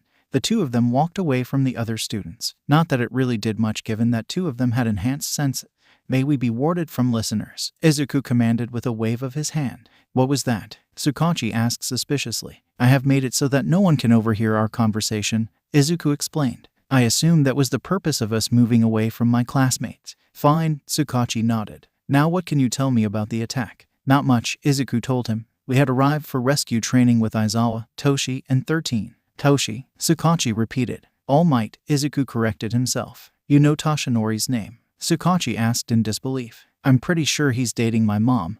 Izuku shrugged. Oh, Tsukachi remarked. He seemed far away as he said it though. He shook his head and returned to himself. Okay then. Continue. So Izuku told him everything that had unfolded from the time they loaded the bus to the arrival of the officers. One last question, Tsukachi told him. Did you know anything about the attack beforehand? No, Izuku answered. I had my suspicions something was amiss after yesterday's break-in, but I had no knowledge of the attack. That should be everything, Tsukachi sighed. Go ahead and return to your classmates. And if you could have the next student come over that would helpful. Of course, Izuku nodded. Izuku walked back over to everyone else. They were still pretty quiet. The detective is ready for whoever is comfortable going next, Izuku told them. I'll go, Uraraka offered quickly. She went over to where the detective was waiting without waiting for an answer. Once she was gone, Izuku noticed that everyone was still looking at him. Yes, he asked. What did you mean when you said you didn't know what your quirk was? See, you spoke up. Izuku noticed several other members of the class nod along with her question. I meant just that, Izuku answered calmly. I am uncertain what my quirk is or even if I have a quirk.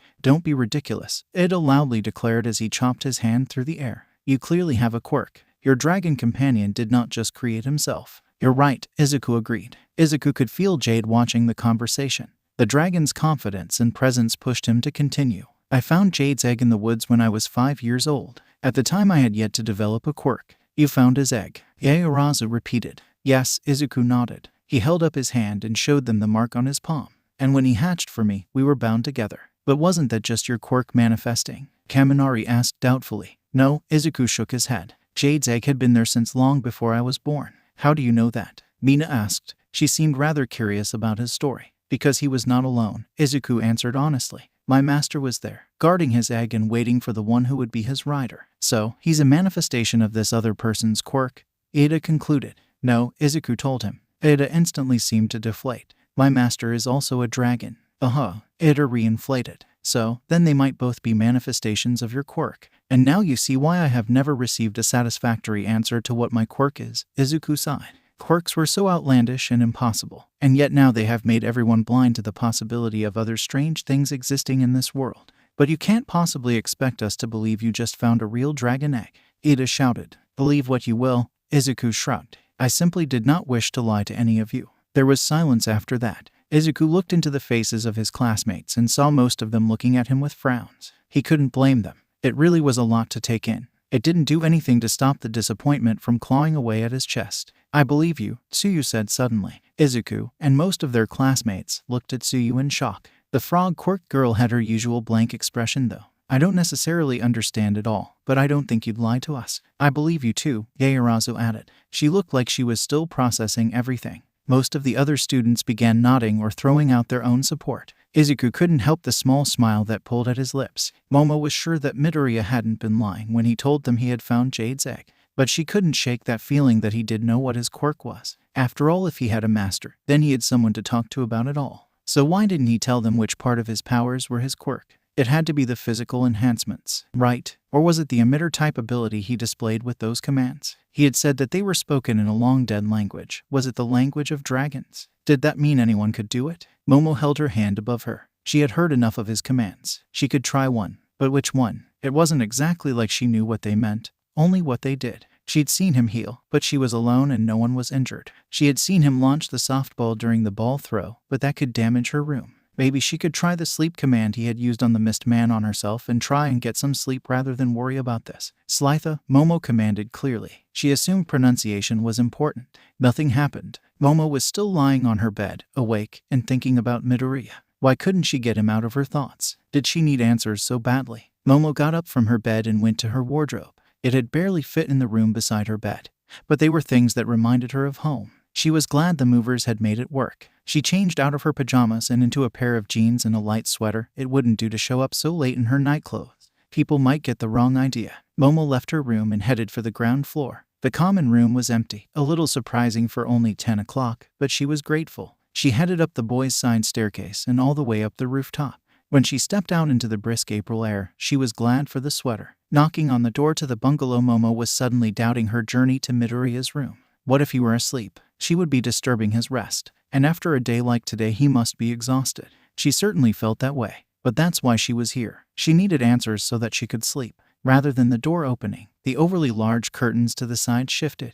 The enormous green head of Midoriya's dragon poked out and looked straight at her. Momo had to hold back a shudder at the creature's predatory gaze, but she was a hero in training. She held her head high and met his gaze with her own. "Good evening," she bowed slightly. "I'm sorry to disturb you so late at night. I was looking for Midoriya." The dragon watched Momo for a moment before answering. It made Momo want to fidget, but she had broken that habit long ago. She stood there calmly and waited. "The hour is of little issue," the dragon told her. "Izuku is not here. He is working in the field below."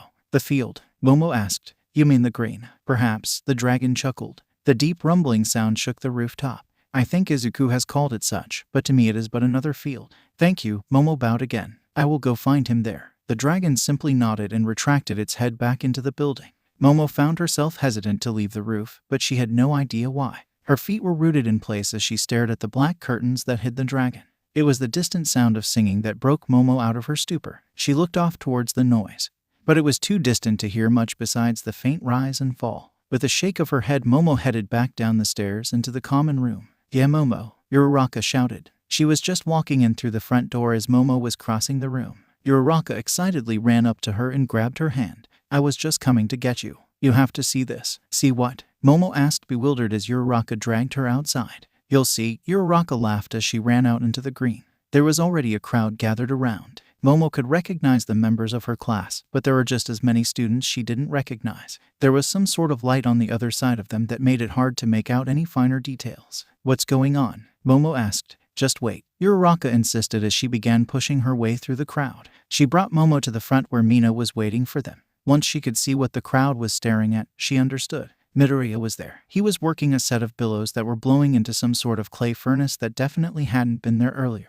The bright light of the fire spilling out from the mouth of the furnace illuminated the entire scene. There was a large wooden table set up to the side with a number of tools spread out across it. Momo didn't recognize any of them beyond their basic shape. There were hammers and files and tongs, but what they were for she had no idea. There was a large barrel filled with some dark liquid beside a large metal anvil as well. Midoriya was singing. Well, maybe it was more like chanting. It was a much harsher rhythm than the song she had heard from him before. It was clearly the same though. The words hummed with power that sent goosebumps over her arms. The foreign words themselves meant nothing to her, but Momo tried her best to hear them all the same. Midoriya had his long green hair tied back like he did when he was in his armor. He wasn't wearing a shirt and the sweat poured down his face and chest. Though whether the sweat was due to the heat or the exertion, Momo wasn't sure. His arms flexed with every pump of the billows, the strong corded muscles bulging out. His eyes were totally focused on his work. He never looked to the crowd that was chattering only a few meters away. While Momo tried to ask, but her throat was too dry to get the words out. "We don't know," Mina answered with a vigorous shake of her head. "He's been at it since the sun went down though apparently. That was nearly 4 hours ago," Uraraka provided happily. "We've only been out here for about 30 minutes. Has he been singing this entire time?" Momo murmured. "Yep," Mina confirmed, popping the P as she did. "Where did all of this even come from?" Momo asked a little louder. "He already had most of it," someone grunted beside them. Momo looked to find Powerloader, the professor in charge of the support course, watching Midoriya work beside them. "Brought it all down from that rooftop of his." "Most of it," Momo repeated. "He spent the first hour building that ore smelter," Powerloader answered. "Do you know what he's doing?" Uraraka asked him excitedly. "He's smithing a new sword," Powerloader growled. "Apparently didn't trust my students to make one for him. Doesn't UA have a forge?" Momo wondered. PFFT, Powerloader huffed. He took one look at my smithy and went back to Nedzu complaining about how you can't rush the process. I swear he's worse than May. Hey, a student from the crowd shouted defensively. Midoriya reached back and grabbed the tongs off of the table. He used them to grab a glowing chunk of metal from the furnace and pulled it out. He looked at it for a moment before putting it back. What was that? Mina asked. He's making sure the heat is distributed evenly, Powerloader explained. If it ain't, then it'll break when he's hammering it. Midoriya went back to working the billows, the fire within the furnace growing brighter with every downward stroke. Momo watched in awe as Midoriya continued his work. Every now and then he would pull out a piece of the metal and inspect it, but otherwise he simply worked the billows and continued his song. At one point Midoriya pulled the metal from the fire and took it to the anvil. He used the hammer and beat the metal flat. The sound of the hammer ringing blended perfectly with the song he sang. He folded it over itself and beat it back into shape. He did that again and again. Momo lost count of how many times he folded the metal in on itself. He did it so quickly and smoothly that it looked effortless. Powerloader, Powerloader, Powerloader. A girl cried out as she flew through the crowd and latched onto Powerloader's arm. God damn it, May. What? Powerloader cursed. Look, she demanded as she pointed at Midoriya. Doesn't that remind you of how they used to make katanas? Yeah, Powerloader nodded. Though it isn't very popular these days. Why not? Momo inquired. Takes too long, Powerloader laughed. He'll be at it for hours. Sure enough, Powerloader's prediction came true. Midoriya worked the metal for hours. He would pound the metal flat and fold it over until the metal was no longer white hot. Then he'd put it back in the furnace and work the billows until he could continue. As the hours wore on, more and more people left. Momo barely even noticed though. She wondered if she should get some sleep herself, but she just couldn't find it in her to leave the mesmerizing display. When Midoriya finally stopped working, the air seemed too quiet without the sound of his song or the ringing of his hammer. Momo sat up as Midoriya wiped the sweat from his brow. She looked around, but the only person left from the earlier crowd was the pink-haired girl with dreadlocks, but she had fallen asleep in the grass. The earliest light of pre-dawn was just beginning to lighten the sky. "Hey Yarazu," Midoriya called as he turned around. The fire was out in the furnace and all of the metal had been put on the table and covered up. He'd put on a shirt at some point as well. "What are you doing out here?" "Oh," Momo hesitated. "Well, you see, I wanted to speak to you about what you told us yesterday." "You didn't wait out here all night, did you?" Midoriya asked with a small, worried frown. "I did," Momo nodded. She could feel the blush creeping into her cheeks. "I didn't mean to. I simply found myself captivated watching you work." "Well, I'm happy to speak with you," Midoriya told her. "Though we can put it off for a few hours if you'd like to get some sleep first." "No," Momo shook her head. "I would rather not put it off any longer." "Why don't we move into the common room then?" Midoriya offered. "I can make us some tea." "That sounds lovely," Momo sighed. The two of them headed back into the dorms in silence. Momo felt incredibly tense, but Midoriya seemed as graceful and untroubled as always. As she sat down at the table, he went to work putting together 2 cups of tea. He was sitting down with the steaming cups in what felt like an instant. "It's chamomile," he said as he took a sip. "I thought it better to avoid caffeine so that we could both get some sleep." "Thank you," Momo replied. They sat together and sipped at their tea. Momo's tension fell away as the soothing chamomile took effect. Midoriya was looking off to the side, watching the sun rise through the window. For having been working through the night, Midoriya still looked perfect. His skin was still smooth and his eyes bright. She couldn't imagine the mess she must look like. It didn't make it any easier to start. She wasn't even sure what to say. It wasn't like he owed her answers. Maybe she was being silly. But he was her friend, right? She could ask. "Will you tell me more about it?" she asked. "Where to start?" Midoriya chuckled. His voice was so light, it helped break the dark atmosphere that still clung to Momo's mind. "Jade is from another world. One where dragons and elves and magic are all real." "Elves?" Momo gasped. "Yeah." Midoriya nodded as he reached up and rubbed at his ear. "Elves." Midoriya told her the story. He told her everything. He talked until the sun was high in the sky with Momo practically hanging on every word. The tale he told was ridiculous. It was impossible. She couldn't find it in herself to doubt him. Momo returned that next night as Midoriya went back to work at his makeshift forge. The crowd was bigger than the night before. It was rowdier too. It didn't seem to bother Midoriya. He relit the fire and began working the billows as though he were alone, not even sparing a glance towards the crowd. It wasn't long before he began chanting as well. Momo wasn't sure why she had returned. She just knew that she had wanted to see more. She hadn't really thought on it beyond that. So Momo sat on the grass and watched. The gentle sound of his song was soothing. It reminded her of listening to old records of orchestras with her father. The rise and fall of the music as the drums kept the tempo. Momo watched all through the night once again. She was not alone this time. The pink-haired girl who had fallen asleep the night before stayed awake the whole time.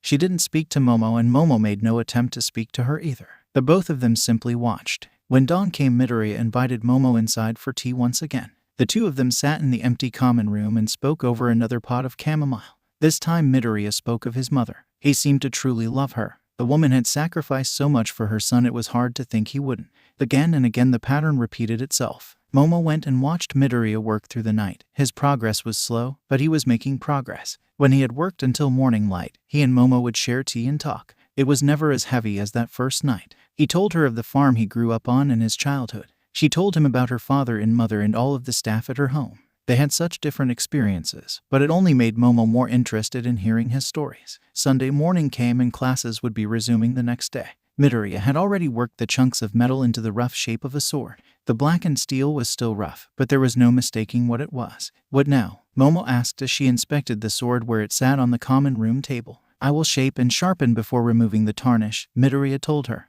I'll have to fashion a hilt and a scabbard as well. These things can be done by the light of day, however. The long nights are over. That's good, Momo nodded. How long will it take? A day, Midoriya shrugged. Perhaps more. It depends on both the blade and myself. Will it be like the sword you had before? Momo chuckled. No, Midoriya shook his head. That blade was fashioned in the style of the elves. This will be a rider's blade in almost every sense. Almost? Momo repeated curiously. Almost? Midoriya nodded sadly. There are aspects that I cannot replicate in this world. A rider's blade was made from the rarest of minerals in the land of Alegesia. I have created my own blend of steel in an attempt to replicate the strength.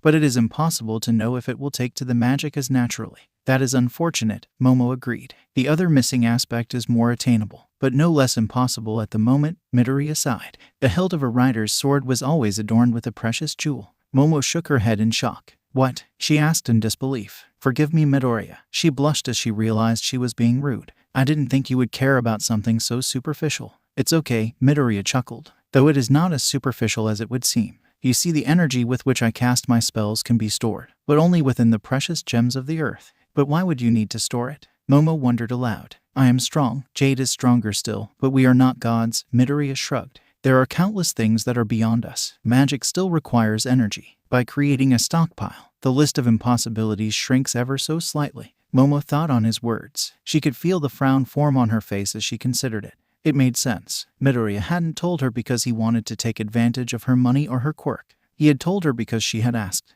But she wanted to help. That's what friends did, right? She could buy him one, but would he accept that? Momo didn't think so. From what he had told Momo, he wasn't big on spending money. He had made almost everything he owned, buying only the basic materials when absolutely necessary. But she could do that. She could make a jewel for him. She'd never made jewels before, but she'd studied them enough that she knew how to do it. She just wasn't sure. She'd always worried about abusing her quirk. The law was very strict against creation quirk users. But Midoriya didn't want to sell it. He didn't want to inflate his wealth. He needed it to be a better hero. Momo cupped her hands together and thought through the chemical formulas. She could have made an emerald, the same rich deep green as his eyes. But not only was it overly extravagant, she wasn't sure if she could give him something so intimate. Instead, she created magnesium, iron, silicon, and oxygen. She linked the molecules tightly, spinning a complex chain of connections. The light of creation burned between her fingers. She stared, completely focused on her task. It didn't take but a few moments, but even still she struggled, striving for complete perfection. When she uncoupled her hands, she revealed a beautiful peridot resting in her palm. It was the size of a golf ball, its round cut creating a cascade of light that sparkled inside. It was the same forest green color as Jade's scales. It was everything she had hoped it would be. Are you sure? Midoriya asked, his voice cutting straight through her thoughts. Yes, Momo nodded confidently. She was proud of this. She looked away from it and at Midoriya, who was watching her with patient eyes. Take it, and may it keep you safe. Thank you, Midoriya bowed. I will repay you for this act of kindness. There's no need, Midoriya, Momo sighed happily. She was glad he was accepting it so easily. Izuku, he corrected her gently. Please, call me Izuku. Momo stared at his bowed head with her mouth falling slightly agape. She did her best to keep away the blush. Then call me Momo, she said from a million miles away. She hid her smile in another sip of tea. Izuku straightened up. Momo put back her polite expression, and the two continued their talk long into the morning. Damn it all, he screamed as he slammed his fist down into the bank of monitors again. They were long since destroyed, but he could still feel the rage bubbling in his stomach. Sir, you need to calm down, the doctor begged. So much activity isn't good for you. And yet that buffoon, all for one spat through his teeth, manages to remain as active and powerful as ever. He cannot be, the doctor insisted. You told me yourself, you destroyed him. tore through his chest and shredded his organs. There aren't healing quirks strong enough to fix that. You've seen the footage, All For One reminded the doctor angrily. That Namu managed to hold over a dozen quirks. All Might beat it in a dozen punches. He still hasn't found a successor. The doctor offered as though it were some great gift. What need does he have for a successor? All For One laughed bitterly. At this rate he'll destroy all villainy in Japan. You aren't dead yet. The doctor defended him hotly. No, All For One agreed. He turned back to the heap of metal and wires that had once been his bank of monitors. I'm not dead yet. The doctor had been All For One's most useful subordinate to date. Now that he had lost Kurogiri and Shigaraki, he was almost the last one left too. But they could make more. He could work through this. All Might would not be the one to defeat him. He refused to be made a mockery of in such a way. He just needed to know how the bastard had done it. How had All Might survived his punch? What was that about a healing quirk, doctor? All For One asked thoughtfully. He had the beginnings of a thought. And it was a wonderful thought indeed. Aizawa stormed into the room with his usual lackluster style. He slumped up to the podium and looked out over the students of 1A. He looked the same as ever, bored, tired, and absolutely done with them. I hope you're all ready, Aizawa began forebodingly. The tension in the room instantly skyrocketed. It's time to start preparing you for the sports festival. With that, the tension cracked and fell away, leaving a slightly stunned Wana staring at Aizawa. That's it. Ajiro sighed. I mean, it is really important, Hagakure responded. It's a chance for heroes to notice us and offer us internships and stuff. Sure, Jiro nodded. It just seems kinda dangerous after the villain attack last week. I understand that the attack on the USJ was unprecedented, Aizawa agreed. I ask, however, that you trust the staff of this school to continue to keep you safe. All the villains who infiltrated campus were captured, and there is no reason to suspect any secondary attack. I guess that makes sense, Jiro muttered. You all need to take this event seriously, Aizawa told them. You only get this chance 4 times. Heroes, civilians, even villains, they're all going to be watching. If you make a fool of yourself, then you'll never be taken seriously as a hero. Way to lay on the pressure, Kaminari groaned. Aizawa silenced him with a glare. To ensure you don't embarrass yourselves or UA, your upcoming foundational heroic studies classes will be dedicated to preparing you for the festival. We start today after lunch. Be ready. Preparations for the sports festival basically boiled down to sparring against various classmates. They were allowed full use of their quirks, but they weren't allowed their hero costumes as they weren't going to be allowed them during the sports festival. It meant Izuku had to go without his new sword or his bow, but even still he was fairly confident. They were sparring in pairs. Each match lasted 10 minutes and then they would rotate partners. Izuku was excited to find that his first partner was Uraraka. He was already headed off with her to an open section of the mat when Aizawa stopped him. Midoriya, Aizawa called. Yes, sir, Izuku asked as he turned around. 13 informed me about your actions at the USJ, Aizawa explained. Izuku didn't flinch or shy away from Aizawa's heavy glare. The exhausted hero eventually sighed, his expression returning to his usual apathetic one. I don't care if you use your abilities, but ensure your partners are conscious when you switch. Understood? Yes, sir, Izuku nodded. He turned back and jogged over to where Uraraka was waiting. What was that about? Uraraka asked as she bowed towards Izuku. He was worried I'd just put everyone to sleep, Izuku told her as he bowed back. As the two stood up straight once again, Uraraka rushed forward with her arm outstretched. Izuku let her get close and then swatted her wrist away. Oh, Uraraka hissed as she jumped back. That hurt. Sorry, Izuku apologized, though he never dropped his guard. So why haven't you used any of those fancy powers of yours? Uraraka asked as she circled around Izuku. Stop, Izuku commanded. Uraraka froze. Despite the visible strain as she pushed against the magic holding her, she couldn't move an inch. Izuku waited a moment before he released the spell. It teaches neither of us anything, Izuku explained as she instantly began circling him again, a much grimmer look on her face. It teaches me how dangerous you are, Uraraka countered. I suppose, Izuku sighed. He leapt aside of another rush from Uraraka. But that isn't the point of sparring. We're supposed to be pushing each other to become better fighters. Fine, Uraraka grumbled. But I don't want to hear any complaints when I win. With that, she lunged forward once again. When Izuku swatted her wrist away, she spun with the blow, sweeping low to the earth and trying to kick his feet out from under him. Izuku hopped gently over her leg and kicked out gently. His kick hit Uraraka in the shoulder and it knocked her off balance. She landed on her butt with a huff. I'm not finished yet, she growled as she leapt to her feet. Who knew she burned with such fire? Jade laughed in Izuku's mind. Izuku just rolled his eyes and prepared for another attack. They were down to just a few days before the sports festival. All in all, preparations were going well. Izuku had sparred with all of his classmates at least once and each one pushed him in a different way. He was actually starting to get pretty excited. Midoriya, Aizawa called at the end of class. Yes, sir, Izuku asked as he approached the desk. Don't forget you have to do the opening speech, he told him. Okay, Izuku nodded. Any rules? Don't curse, Aizawa grunted. Beyond that no one cares. Thank you for letting me know, Izuku bowed. Whatever, Aizawa sighed. He laid back down under the desk, dragging his yellow sleeping bag up around his shoulders as he went. Class is over, he called out from the floor. The students of Wana began collecting their things. It was almost funny how quickly they had grown accustomed to Aizawa. Izuku just shook his head and headed for the door. When he opened it, he was met with a large crowd of students. Hello, he greeted them with a polite bow. May I help you all? There were a few soft murmurs from the crowd, but no one stepped forward immediately. The other students of Wana were beginning to come up behind Izuku now. What are they all doing here? Uraraka asked nervously. Scoping out the competition, Shinso guessed. At least that's what I would do. Competition. A voice called condescendingly from the crowd. A boy with straight blonde hair stepped forward with a sneer. I don't see any competition here, just a bunch of cowards who think that they're better than everyone else. I'm sorry if we have done anything to give that impression, Izuku said with another bow. My name is Midoriya Izuku. It is a pleasure to meet you. Save it, the boy laughed harshly. We don't need to associate ourselves with one scum like you. Excuse me, Momo asked angrily as she pushed past Uraraka. You are the ones who came to our classroom and accosted us. Now please either address us with some decorum or leave. Yeah, Hiroshima agreed from the back of the crowd. You're acting super unmanly. Like I care what a discount Tetsu or some stuck-up rich bit. Silence, Izuku growled, the white-hot magic flowing through him as his stomach boiled with anger just as hot. Izuku, Jade asked as the sudden shift in Izuku's mood woke him from his nap. The dragon's concern and curiosity did little to wear away at Izuku's anger. I will not allow you to stand there and speak poorly of my classmates, Izuku seethed. The confident sneer on the boy's face quickly shifted to an expression of confusion and fear as his surly snarky response never left his throat. The crowd behind the boy shrunk back as they took in the anger radiating off of Izuku. Now if you'll excuse us, Izuku huffed as he fixed the strap of his leather messenger bag. I believe my classmates and I would like to leave. Izuku marched forward and the crowd parted before him. No one else in the crowd dared to speak up as Wana followed behind Izuku and back to the dorms. Momo was sitting with Izuku sharing one last morning cup of tea before the sports festival. She wasn't sure how or why they had kept up the habit, but every morning when she came down, she found Izuku sitting with a pot of tea and an extra cup. He was every bit as calm and collected this morning as on all the other ones. It wasn't that Momo was unaccustomed to the untroubled masks people wore, but for most people they were just that.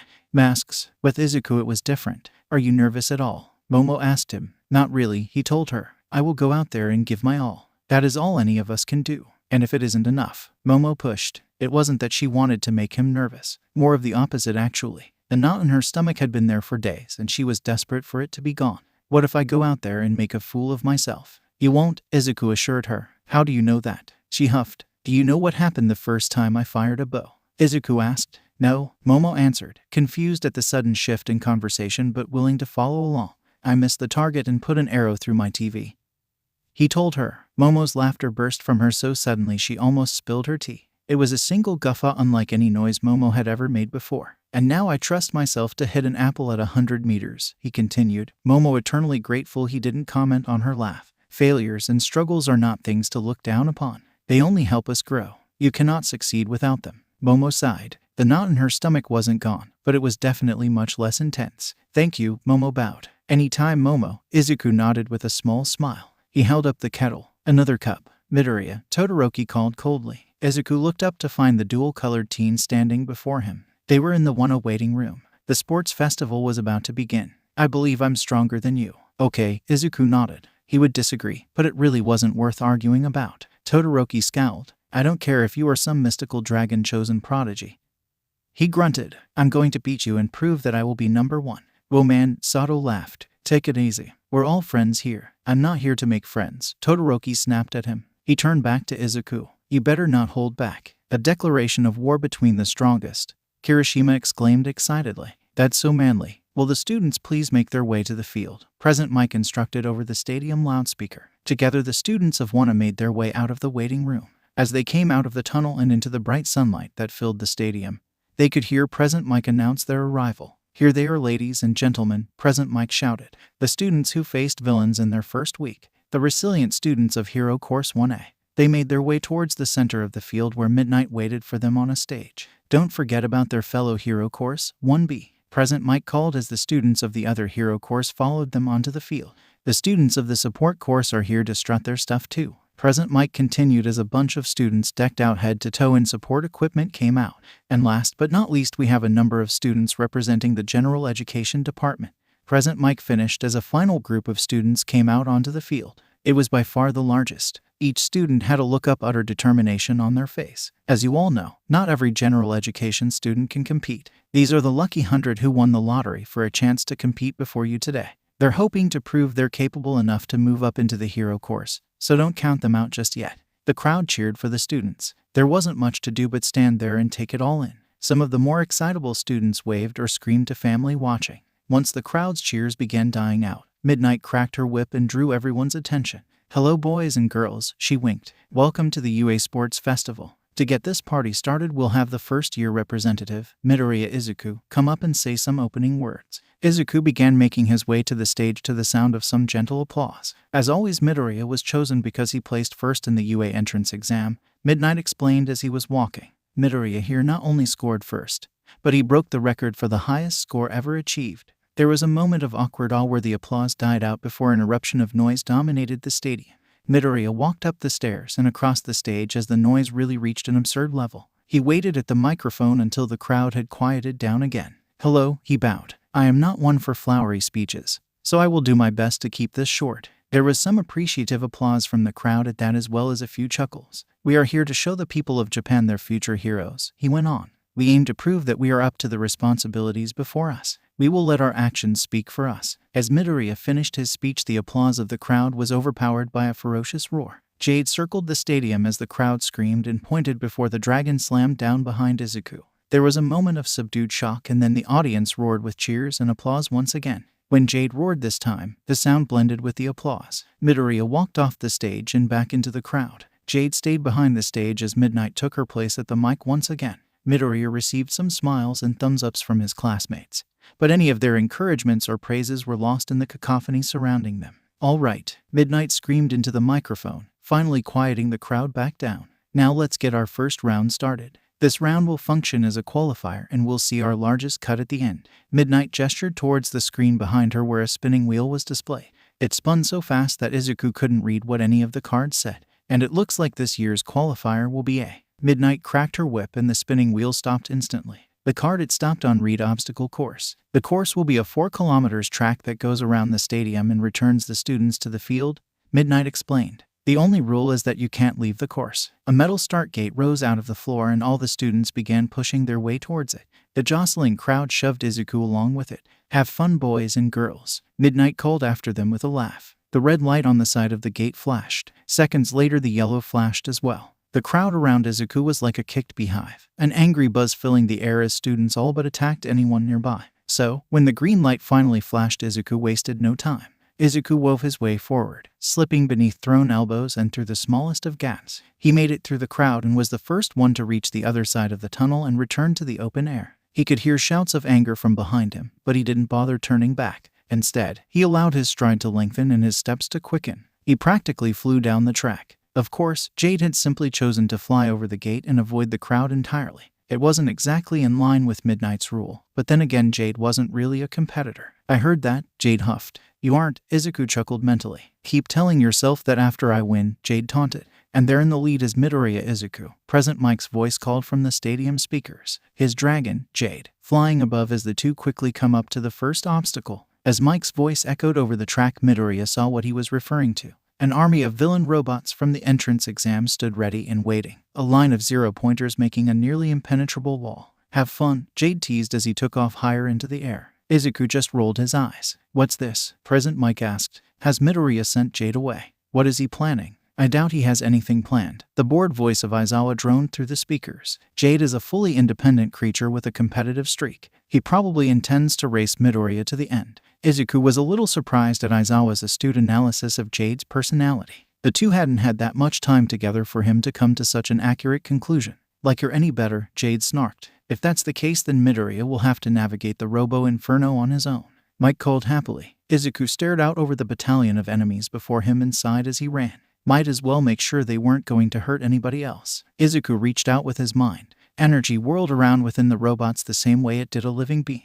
He reached out and grabbed that energy, drawing it into himself. Glowing red eyes flickered and died as the robots before him began falling to the floor. Izuku continued to run as he navigated the newly formed robot graveyard. He felt renewed, if a little overly energetic. Amazing. Present Mike stammered in disbelief as Izuku leaped onto and then over the fallen form of its zero-pointer. Midoriya has single-handedly dealt with the entire first obstacle without so much as slowing down. Izuku leapt down from the zero-pointer and took off running down the track again. He could see Jade flying out ahead of him, the dragon having picked up his speed while Izuku was dealing with the robots. Flying will always be faster, Jade told him. I know, Izuku sighed. He ran as fast as he could, but even still Jade slipped further and further away. Izuku spared a look behind him, but he couldn't see anyone over the mountain of zero-pointers he had left in his wake. With a shrug he refocused and continued to run. Let's see if the second obstacle proves as easy as the first for our front runner, Present Mike laughed. If you fall here, you're out. Welcome to the chasm. Izuku could see the second obstacle Mike was describing. A large canyon had been carved through the track. It must have been 50 meters wide and Izuku couldn't see the bottom. There were spires spaced throughout. Some of them were connected by thin lengths of wire while others were untethered. Izuku would have to thank Sapphira for forcing him to develop the balance of an elf. Hours and hours of running from tree branch to tree branch meant he was ready. He did not slow down as he began racing along the wires and across the shortest path he could find. He came to a few dead ends, but he simply leapt to the next pillar and continued on his way. What a display of grace and agility by Midoriya! Present Mike shouted. Once on the other side, Izuku continued his run. It really didn't feel like much time had passed before Mike was shouting about him again. What sort of training are you putting them through? Mike laughed. Midoriya has undergone rigorous training of his own, Aizawa explained in a bored tone. That kind of balance only comes from years of practice. Izuku was glad Aizawa wasn't just writing it off as a side effect of his bond with Jade. There were a number of things that were surely connected, and he doubted he could have achieved the results of his physical training without the magic that coursed through him. But it did nothing to diminish the effort Izuku had to put in. And he's already at the last obstacle, folks. Present Mike announced. Here comes Jade, swooping back down onto the field as Midoriya is left to navigate. The minefield. Once again Izuku did not slow as he came upon the obstacle Mike announced. The mines were clearly marked by the disturbed earth, so it was a simple matter to avoid them. The minefield stretched for about half a kilometer. Izuku quickly crossed the minefield and passed through the gate with little effort. And he's done it. Present Mike cheered. Midoriya has absolutely breezed through the obstacle course. Let's give him a round of applause, ladies and gentlemen. The crowd cheered in approval as Izuku gave a single bow. The cheers quickly died out as Mike continued his commentary on the others still racing. The stadium screen showed Todoroki sliding across the wires of the chasm. I won, Jade thought smugly. Izuku turned away from the screen and to the dragon who was sitting with his chest thrust out proudly. He had brought up a single claw on his foreleg to clean. Well done, Izuku laughed. You're no fun, Jade huffed. Give me a break. Izuku smiled with a shake of his head. When was the last time I beat you in a race? I still like it when you make me work for it, Jade grumbled. All right, Izuku agreed. Next time I'll be sure to win then. Good, Jade nodded contently. His enormous green eyes fixed Izuku with an excited look. It'll make crushing you all the more satisfying. Izuku laughed gently. Todoroki storming through the gate drew his attention. The dual-colored teen glared at Izuku as he panted at the finish line. Without saying a thing, he stormed away and to the opposite side of the field. See, Jade hummed. That is what the fire of competition looks like. I don't know if it is anything so noble. Izuku sighed as he looked at Todoroki. He had switched to glaring angrily at the crowd around them. Well, we shall crush him regardless, Jade huffed.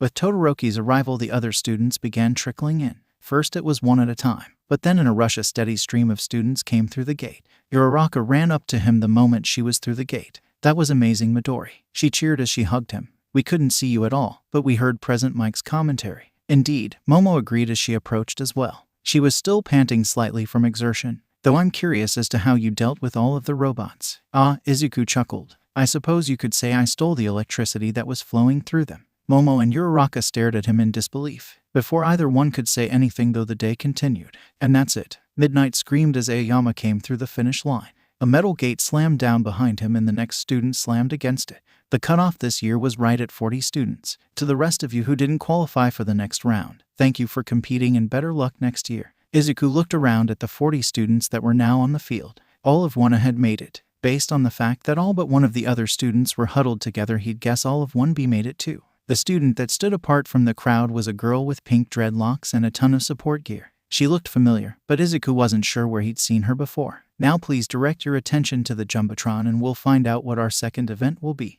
Midnight announced. Everyone turned and found the spinning wheel once again displayed on the screen. It spun and spun until Midnight cracked her whip, and it stopped just as suddenly as last time. It stopped on a card that read Manhunt. A true classic, Midnight chuckled. We'll be throwing our 40 contestants in a maze. Each student will be given a bandana with points that must be clearly displayed on their person.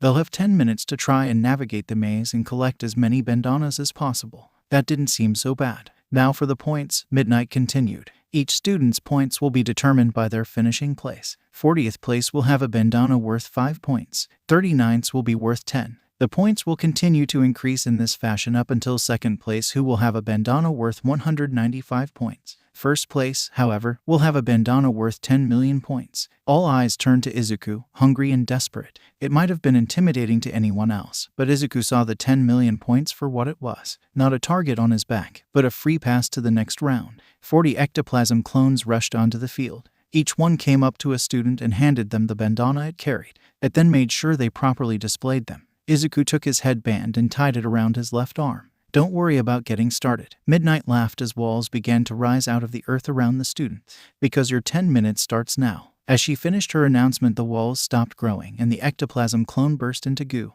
Izuku and Jade didn't even have to discuss their strategy before they put it into place. Jade flew up into the air and began circling just above the top of the stadium. From there he could see the entire maze. Jade kept an eye on things, and Izuku used their shared knowledge to navigate the labyrinth and avoid everyone else. How is Midoriya doing it? Present Mike asked after about 5 minutes of Izuku narrowly avoiding the pursuing students. He and Jade have a psychic connection, Aizawa sighed. Mike knew that, of course, so his question was more to force Aizawa to answer. By having Jade fly above the stadium, he has info on everyone else's locations as well as the layout of the maze. Is that cheating? Present Mike laughed. He hasn't left the maze, so no, Aizawa grunted. Honestly, it was a pretty boring event. After Aizawa's explanation of how he was avoiding the others, a few tried to take out Jade. But even as large as he was, he proved too agile for any of them to hit. At the end of the 10 minutes, Izuku still had his 10 million point bandana. Another impressive display by our students, Present Mike called. The walls began falling back into the earth. Now let's see who our 16 finalists will be. Izuku looked up to the scoreboard and was quite pleased to see his name first on the list with his 10 million.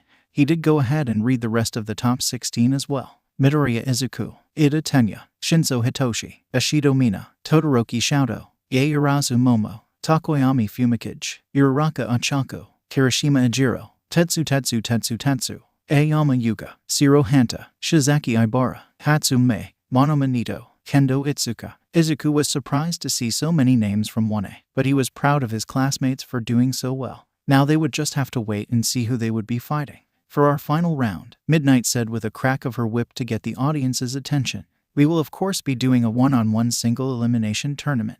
The crowd roared its approval. This was really what they came to see. You know I love to make you wait for it though, Midnight winked. We'll be announcing the tournament bracket after a 1-hour recess for lunch. A groan of disappointment swept through the stadium, but Midnight had already left the stage. I think she's funny, Jade hummed. You would, Izuku shook his head. Let's go get some lunch, Midori, Uraraka called. Izuku turned and found her with Momo, Kirishima, and Mina. That sounds wonderful. Izuku nodded as he approached the small group. We gotta celebrate your victory, bro. Kirishima cheered as he threw an arm around Izuku's shoulder. Izuku had to crouch down a little so Kirishima didn't pull him down. I'll buy you lunch. You don't have to do that, Izuku chuckled as they walked off the field. I know that, Kirishima assured him. But you're my bro and you got freaking first place in both events so far. You deserve a reward. What do you think, Momo? Mina asked teasingly. If Izuku was anyone else, then he probably wouldn't have been able to hear it. Do you want to give Midoriya a reward? The flirtatious tone almost brought a blush to Izuku's face. If the squeak from where Momo was standing behind him was any indication, she was probably less successful in hiding her reaction.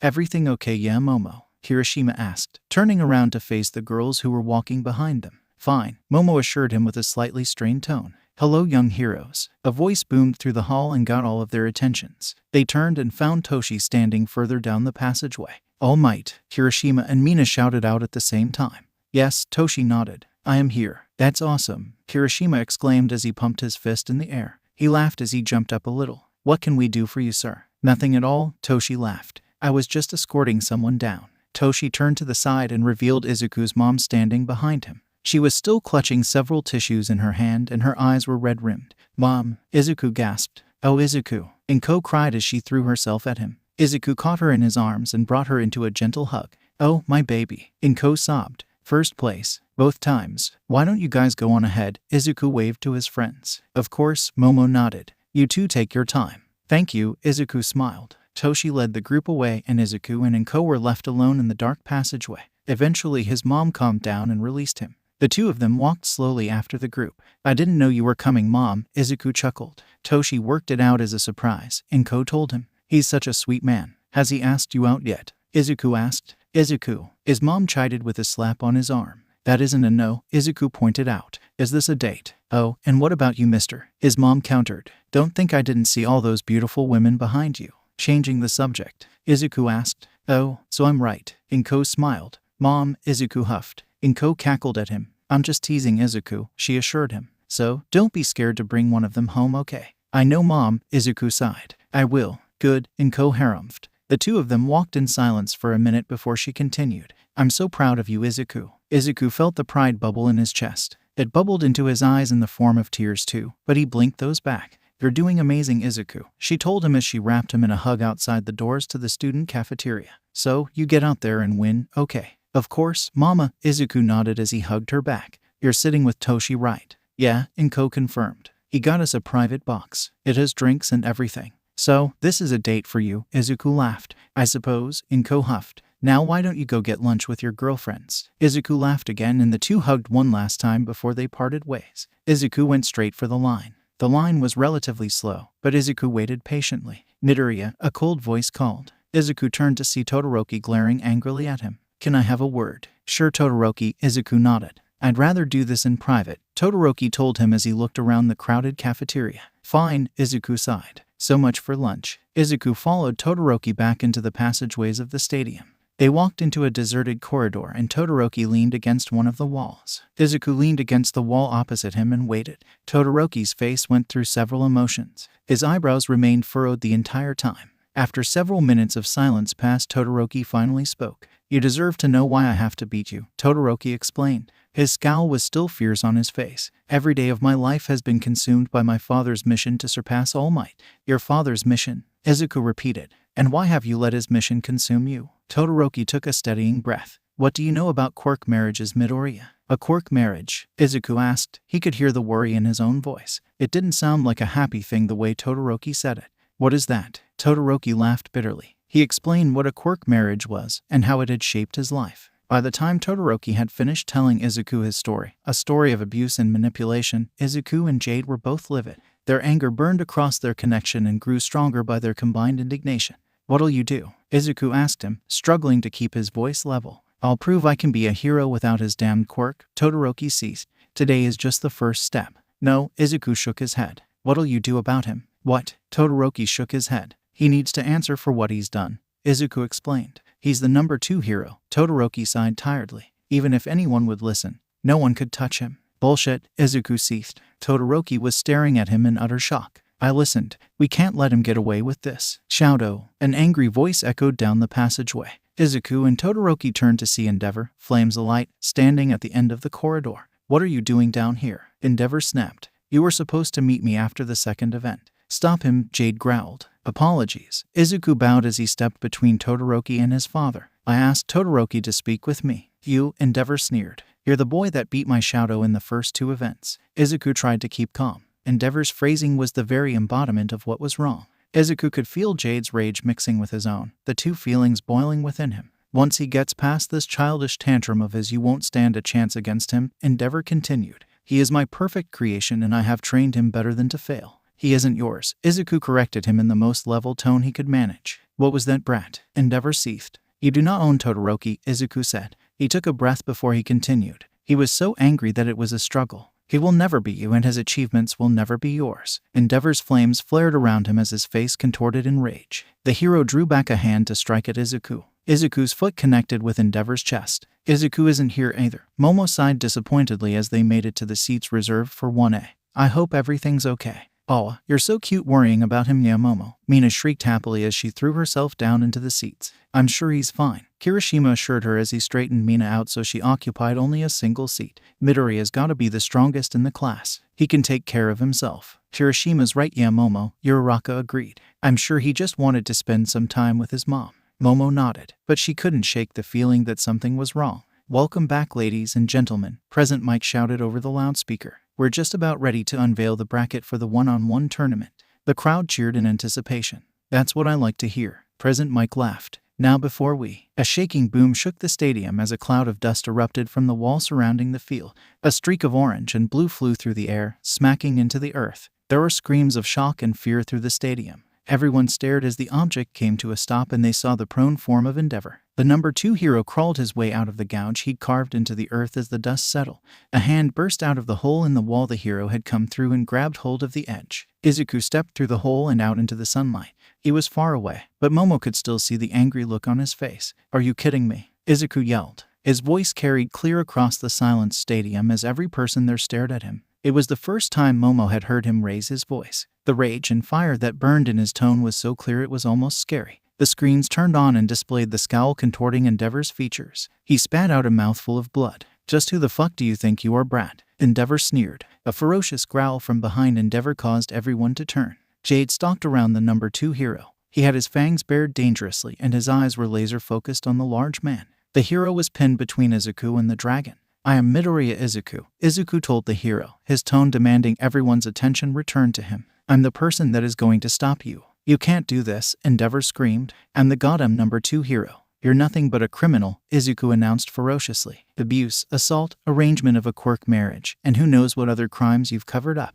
I don't care if you are the number 2 hero. You will still answer for your crimes." There were gasps through the crowd as they heard the claims. "Slander," Endeavor snapped. The screen flicked to a security video. It showed Izuku standing between Todoroki and Endeavor. He had a schooled expression on his face. "His achievements will never be yours," Izuku declared. He sounded so confident and sure as he said it. The context was missing, but even still the body language of everyone in the video spoke volumes. Endeavor's flames flared up to the point that it was nearly impossible to look at the screen. Those that managed watched as Endeavor raised back his arm to hit Izuku. Izuku's leg snapped out so quickly that it blurred. The video paused as Endeavor was flung back into and through the wall. Oh goodness, that was an actual attempted assault. That was video evidence of Endeavor publicly misusing his quirk and attacking a civilian.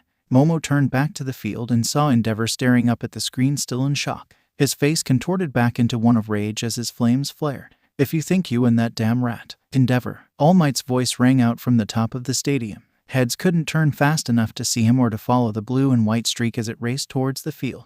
A second dust cloud billowed up on the field. "All Might," Endeavor snarled. "Couldn't help but come join this little spectacle, could you?" "And gee, that's enough," All Might pleaded. "You've tried to assault a student. He put me through a wall," Endeavor roared in reminder. Endeavor apparently had had enough. He jumped at Izuku, his flames billowing behind him and cutting off Jade and All Might from following. Endeavor reared back a flame-covered fist.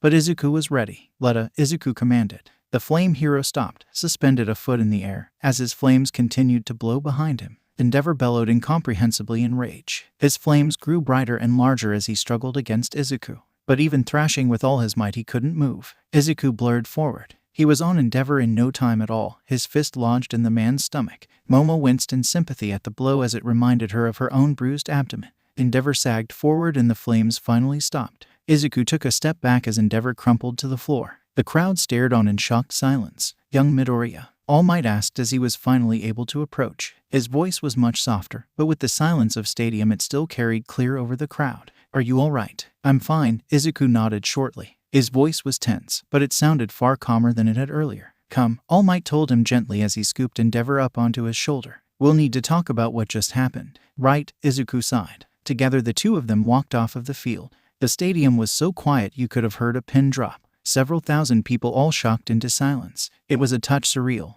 They all sat in silence and stared after them for a long time. The sports festival ended up being put on pause for the rest of the day as the whole ordeal with Endeavor was sorted. Momo returned to the dorms in a daze, confused and unsure what she was supposed to make of any of it. Izuku had yet to return. No one had even seen him since he had disappeared into the stadium with All Might.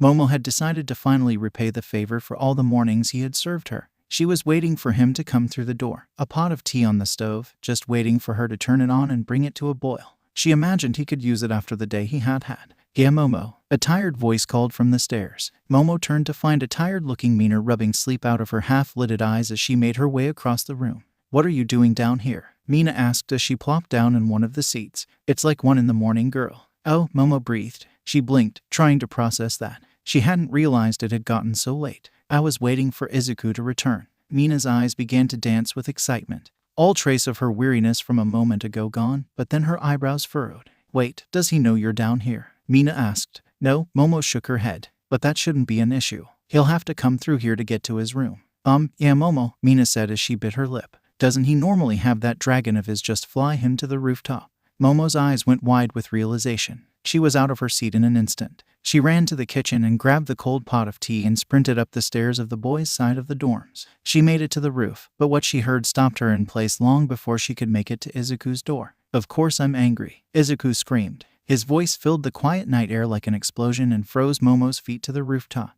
How can you take satisfaction in this? Momo couldn't think. Her breath was caught in her throat as she waited to hear someone respond. No, Izuku responded shortly. What? Was Jade responding through his strange telepathic link? Were Izuku and Jade fighting? Momo had never seen them so much as disagree before. They teased each other, but even that was always so lighthearted. Because he never should have been a hero in the first place, Izuku snarled. Momo should leave. She was intruding. That hadn't been her goal, but she most certainly was little more than an eavesdropper at this point. Before she could so much as start to turn around, Izuku's door flung open, and there he was, frozen in the doorway, staring at her the same as she stared at him. The angry look on his face flooded away and left behind only shock. I am sorry, Momo stammered. She slammed down into a deep bow. She couldn't look at him. Oh God, he'd hate her for this. She had to explain. I didn't mean to. I was bringing tea. Please, stand up, Momo, Izuku said softly. All that anger that had been twisted up in his voice was gone. Momo looked up in shock, to find him looking at her with an almost sad smile and kind eyes. I'm sorry you had to overhear that. And no, Momo shook her head as she straightened up. I shouldn't have been eavesdropping. I doubt that was your intent, Izuku sighed. He sounded so tired. I was bringing you tea, Momo explained as she held up the pot in her hands. Izuku simply raised an eyebrow as he looked at her. Momo could feel the blush spreading. It was awfully late to be stopping by for tea. That was very kind of you, Izuku said with a small bow. I'm afraid I was stepping out. Stepping out, Momo repeated in question. If it was late for tea, it was far too late for stepping out. Yes, Izuku nodded. Then he shot a startling hot glare back into the little bungalow. I was hoping to clear my head. Are you and Jade fighting? Momo asked. Before she could think about how rude it was to intrude, she instantly wanted to take it back. But before she could, Izuku was smiling at her. I hope not, Izuku commented. He's coming with me. He is, Momo gasped. If he wasn't fighting with Jade, then who? Could it have been the mysterious master Izuku had mentioned? Weren't they supposed to be a dragon too? Were they in the bungalow? I am. Jade's deep voice rumbled in her mind as the dragon came out from the curtained portal into the room. Where are you going to go? Momo asked. She was still trying to catch up with this whole conversation. Flying, Izuku shrugged. Flying, Momo nearly shouted. But you don't have a permit. Do you have a permit? No, Izuku shook his head. But on nights as cloudy as this one, no one can see us. Momo's eyes shot to the sky and stared at the dense cloud cover that blanketed across the city. By the time she looked back down, Izuku was already sitting in the leather saddle that was nestled between Jade's shoulders. He was looking down at her, with a smile that bordered on a smirk, unlike any that she had seen on his face before. Would you like to come with us? He asked. Bae, she whispered. Was he serious? Was he really asking her to fly through the sky with him? Only if you'd like. And that devious smirk was replaced with a warm smile that had Momo's heart pounding in her chest. He offered her a hand. Even with Jade crouched low as he was, Izuku's hand was still far above her reach. Yes, Momo agreed in an instant. She nearly dropped the teapot in her rush to put it down. Jade extended his foreleg and Momo used his knee as a step to reach up and grab Izuku's hand. He lifted her with ease and helped her behind him in the saddle. Here, he instructed as he motioned to a series of loops that dangled over the side of the saddle. He reached down and slipped the loops over her ankles, securing them snugly in place. What about you? Momo asked. He wasn't secured at all. Surely he would fall off. I'll be fine, he chuckled, the sound light and musical in her ears. Hold on tight. That was all the warning she got before Jade's great wings rose up and with a great push launched them into the air and over the green below. The wind buffeted her violently, threatening to rip the ponytail out of her hair. She grabbed onto Izuku out of instinct, a scream sneaking out of her before she could stop it. And then they were flying. It wasn't the breakneck racing that she had seen from Jade before. This was gentle, almost lazy, as they spiraled upwards above the building and into the night air. Momo stared out at the city lights as they rose higher and higher. It was beautiful. Wow, Momo whispered. I know, Izuku's voice whispered back in her mind. Momo had never heard Izuku speak in her mind before. His soft and steady tone were just the same, as if he had whispered the words into her ear. It gets better, Izuku told her. Vardi Nasu, Izuku commanded, his voice barely audible over the wind in Momo's ears. Then they were in the clouds themselves. Yet somehow it was warmer than the cold night air had been only moments before. The water that she knew should be clinging to her simply wasn't. Momo knew it was Izuku, his magic protecting them, but it still amazed her. When they broke through the other side of the clouds, though, she forgot all about her earlier feelings as a new sense of wonder was born. The stars were like she had never seen them before, an infinite number of bright pinpricks against an endless sea of black. The clouds block out most of light pollution, Izuku explained. Not all of it, but enough that you can see almost as much as back home. Almost as much. Izuku's home must have been something to see then. Indeed, Izuku agreed wistfully. Momo was too enraptured to even realize that her subconscious thoughts had been read. She was too busy staring around in wonder at the beauty around her. Jade leveled out, more gliding than flying as they soared along.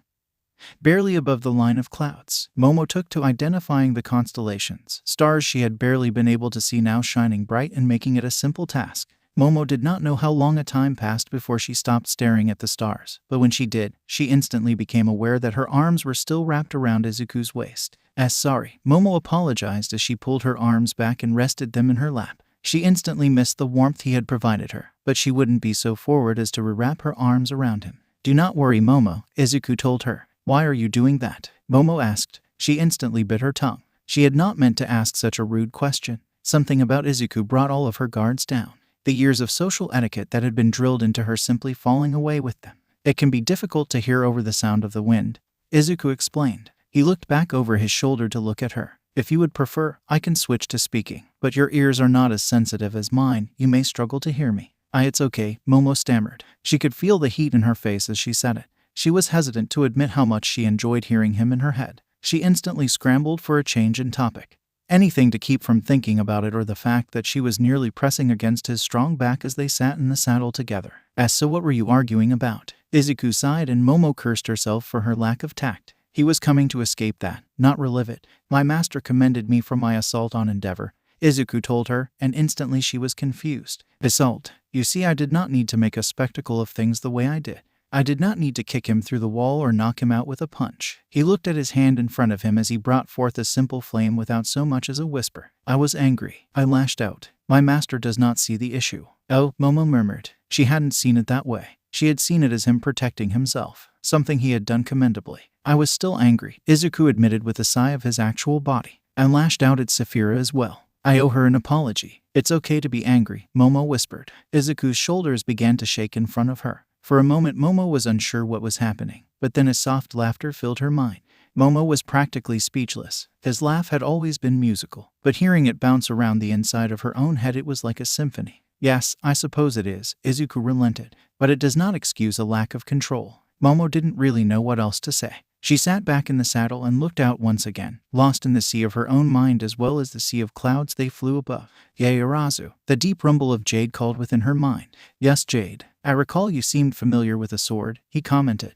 Yes, Momo confirmed with a nod, though she realized the dragon would be unable to see it. Izuku needs a sparring partner, Jade told her. It was in an almost offhand way, a passing thought, but Jade had only spoken to Momo directly a handful of times. So why this? I doubt I would be a very helpful partner, Momo told him with a shake of her head, both in denial and to clear away the wandering line of thought. Izuku bested me in a matter of seconds when we crossed blades. That was a matter of physicality, Izuku explained. Jade is correct that a sparring partner would be useful. Our match is the only practice match I've ever had against an opponent.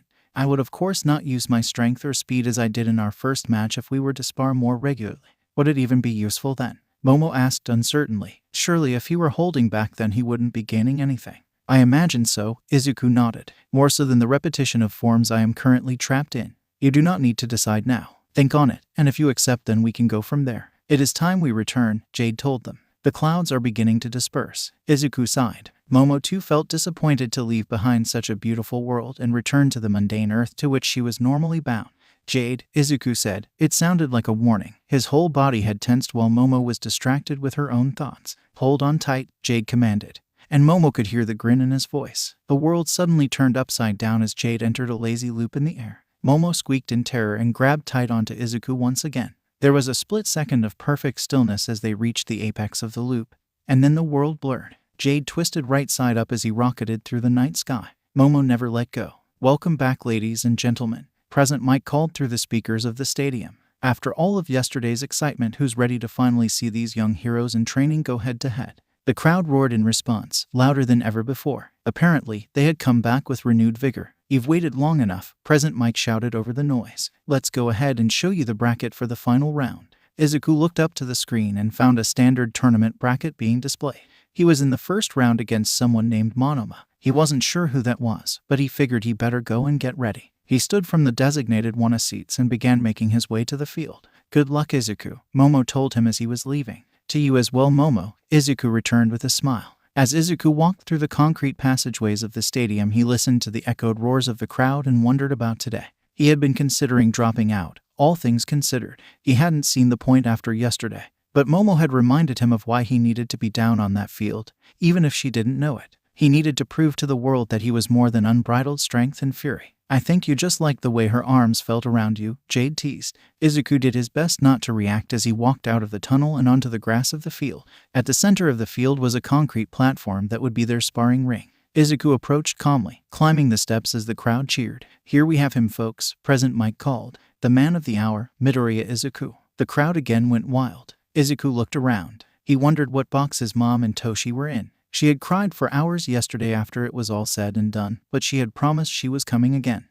And his opponent, Present Mike's announcement rang out, cutting off Izuku's musings. The copy master himself, Monoma Nito. Izuku's eyes narrowed as he recognized the boy across the platform from him. It was the blonde boy who had accosted them outside the classroom the other day. After everything else he'd been through since then, most of Izuku's anger about it was gone, though he was still left with a dislike of the boy. All right, Midnight called with a crack of her whip. The rules are simple. You win by ring out, knockout, or submission. Anything goes, but if you take it too far, I will step in. Now do you both understand the rules? Yes, ma'am, Izuku nodded. Sure, Monoma shrugged. Careful with this one, Jade hummed. He was watching from the edge of the field today, relaxing in the sun and sprawled in the grass. He's got something up his sleeve. Izuku just internally rolled his eyes. Would you like to come fight him? Izuku asked. No, Jade laughed. I have complete faith in you. Izuku just shook his head. Begin, Midnight called with another crack of her whip.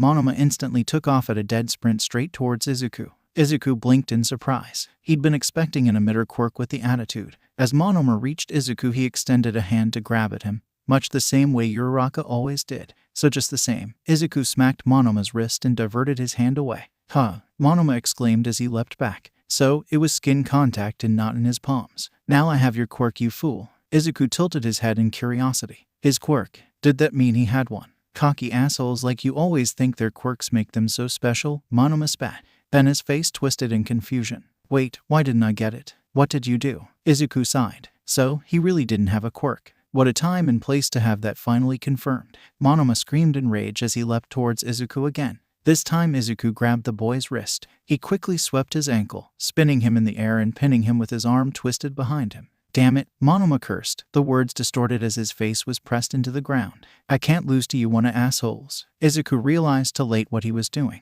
Monoma ripped himself forward, trying to tear himself out of Izuku's grasp. He only succeeded in dislocating his shoulder. His scream of pain rang through the stadium and sent ice through Izuku's veins. Monoma, can you move? Midnight called. Monoma panted for a moment before quickly shaking his head. Midnight cracked her whip. Monoma Nito is unable to move. Midoriya Izuku wins, she announced. Izuku instantly released Monoma. He felt a pang of sympathy for him as his arm hit the ground and he flinched in pain. I'm sorry about your shoulder, Izuku told him with a bow as Monoma stood up. What? Monoma asked through his teeth, face contorted with pain. I did not imagine you would fight against the hold. I can heal it if you like, Izuku offered. And what? That's supposed to make us all peaky, Monoma asked hotly. Izuku shrugged. I merely wished to correct a wrong, he explained. Fine, Monoma spat. Izuku stepped forward and placed a hand on Monoma's shoulder. Heal, he commanded. He felt the joint pop back into its socket beneath his hand and was pleased to watch the pain melt away from Monoma's features. Izuku stepped back once the healing was done and gave a small bow. He left without another word.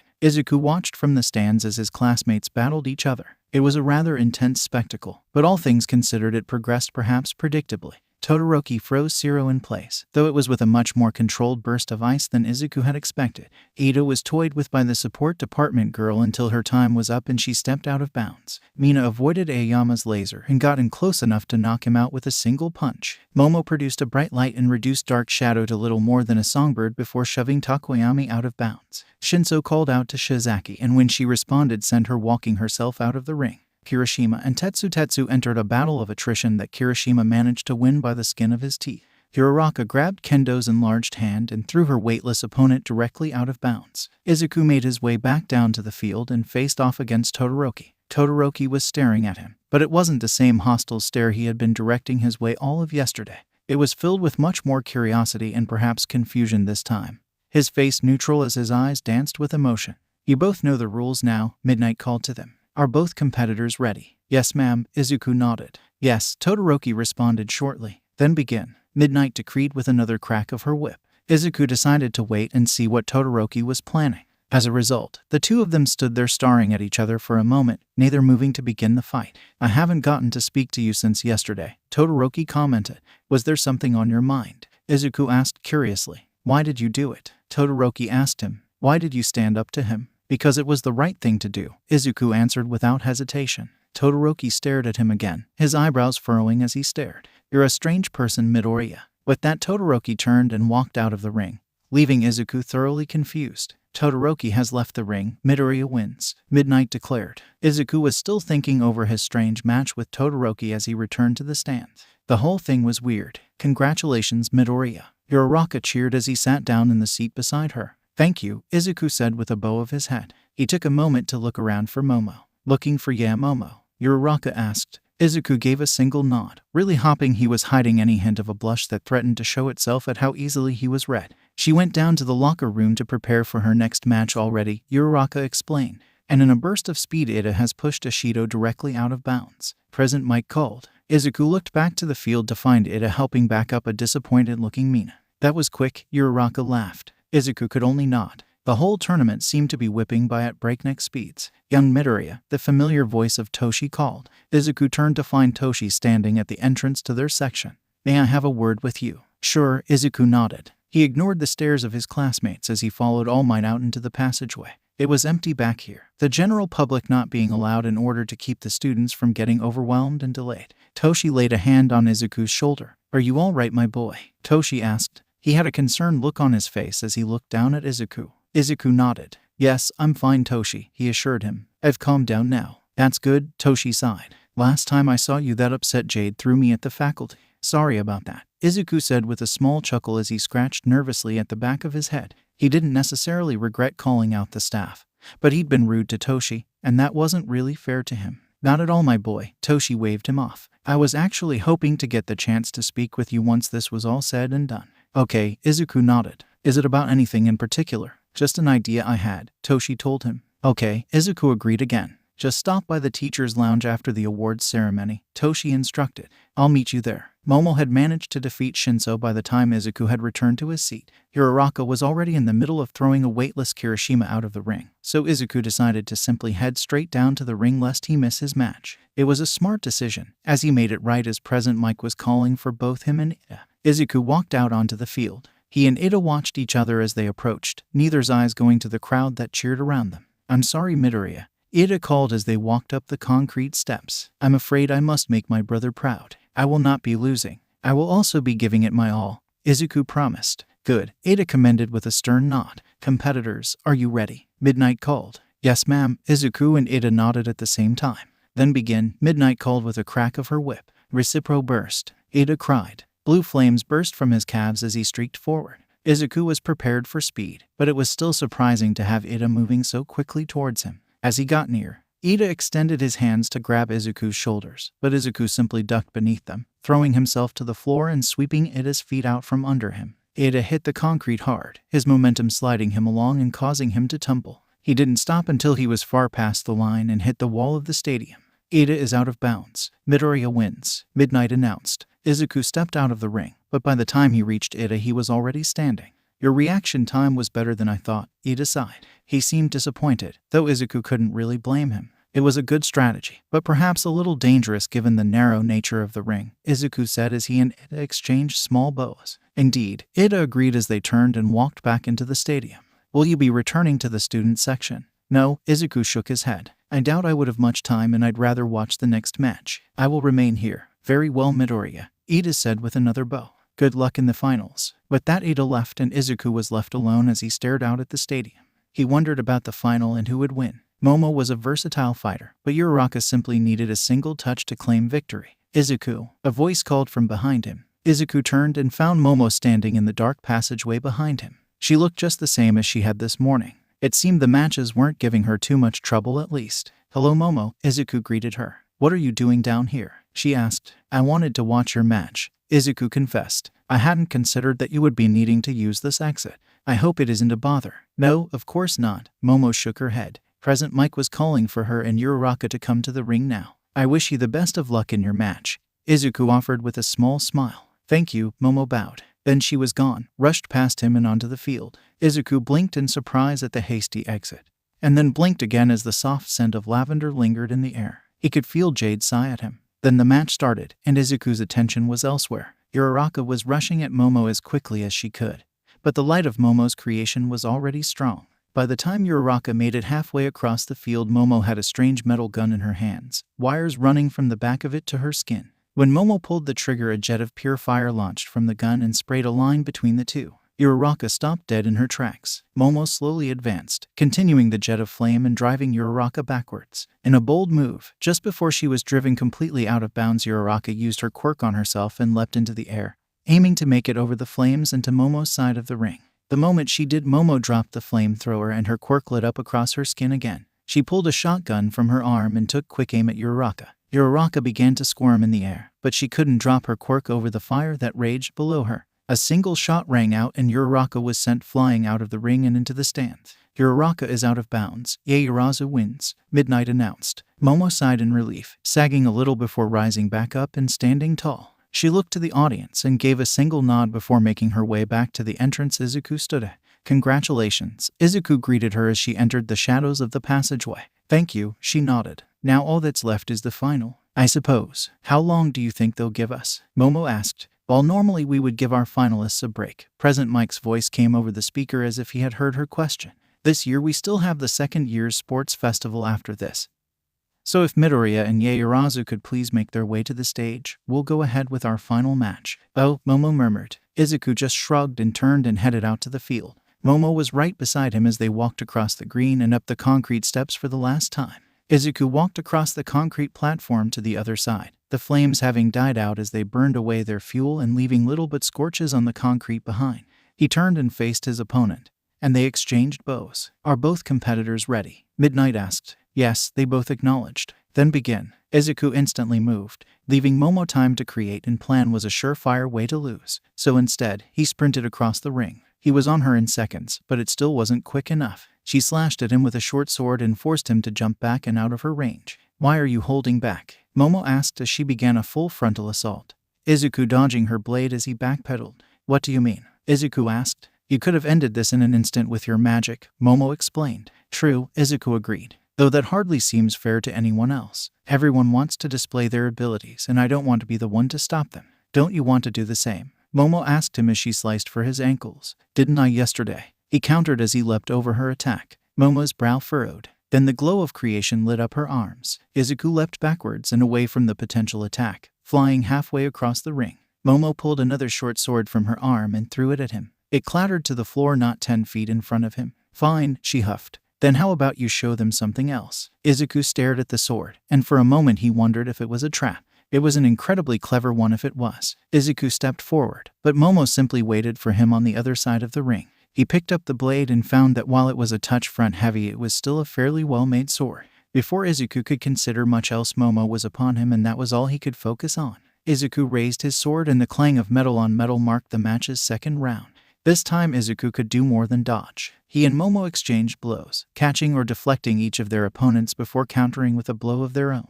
Momo proved Izuku's point from last night. With each attack, Izuku realized how much more comfortable she was than him in an actual fight. She adapted her strategy and tested his defenses. Izuku met her blade each time, but he learned as he did. Her adaptability and tenacity made her formidable. Momo huffed as she leapt backwards, but Izuku stayed close. He wasn't going to let her create. She had asked for a sword fight, and he would finish it as such. The light of creation lit up Momo's forearms. Izuku swung the sword faster than earlier and wrapped the flat of his blade into her knee. Momo cried out in pain as she fell to her knees. Izuku brought the tip of his sword to rest at the base of her throat. They were both panting as they stared at each other. "Yield," Izuku commanded. Momo's eyebrow twitched before she gave him a small smile. "I yield," Momo called loud and clear. "Yaoyorozu has yielded. Midoriya wins." Midnight called and reminded Izuku that he was surrounded by an audience on all sides. The roaring of the crowd, which before had faded into the background, was front and center to Izuku now. Izuku pulled his blade from Momo's throat and offered his hand in its stead.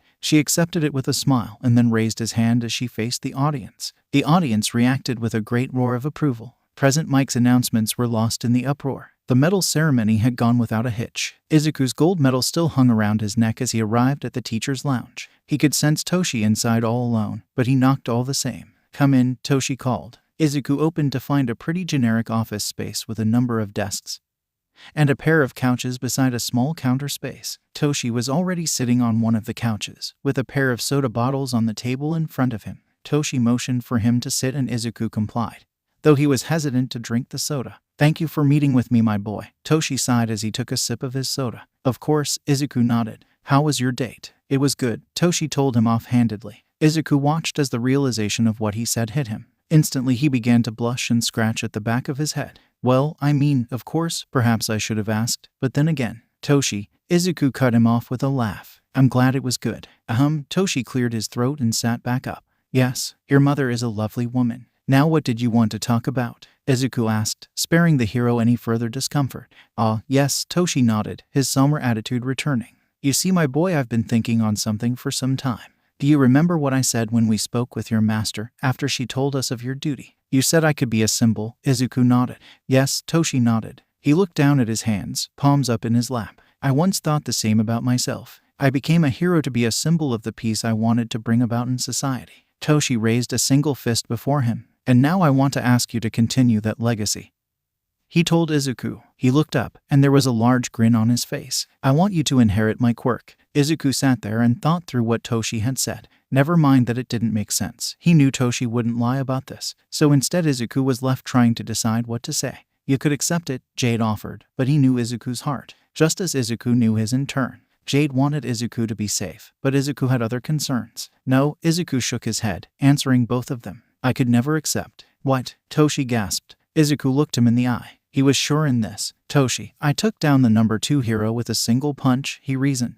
"Because you found out he was a criminal," Toshi exclaimed. He sounded almost offended. "I'm not saying I was wrong to do it." Izuku shook his head. "I'm asking if I was the one who needed to be stopped. If Jade and I decided that society was irredeemable and needed to be destroyed, who could stop us? But you would never do that," Toshi argued. He sounded angry, offended even that Izuku would suggest it. "Toshi," Izuku sighed. "Jade and I will persist long beyond this day and age." "What?" Toshi gasped. Izuku raised a questioning eyebrow. "Did Netsu not tell you?" Izuku asked. "I am ageless through my bond with Jade." Toshi sputtered in shock, but he only stared wide-eyed at Izuku. "In 500 years I may not be the man I am today," Izuku continued. "I would like to have faith that I will remain just and righteous, but I cannot know that. And so, I will not accept your quirk, because I believe that you are my check. You are the one who would be there to stop me. And if you're saying that you can pass on your strength, I ask that you find someone else." Toshi stared at Izuku for a long moment before he responded. When he finally did, he seemed resolved, something Izuku was happy to see. "Very well," Toshi nodded.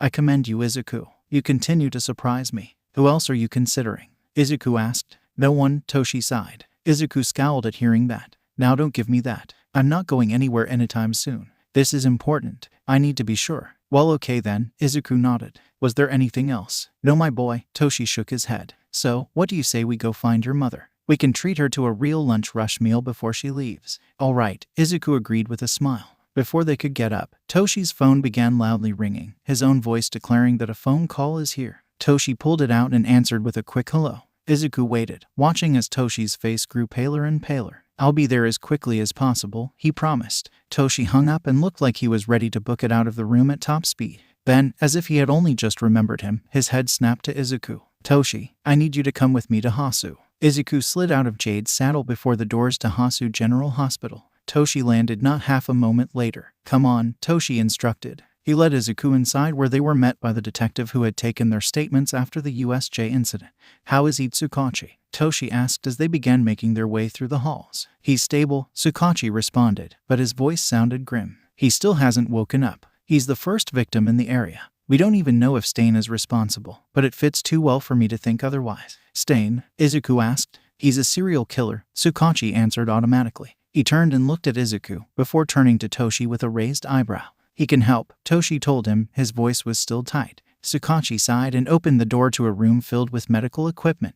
Laying in the bed, connected to a nearly impossible amount of medical equipment, was a strangely familiar-looking blue-haired man. Familiar, because Izuku would have sworn it was Ida, if not for the fact that Ida was sitting at the bedside looking like he had run all the way here. And Midoriya. All might, Ida greeted them. His voice was hoarse. Young Ida, Toshi greeted gently as he walked into the room. He stood beside Ida and put a hand on his shoulder as he looked down at the man in the bed. I came as soon as I heard. Thank you, Ida nodded. I only just arrived. Ida, who is this? Izuku asked as he approached the bed. The man was less a mirror image of Ida up close, but the resemblance was still undeniable. He's my brother, the hero Ingenium, Ida explained. Izuku hadn't heard of him, but he could still feel for his classmate. Izuku did his best not to scowl. Toshi had said he could help, but this was a hospital. He couldn't do much here. Don't worry, Ida, Toshi assured him. I promise you, we'll catch whoever did this, and we'll make sure your brother walks out of here. Toshi, Izuku snapped. You can do this, Izuku, Toshi assured him. It's illegal, Izuku hissed. You think I wouldn't spend every day in hospitals if it were that easy? Ah, but I am here, Toshi announced proudly as he thrust his thumb at his chest.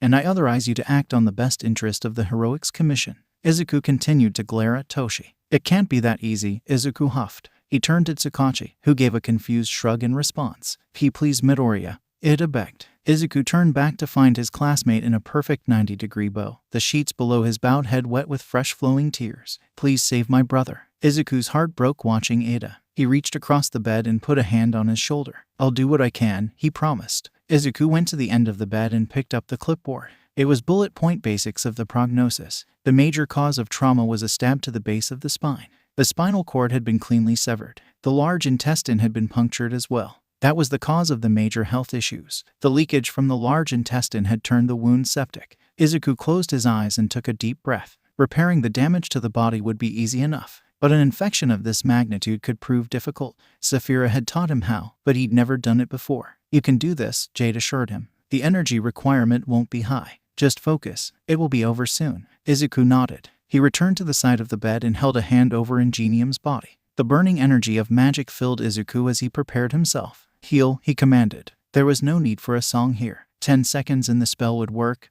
or it wouldn't. Izuku could not see the damage. He had no way of knowing if his spell was working besides the drain in his energy reserves. And then, the spell had run to completion. Izuku took a deep breath and stepped back. There was a silence in the room as Izuku waited for anything to happen. Is that it? Toshi asked after a moment. I thought it would take longer. It's easier when I'm not regrowing stomachs, Izuku huffed. Well, it's good to know at least I didn't lose my stomach, a weak voice joked. Everyone turned to the hero lying in the bed, who smiled shakily behind his oxygen mask. Brother, Ida screamed and threw himself at the hero. Izuku sighed in relief seeing that it had worked. Always so quick to doubt yourself, little warrior, Jade huffed. Izuku remained silent, watching the good he had brought to this once dark room. Congratulations, Aizawa huffed as he stood at the podium before the gathered students of 1A.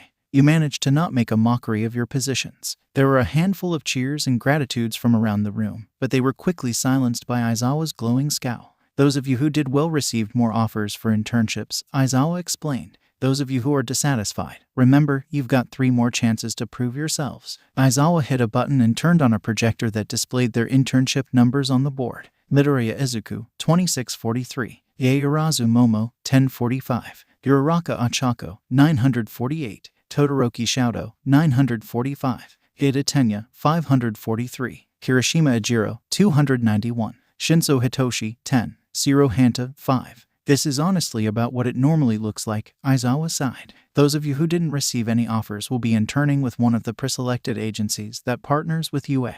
And since you'll all be getting workplace experience, you'll need hero names. Midnight interrupted as she slammed the door to the room open. Yes, Aizawa nodded, unbothered that he had been interrupted. He was already halfway into his sleeping bag. I'm not very good at this type of thing, so Midnight will be here to double-check you don't pick anything you'll regret. Now, Midnight began as she passed whiteboards out at the front of each row. You'll each come up and present your names to the class. What, like aloud? Kaminari asked in shock. You'll be using these names in public, Midnight explained. Better get comfortable with them quick. With that, the boards were passed back, and each student was left to their own devices. Izuku quickly uncapped his pen and wrote the words he had known would be his hero name since he had first learned them. He waited patiently all the same. Aoyama was the first to rush to the front of the room, and while his first choice of hero name was strange, it did however get the ball rolling. Before Izuku even knew what was happening, everyone had gone, and Midnight was calling for his choice. Izuku walked up to the front of the classroom and presented his hero name. There was a moment of silence as everyone read it, and Izuku almost smiled at the confusion that swept through the room. Dude, Kaminari called as he scratched at the side of his head. I don't mean to be rude, but like what the fuck does that even say? Shartigal, Izuku answered smoothly. Yeah, but I mean, what does that even mean? Kirishima laughed awkwardly. It is a word that encapsulates Jade and I as one, as a team, and as protectors of peace, Izuku explained. It is a bit of a mouthful though, Midnight hummed. You'll probably get lots of people saying it wrong. That's fine, Izuku nodded. All that matters is that I know the truth. Well, okay then, Midnight cheered. It was lunch before Izuku really got a chance to look over his offers. He hadn't so much as read the first name though before a few friends joined him where he sat in the green, namely Kirishima, Momo, and Uraraka. Yo man, Kirishima greeted. Hello, Izuku returned with a bow of his head. Hello Jade. Momo greeted the dragon as she sat down with her double portion of lunch. Jade lifted only a single eyelid, his head resting in the grass next to Izuku as he rested against Jade's torso. Hello. He laughed with a huff that blew hot air in their faces and blew their hair back. So do you know who you're going to do the work study with? Uraraka asked as she eyed his hefty stack of offers. I haven't had the chance to examine the list yet. Izuku shook his head.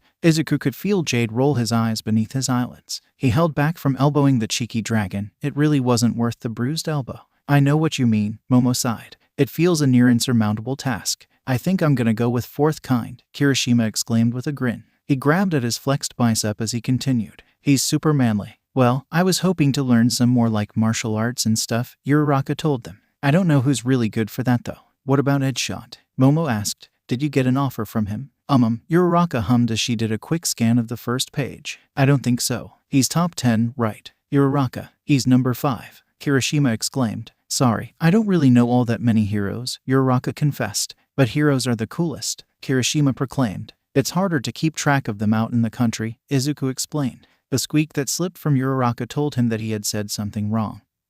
But the stares from Momo and Kirishima felt more pressing in the moment. The news rarely covers anything but the most major of villain attacks, Izuku went on. As a result, there is little to be seen of any but the top 10 heroes. I don't know that I could name a single one besides the faculty. Man, that's a bummer, Kirishima sighed as he deflated. Then he seemed to instantly reinflate with all of his previous energy. I know. Give me your list. I'll help you find someone with sick martial arts skills. As Kirishima began riffling through Uraraka's list and explaining different heroes, Momo turned and gave Izuku a curious look. Would you like help as well? Momo asked him. No thank you. Izuku shook his head. I already know who I'm hoping to work with. I just need to make sure she sent in an offer. Oh, Momo mused with a curious tilt of her head. Who is it, if you don't mind me asking? The only other dragon in the sky, Jade answered with an amused tone. Momo's brow furrowed for half a second before realization struck. Rikyu. That's right, Izuku nodded with a small smile. Jade here still wants to prove he's faster than her. You are the only one foolish enough to think that the half-dragon could ever hope to match me in the air, Jade huffed.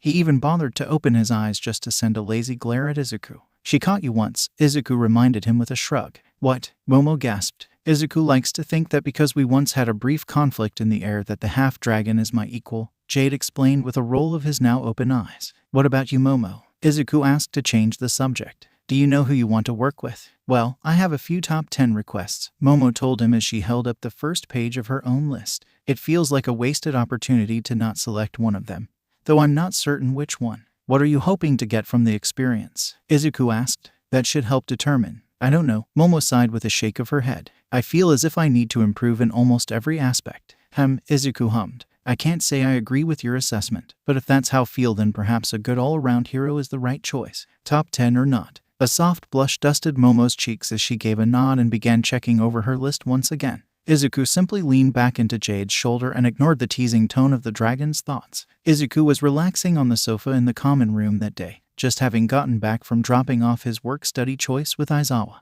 It was a quiet afternoon in the Wanna dorms. A few small groups existed, discussing the work-study still as well as the sports festival. "Hey Midori," Uraraka greeted as she walked over. "Hello Uraraka." Izuku returned as she sat next to him. "So why haven't you asked out Yaomomo yet?" she asked. Izuku looked at her, one of his eyebrows raising at the sudden question. Uraraka just rolled her eyes. "I see the way you two are around each other," Uraraka huffed. "I think the whole class can tell you like each other. So why haven't you confessed yet?" Izuku just sighed. He could feel Jade's subtle presence in his mind as he felt Izuku's reaction. At least Jade could feel the full complicatedness of this whole mess without Izuku having to voice it. "It's not that simple, Uraraka," Izuku explained. "There are a number of reasons why it could never work." "What do you mean?" Uraraka asked with a tilt of her head. "First of all, we are training to be heroes," Izuku said. "That hardly leaves us with ample free time or energy to devote to a relationship." "I don't know," Uraraka shook her head. "That seems like pretty weak logic to me, Midori." "Perhaps," Izuku shrugged. "It is the second issue that is harder to overcome regardless." "And what's that?" "Is it fair to date when you'll never age?" Izuku asked. "What?" "It's something I have thought about a good deal," Izuku told her. "I can never grow old with someone. I can never retire, and I'm unsure if I could handle watching my children age and die as I remain forever the same."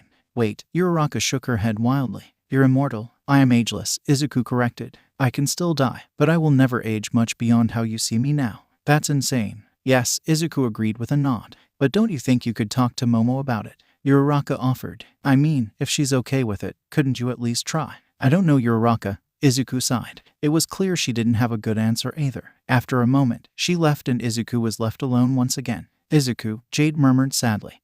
But there was really nothing left to be said. He and Jade were one and the same. They really only had each other. "All right everyone," Izuku instructed as they stood before the bus. "Please be sure to follow Yaoyorozu's directions and do your best not to miss your trains." "Are you not coming with us, Midori?" Mina asked. Jade would be unable to traverse the metro, Izuku explained. "The hero I'm working with is going to meet us here and then fly with us to their agency." "What? That's so cool," Mina exclaimed as she jumped up in excitement.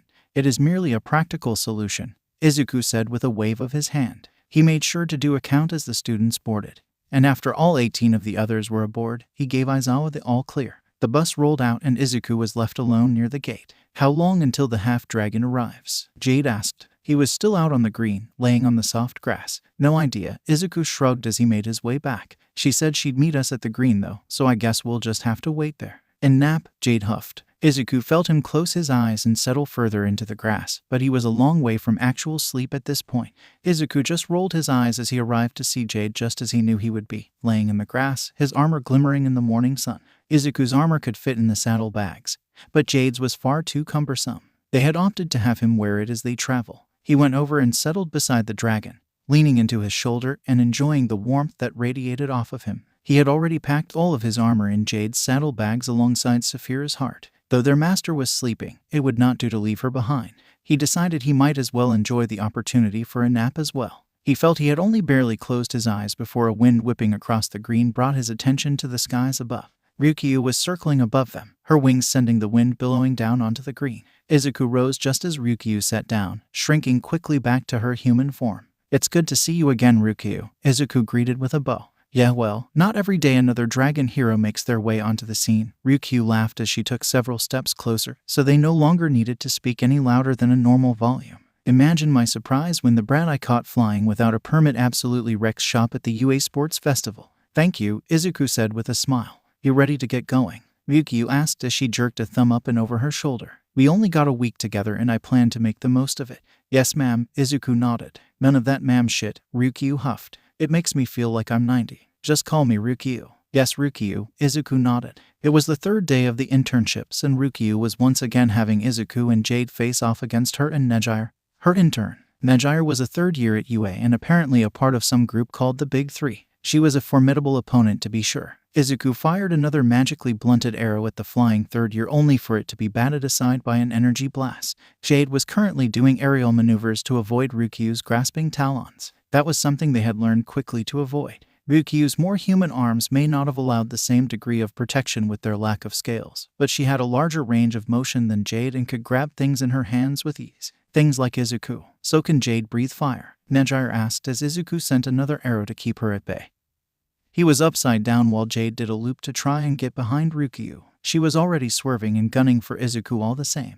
And what about that crazy thing you did with Endeavor? Could you stop Ryukyu in the sky? Could you knock me out of the air? Is it true you can put people to sleep? Or that you silenced the entire cafeteria during the break-in? Enough, Ryukyu announced, though whether it was at Nejire's barrage of questions or her calling off the practice fight wasn't immediately clear. Not until she went and settled on the rooftop to her agency. She shrunk back to her human form and Jade was able to land beside her. The roof, they had learned, was fortified to handle extreme weight, and was spacious enough that Jade had no problems fitting. That was well done, Ryukyu commended as Izuku slipped out of the saddle. Though it is rare that you'll come against an opponent the size of a dragon. You did well against Nejire as well. Thank you, Izuku bowed. That was so much fun. Nejire cheered as she floated above their heads. Look at this bruise, she continued as she held up her arm. Her sleeve was rolled back to reveal a nasty bruise she'd received from one of Izuku's arrows. I can fix that for you, Izuku offered. Save your energy, Ryukyu huffed. We're going for a patrol later and it won't do to have you falling asleep on us. Yes ma'am, Izuku sighed.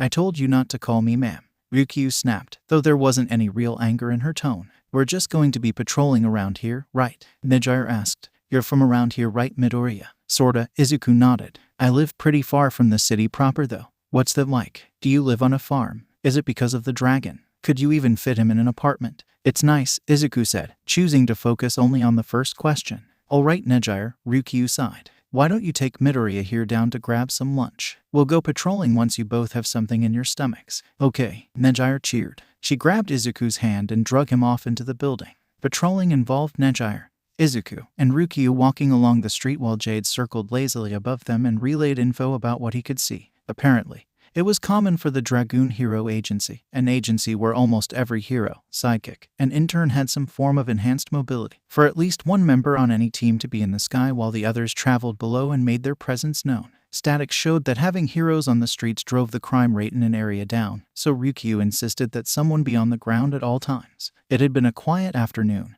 much like the previous two. They had gotten word of some big villain takedown over in Hasu yesterday, but Musutafu hadn't had any excitement to speak of. There's a fight of some sort in the alley 2 blocks down, Jade informed them all. He was circling overhead of where he was directing them, but people rarely bothered to look up. They took off towards the alley, Ryukyu and Nejire taking the lead the way Ryukyu had instructed. Izuku wasn't authorized to act as anything but recon, so he was watching instead. They rounded the corner to find 2 men going at it all out. One with stone fists was doing his best to hit the other who was dodging with some sort of minor teleportation. Nejire quickly sent an energy blast between the 2 of them and they both leapt back and looked at the 3 of them. Freeze, Ryukyu announced. You're both under arrest for public quirk use. The man with the teleportation quirk seemed to sigh in relief, but the rock-handed man was instantly irate. Who the fuck do you bitches think you? He was cut off as Nejire skipped forward, kicked his feet out from under him, and slammed him face first into the asphalt. Please don't resist, sir, Nejire giggled. She bent down and tied the man's wrists together with a zip tie. We'll be taking you both to the police now so they can sort this out. Thank you, the teleporter sighed with a bow. I'll gladly come with you. Thank you for your cooperation, sir, Ryukyu nodded. Nejire hefted the guy she had taken down up onto her shoulder and led the way out of the alley and back onto the street. It was a quick walk to the nearest police station, and after giving a brief summary of the events the 3 heroes were sent on their way. Jade was waiting for them just outside the police station. Your phone's been ringing, Jade said. Why didn't you tell me earlier? Izuku sighed as he went and dug through Jade's saddlebag for his phone. It's always ringing these days, Jade huffed. Boo, Nejire cooed. Got a girlfriend there, Midoriya. Codename's Nejire-chan, Ryukyu reminded her. Oh right, Nejire nodded. Shirtman, Izuku sighed as he saw Toshi had been the one calling. He returned the call quickly. Young Midoriya. Toshi answered on the first ring. Please tell me your mother is with you. No, sir, Izuku shook his head. Is everything all right? No, Toshi told him. I was supposed to meet her for a date, but your house has been broken into and she isn't here. What? Izuku gasped. He was instantly in Jade's saddle, the dragon taking flight in an instant.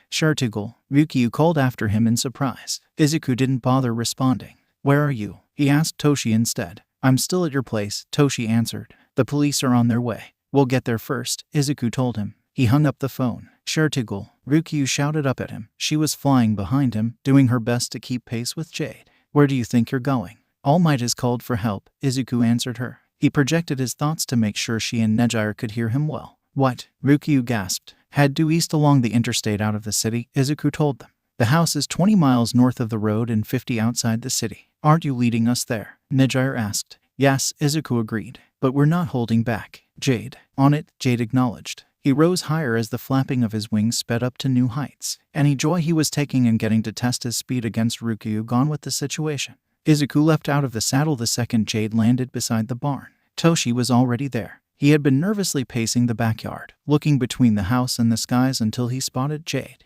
Young Midoriya, Toshi greeted him tersely. I should say that you shouldn't have come, but I can't blame you. What happened? Izuku asked as he made his way to the back door. I'm afraid I don't know, Toshi answered with a shake of his head. The door was unlocked, but it wasn't busted.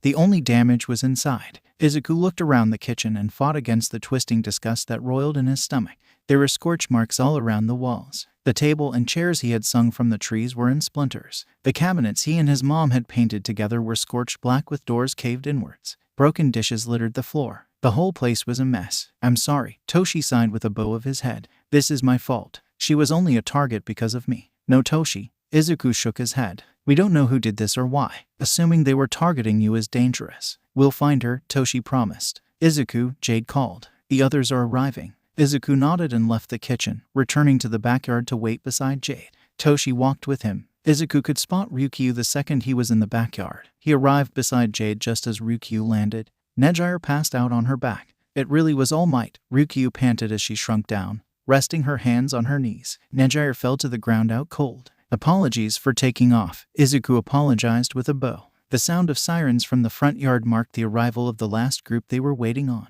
That'll be the police, Toshi jumped after a moment. He turned and made his way to the front. Where are we? Ryukyu asked, looking around. This is my home, Izuku told her. What? All Might came here and found my mother missing and the inside destroyed, Izuku informed her. The ringing of his phone interrupted and Izuku quickly fished it out of the saddlebag. Hello, he answered. Bet you think you're hot shit just because you beat those extras, don't you, Deku? Bakugo snarled through the phone. Well, who's laughing now? Where is my mother, Bakugo? Izuku asked, his voice cold. If you don't want me to blow her face in, you better come to the park, you shit, Bakugo instructed. 1 hour, then she gets what's rightfully yours. Before Izuku could respond, the line went dead. Toshi came back into the backyard, a police detective with him. We need to go, Izuku told him as he got up into the saddle. What? Toshi gasped. I've received their demands, Izuku explained. We need to get back to the city. Where are we going? Ryukyu asked as she began to inflate back to her full dragon form. The park at the corner of Main and 13th, Izuku explained. Get in the saddle, Toshi. Right, Toshi nodded. He leapt up and landed deftly behind Izuku.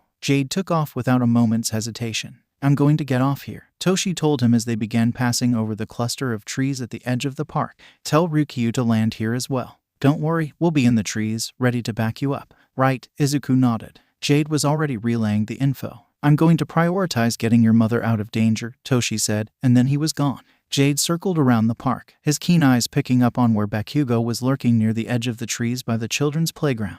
They landed not 10 feet from him, the wind knocking him back a step. Izuku's mom was there. She was tied up and laying on the ground. She was conscious, but the scorch marks on her clothes and blisters on her face proved she hadn't gone down without a fight. Took you long enough, Deku, Bakugo spat. Here I was thinking you were going to be too much of a coward to show up. What do you want, Bakugo? Izuku asked as he slipped out of the saddle. What the fuck do you mean? Bakugo growled. I'm here to prove that I'm the best. You only won that phony-ass tournament because I wasn't there. Izuku wished he could say he was surprised Bakugo was taking this path. When I beat you, Bakugo continued. He was nearly foaming at the mouth with his ferocity. That rat-faced principal will come crawling back, begging me to be a part of his stupid hero course. Bakugo, you've just kidnapped my mother, Izuku pointed out. He did his best to keep his voice calm, to de-escalate the situation. You're not dumb enough to think that this was the way to get back into a hero course. Fuck you, Bakugo screamed. You've ruined everything. You and that fucking lizard of yours don't deserve to be at UA. That was my dream. It was my right. You stole that from me. Bakugo's whole focus was on Izuku, so he never noticed the flash of motion as Toshi slipped from the tree.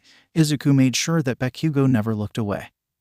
He slowly raised his hands and tried to appear non-threatening. He could sense Ryukyu and Nejire just out of sight in the trees. You think I'm scared of you? Bakugo snarled. His palms began sparking dangerously, the explosions popping angrily. I'll show you what an actual quirk looks like, you fucking Deku. With that, Bakugo leapt towards Izuku. Izuku could see Ryukyu and Nejire jumping to intercept, but they were both unprepared for the burst of speed that Bakugo's explosions provided.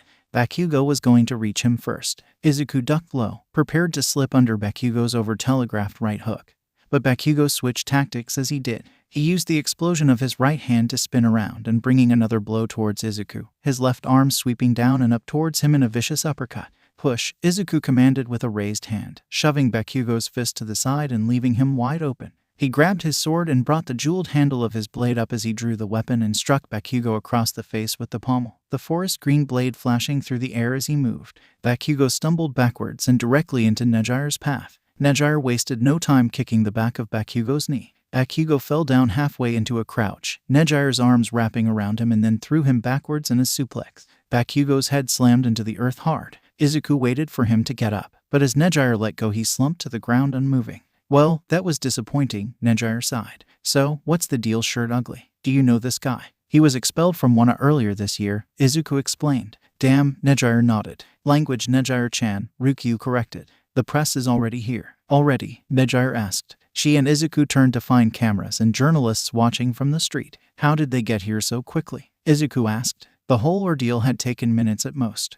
They were already here when we arrived, Jade huffed. I'm guessing Bakugo contacted them as part of his plan. How did I miss that? Izuku asked more to himself than the others. He had been seeing through Jade's eyes and not noticed what he had. Don't feel too bad, Shartigle, Ryukyu assured him. You're still getting used to being in the field. The tunnel vision goes away. Are we going to go give a statement? Nejire asked excitedly. I suppose we should, Ryukyu sighed. This technically counts as your debut, Shartigle. Let's go introduce you to the world. Katsuki woke up in a rumbling room, chained to the bench he was sitting on. He looked around, ready to blow up whoever the fuck thought they could keep him here, but his explosions never came.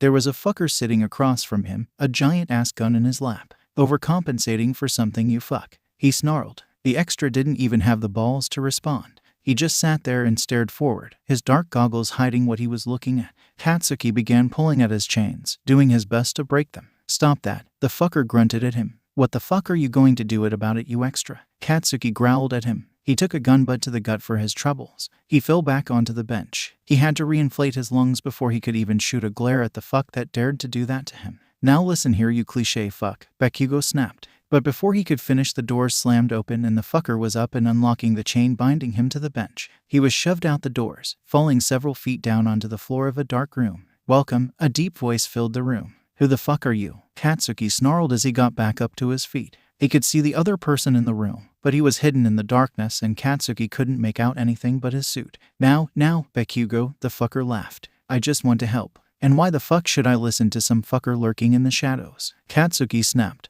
The asshole took a step forward and into the dim light. It was just enough that Katsuki could see the creepy skull mask covering his face. Because Bakugo, the creep told him, his tone chilling Bakugo to his very bones. I can make you stronger. Momo leaned low over the motorcycle as she weaved through the traffic of Hasu. The flashing red and blue lights and the siren let people know to get out of the way, but with how fast she was moving they didn't get much of a chance. She was chasing after a purse snatcher with some form of agility quirk. He was running over the cars, using their speed to aid in his escape. The purse snatcher leapt off another car as they neared an intersection and landed atop one going the opposite direction.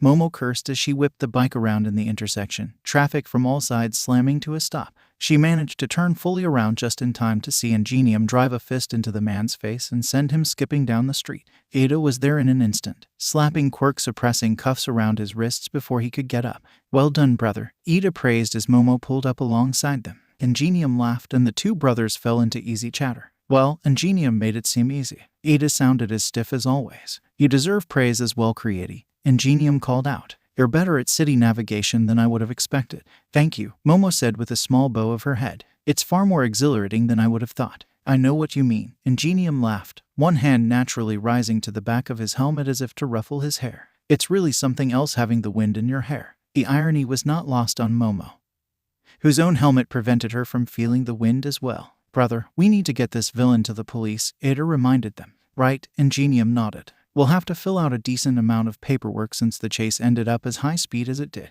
Is that a problem? Momo asked. She had been the one to reach the fastest speeds besides perhaps the villain himself. Was there some sort of speed limit to observe when in a high-speed chase? Not really, Ingenium shook his head. It's just annoying. Lead the way then, Momo nodded. Ingenium hefted the villain over his shoulder and looked back at the two of them. Even beneath the helmet you could just feel the smirk. Try and keep up. Momo's everything heard as she sat down at a table for dinner within the large Ida 10 cafeteria. The motorcycle was a necessity for keeping up with the Ida brothers. It was apparently something a lot of Ingenium's sidekicks had to utilize when working directly with the hero. She had not expected it to make her as sore as it did. "Greetings, Yaoyorozu," Ada nearly shouted as he sat down with her. "Are you almost ready to return to patrol?" "We're going back out," she asked, doing her best not to groan at the thought. "Yes," Ada nodded. Bless his poor observation skills, he didn't seem to notice her attitude. "We are rejoining the hunt for Stain." That sent a jolt through Momo. "Is that wise?" she gasped. "Your brother was already a target." "Not to worry, Yaoyorozu," Ada assured with a shake of his head.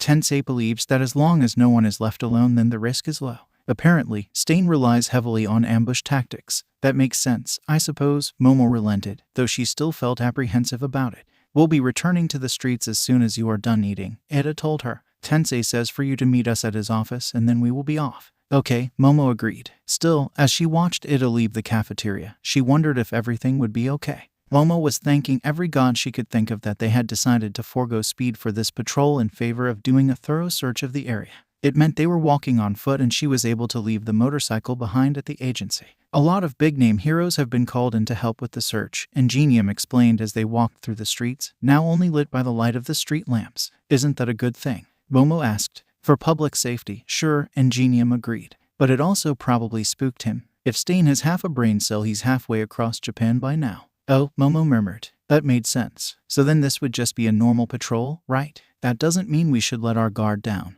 Ingenium corrected as if he could hear her thoughts. "But I wouldn't stress too hard." "Does that make sense?" "Absolutely," Ida jumped to assure his brother, though Momo was uncertain if she agreed. How could one relax without letting their guard down? Still, Ingenium seemed pleased with his brother's praise. They returned to a neutral quiet as they continued walking down the street, peering into any alleyway they passed. "So, Creati, I've been meaning to ask," Ingenium broke the silence after a few more minutes. "Why'd you pick Ada 10 for your internship? I'm sure you got plenty of better offers." "Nonsense," Ada cried out in indignation. "Brother, you are one of the greatest heroes of your generation. You're a top 50 hero. And I'm quite sure Best Genist would have loved to take on an intern with as much poise as Creati has shown," Ingenium countered. Someone willing to risk losing the finals in favor of allowing their opponent an opportunity to show their skill is exactly his kind of hero. It was true. She had gotten an offer from the number 4 hero. "A friend helped me realize that rank didn't matter," Momo explained. "I chose you because it is well known that you are a good hero with remarkable leadership and teamwork."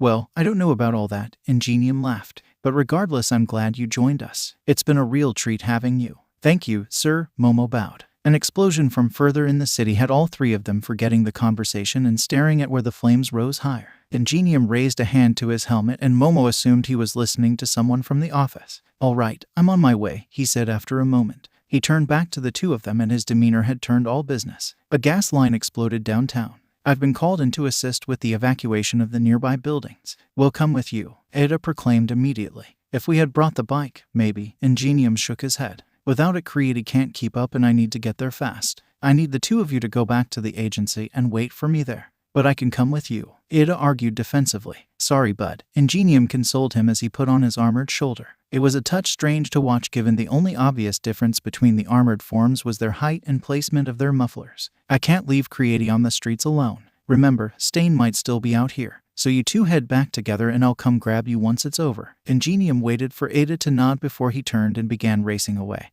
The engines on his elbows roaring to life with a sound not unlike plane turbines. He stopped a few blocks away to turn and shout to them. "And if you see Stain, use your quirks and run away." He turned back around, and in a flash of white and blue streaked down the road and out of sight. After a moment, Ada sighed. "I suppose we should be heading back," he bemoaned. "Right," Momo agreed. They turned and retraced their steps. The silence that filled the space between them was more awkward than it had been with Ingenium there. Ada was simply far too stiff, and without his brother to mellow him out, he defaulted to what basically amounted to a forward march. Momo sighed and did her best to keep an eye around them. She got a touch distracted when down one of the alleys they were passing she spotted a shadow moving. But when she paused for a moment, it revealed itself to be a stray dog. A sigh of relief and she returned her attention to the main road, only to find Ada was gone. "Ada," Momo called out. She didn't get an answer, which only made the sudden cold pit in her stomach all the more obvious. She took off running, looking into every alley as she passed. He wasn't in any of them. "Okay, Momo." She tried to take deep calming breaths. "Calm down and think. Ada has a speed quirk, but even he couldn't have made it that far. I didn't hear his engines. With that realization, Momo ran back to the alley immediately after the one she had found the stray in and ran down it.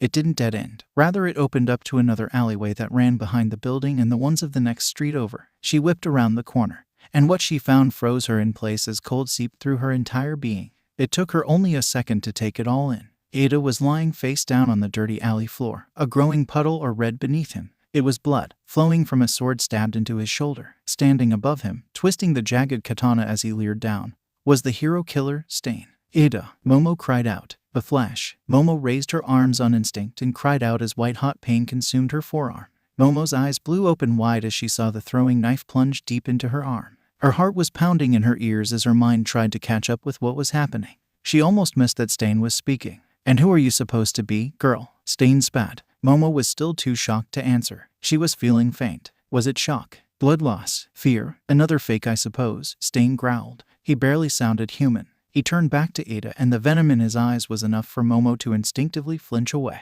I don't know how this one managed to get back on his feet so fast. But if he wants to spurn my mercy, then he will taste my steel once again. Again, Ada gasped, but Momo's mind was clearing. Again, he thought Ada was Ingenium. The hero killer had returned to finish the job. Why Ingenium? Momo called out, trying to stall for time and get Ada to realize what was going on. In the meantime, she produced a small distress beacon, one that would remain beneath her suit and send and sauce. On the HeroCom network. I do not expect someone like you to understand, Stain sneered, barely even raising his eyes to look at her. Your costume tells me everything I need to know about you. The way Stain said costume was like it disgusted him. Did he think she wore this for attention? Unimportant. She needed to focus. But Ingenium is a good hero, Momo argued. This spoiled brat is nothing but a legacy, Stain growled, his full attention on her now as he glared with that same venom he had sent at it. This time Momo refused to flinch away. A third-generation legacy, whose success and prestige are only thanks to the hard work of others. A hero who only acts because it is expected of him. That's not true, Ada cried. Ingenium is a hero to help those in need. Stain looked down and his face twisted with disgust. He ripped the sword out of Ida's shoulder, the jagged edge tearing and ripping the flesh apart. He was already bringing the sword back down.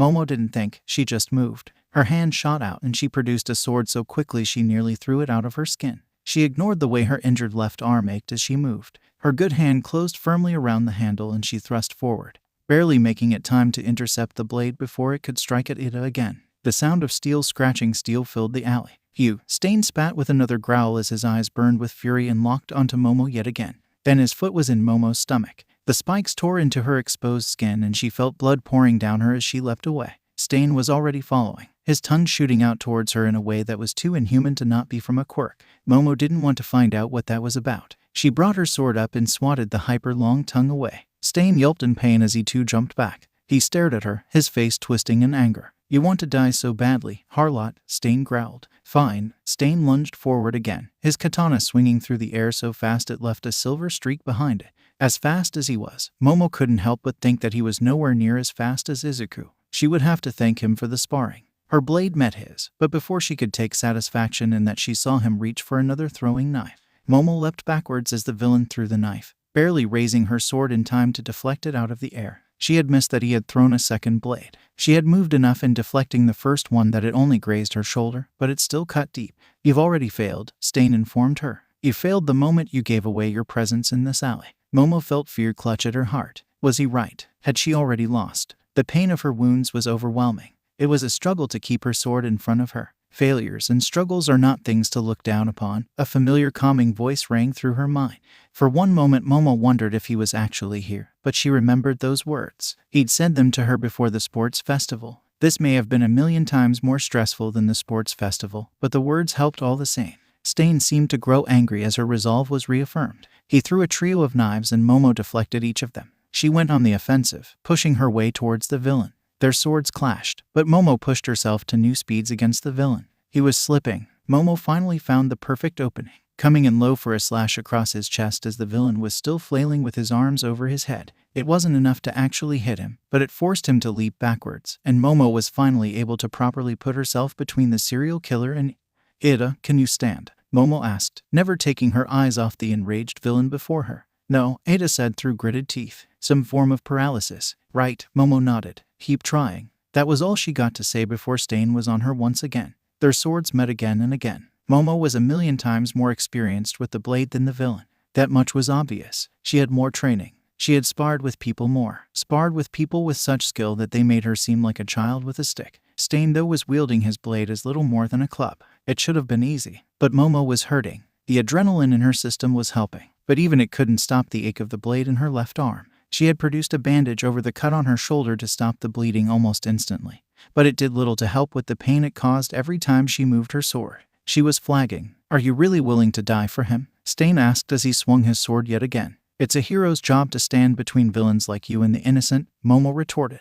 "If it costs me my life, so be it." She wasn't angry per se. She was definitely annoyed. And in pain and tired. She was ready for this fight to be over. But it was all she could do to keep Stain back. He was too fast for her to properly attack. "Quite right," a new voice bellowed. Momo knew that voice, and it sent a wave of relief rushing through her. From the wide eyes, Stain knew what was coming too. A reckoning. Momo didn't see him attack, but she felt the wind rip against her as if jade had just landed before her. All Might stood where the hero killer once had, and the crumpled form of Stain was now lying beneath the heavy foot of the #1 hero himself. Momo collapsed to the floor in exhaustion. All Might was here. Everything was fine now. Momo was in a hospital bed across from Ida. Ada hadn't awoken since his surgery, but she was told that it had gone well and he was expected to make a full recovery. She was glad, but still she hated that he had gotten injured in the first place. Maybe if she had been faster. Maybe if she hadn't stopped to investigate that alleyway. Maybe if she had called out to Ida before investigating. A knock on the door drug her out of her ruminations. Standing in the doorway was All Might, Ingenium, who was sans his helmet, and the detective from the USJ. "Good afternoon, young Yaoyorozu," All Might greeted, his voice gentler than Momo had ever heard it before. "Are you feeling well enough for Detective Tsukachi to take a statement?" Of course, Momo nodded, sitting a little straighter. Her injuries hadn't been that bad. Just a few stitches really, though she would have to keep an eye on the injury on her arm and probably undergo a little physical therapy once it had fully healed, unless she got Recovery Girl to heal it. Or perhaps Izuku. Would it be rude of her to ask? "I'm afraid I don't have much to work on yet," Tsukachi said as he took a seat in a plastic chair. He moved from the edge of the room to the foot of the bed. "Why don't you begin at the point Ingenium left you during your patrol?" After Ingenium left, we turned around and headed back for the agency, remaining vigilant as we walked since Stain was still a threat, Momo explained. The detective took notes as she spoke. "At one point I investigated a shadow down an alley. It was just a dog though. When I turned back, I found Ada missing. I performed a brief search and found him already injured by the hero killer. I tried to distract him while calling for aid, only engaging when it became clear he intended to kill Ida." Ingenium gasped. "Why would he attack Ida?" he asked angrily. "It doesn't make any sense." Momo considered not answering, but ultimately decided it could help the investigation. "He believed Ida was you, sir, and was angry that you had managed to return to duty so quickly after your injury." Ingenium was pale. "I see. Did you use your quirk?" Tsukachi asked her, pushing the conversation along. "Yes," Momo nodded. "When he lunged for the killing blow, I used my quirk to produce a sword to protect my classmate better, and I used it to treat my injuries as well." "That must have been quite stressful," All Might said sadly. "Yes," Momo agreed. "Thank you for saving us. I'm not sure I could have held out much longer." "You shouldn't sell yourself so short, young Yaoyorozu," All Might chuckled. "You look to have the villain well in hand from my perspective." "Well, I don't think I have any other questions," Tsukachi sighed as he put away the notebook. "Officially, capture of the hero killer will go to All Might, and your involvement will be kept out of the news. You may tell others, of course, but try not to tell too many. It wouldn't do for the public to know 2 students came so close to a serial killer." "Of course," Momo agreed. "Then I'm afraid I must be off," Tsukachi said. "I should call our parents," Ingenium grumbled. "Mom will want to know the details." The two left and Momo expected All Might to follow as well, but the hero stayed. He seemed to be lingering and wrung his hands awkwardly in front of him as he looked at her. "Is everything okay?" Momo asked him. "Well," All Might coughed awkwardly. "I was very impressed with your actions in that alleyway." "Thank you," Momo bowed her head. It was nice to hear, and it helped assuage some of her doubts. "Did you mean what you said to him?" "What?" Momo asked, looking back up at the hero. "About the duty of a hero." All Might asked. "Were you truly willing to die to save young Ida?" "Yes, sir," Momo nodded. "Though I am grateful I did not have to." "I am as well," All Might agreed with an awkward chuckle. "Still, it is a truly heroic thing to be willing to sacrifice yourself to save others. You have a good heart, young Yaoyorozu." "Thank you," Momo said, the praise filling her chest with a warm sense of pride. All Might turned to leave, but he paused at the door. He looked back at her with a clearly pensive expression. "When you return to campus, I would like to continue our conversation," All Might told her. I have something I think we ought to discuss. Yes, sir, Momo agreed, though she did give the hero a questioning glance. The hero gave nothing away as he waved her off. Don't worry about that just yet, he told her. Relax and recover. We will talk more. With that, the hero left and Momo was left alone in the hospital room with an unconscious Ida. Momo knew it was silly to be as nervous as she was. All Might had never been one of the stricter professors. All the same, she found herself with a ball of nerves tightening in her stomach as she approached his office. She'd never been here before. She'd considered coming to his office hours, but they hadn't covered anything that she really struggled with yet in foundational hero studies. Classes were due to resume tomorrow, and All Might had wanted to meet before then. She'd only been back on campus long enough to drop her things off in her room before making her way here to the main building. Momo found herself hesitating outside his door. It was plain, with not even his name attached to it. With a shake of her head, she reminded herself that she had an appointment to keep and that tardiness was unacceptable. Screwing up her courage, she knocked. Come in, young Yaoyorozu. All Might called boisterously from the other side of the door. Momo proceeded inside and then found herself blinking in surprise. The room was the same as any office, with little in the way of furniture besides a desk, chairs, and some bookshelves. What made her pause was that every available inch of wall space was covered with motivational posters, all of which stared All Might himself. I find they help me remain focused, All Might chuckled, and Momo blushed at being caught staring. She turned her attention to the hero, noticing he was in his hero costume as he gestured to one of the seats in front of him. Why don't you take a seat? Momo nodded and quickly sat in one of the seats in front of his desk. Despite her embarrassment, she refused to shrink into herself and remained poised in her posture. Soda? All Might asked as he pulled 2 cans of Coke from a mini fridge behind the desk, putting one in front of Momo without waiting for his answer. Thank you. Momo nodded, quickly popping the tab and taking a sip of the bubbly drink. She really preferred tea, but the soda worked better for her quirk, so she drank her fair share. Not at all. All Might laughed. Thankfully, it was softer than his usual laugh, which would probably have hurt her ears within the small office. Now, I wanted to talk to you about Hasu.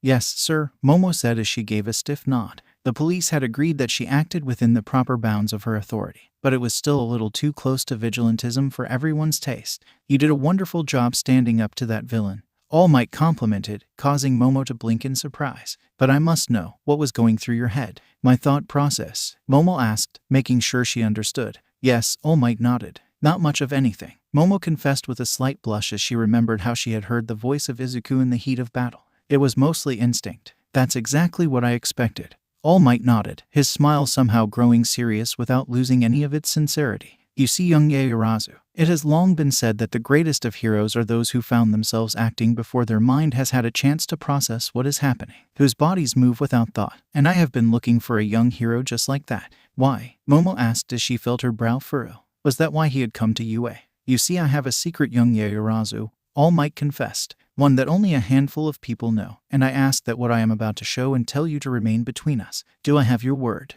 Of course, sir, Momo nodded instantly. No hesitation, All Might chuckled. I like that. You see, young Yaoyorozu, All Might continued, his voice softer. I am growing older. That's true, Momo nodded, her brow furrowing at the thought. I was injured many years ago, and that injury is weighing on my mind these days. An injury. Someone had injured All Might. And so, I have begun the search for a successor, All Might told her, not acknowledging her question. Someone who will carry the mantle of the symbol of peace when I am gone and continue to tell the people that everything is fine, because they will be there. But you're the strongest man alive, Momo denied as she shook her head. Even if someone took on the mantle, no one could do all that you do. I may have thought similarly once, All Might chuckled bitterly. But the world is full of those who surprise us, and there is always someone stronger. But even still, why tell me all this? Momo asked as she continued to try and wrap her mind around this conversation and the thought of someone strong enough to actually hurt All Might. My quirk may be powerful, but it's nothing compared to yours. Don't sell yourself short, young Yaoyorozu, All Might told her with a shake of her head.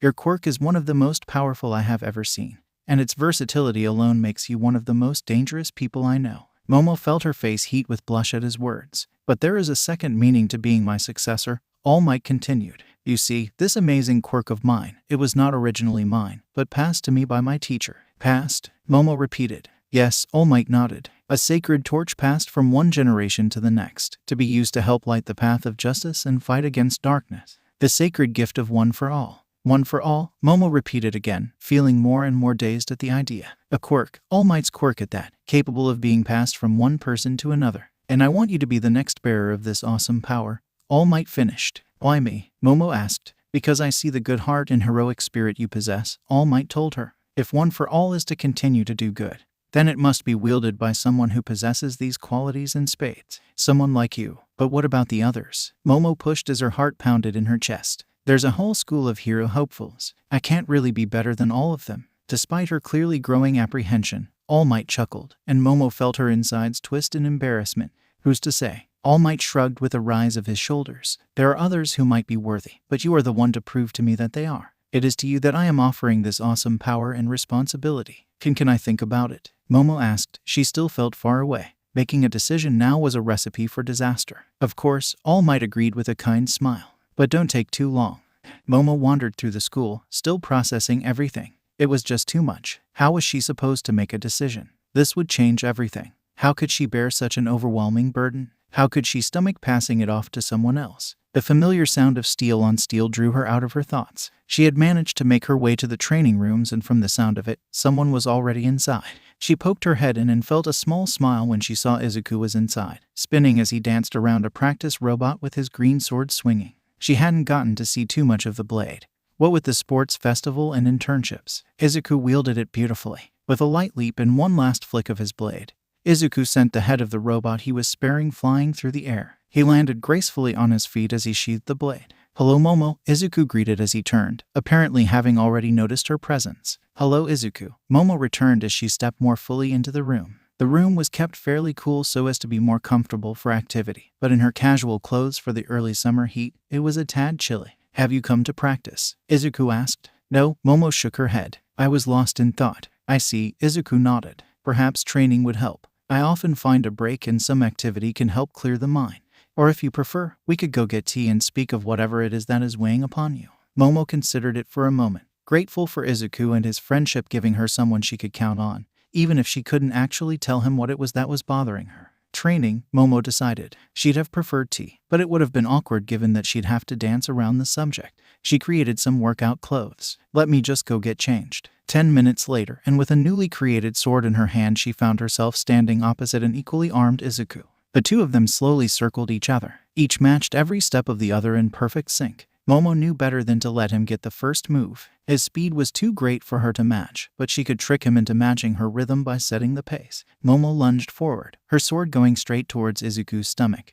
But her sword was swiftly swatted away. She blocked his counterattack, his strength causing the blow to jar her arms harshly. Needing to let her arms regain feeling, Momo sent a kick at Izuku's chest that forced him to disengage and hop backward. Momo tensed and untensed her arms as she tried to force the blood to flow faster. The two of them quickly fell back into their pattern of circles. "So, what was it that had you so introspective?" Izuku asked. "You're trying to distract me," Momo deflected. "Not particularly."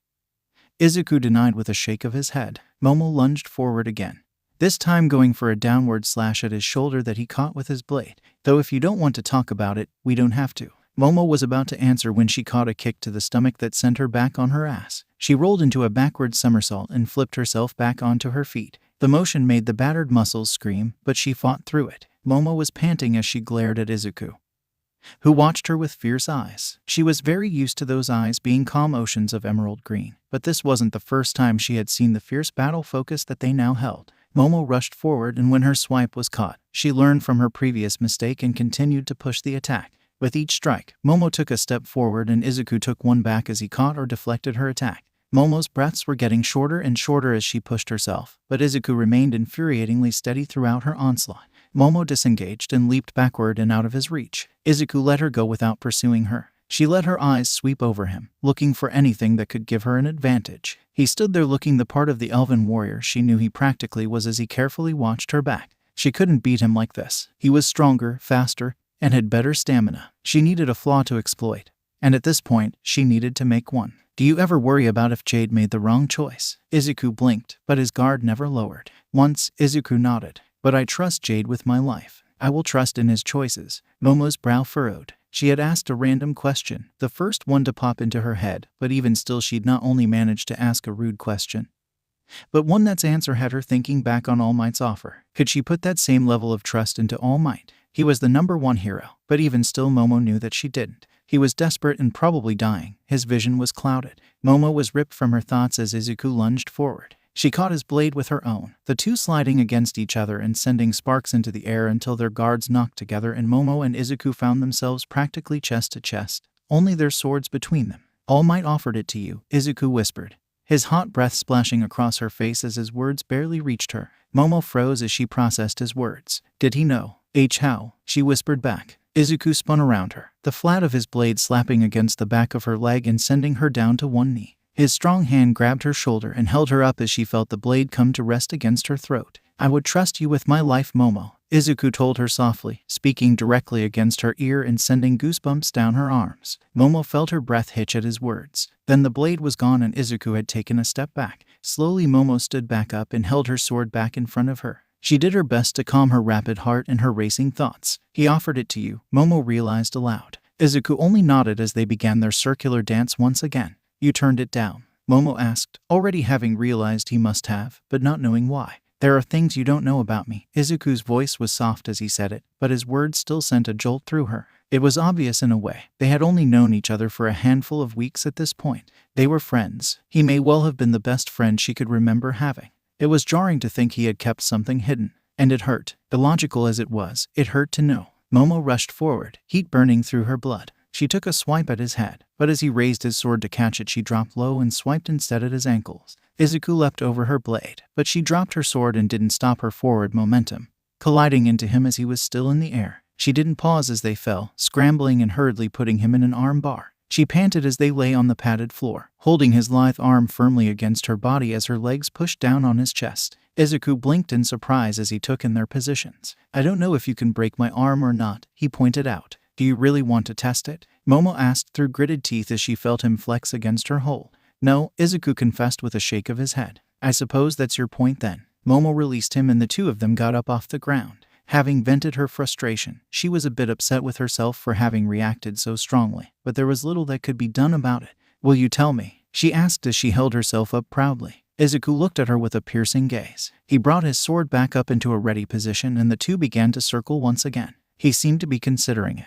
and she was fine with waiting for him to come to a decision. My bond with Jade makes me ageless, he told her. Momo's feet froze and she blinked as her mind processed. Ageless, a fantasy term, but one she knew. Not immortal, ageless. He would never age. The world would pass around him, and he would continue on, unchanging unless he fell to illness or battle. Momo's mind was racing. She was full of so many questions. Was he really only 18 or did he only look 18? He must have been. Bakugo had known him from their youths. Would he age anymore or look this young forevermore? If he did, when would he stop? Would he try and separate himself from everyone? Would he try and separate himself from her? Was he already holding himself back? Momo's emotions were everywhere. A knot tighter than almost anything she had felt before twisted at her insides as she rushed forward almost in desperation, unsure of what she was about to do. The sound of steel meeting steel rang out as their blades met, their blades pressing against each other. Momo took a step forward, staring straight into Izuku's emerald eyes. Just seeing the look of resignation hidden within beneath the combat focus settled her resolve.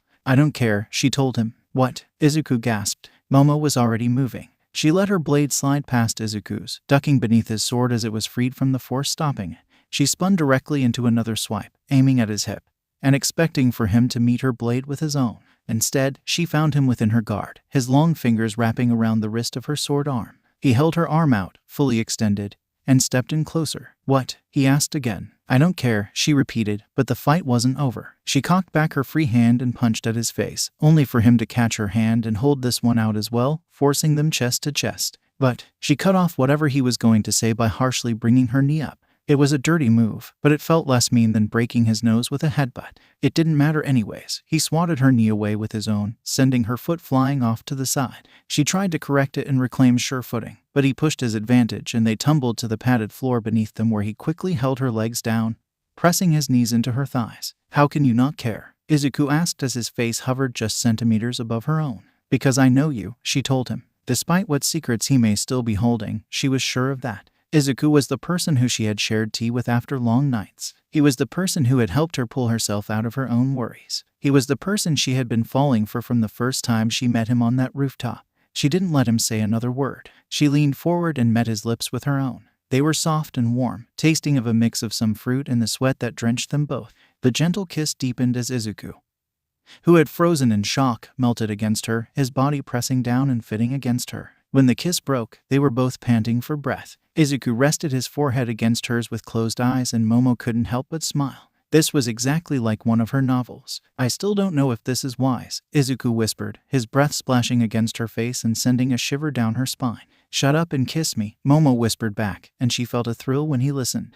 You've been awfully quiet, Izuku thought. He'd been dealing with the smug satisfaction wafting off Jade's very presence ever since what happened in the gym. I assumed you wanted some privacy, Jade returned, the falsely innocent tone ruined by the previously mentioned smugness only growing. What are you even doing? Izuku asked, changing the subject and not even caring that he wasn't being subtle. Nothing, Jade chuckled. Izuku knew that he was sunning himself on the green, but he could sense something else happening. Jade could smell a group of people. He could hear them speaking in whispered murmurs amongst themselves. Then one broke off and began slowly approaching. Izuku watched curiously as Jade let them approach. Then, as they drew close to his head, he opened a single eye and stared at the now frozen blonde girl that stood before him. With a startled squeak, the girl fell backward and rapidly backed away. Izuku rolled his eyes as Jade chuckled to himself and went back to this nap. Izuku walked into the common area of the dorm and found Momo sitting at the table with a cup of tea for each of them. He couldn't help but smile at that. Despite all of his worries, he still felt a spike of joy as he thought about Momo and their new relationship, which he supposed they still needed to work out the details of.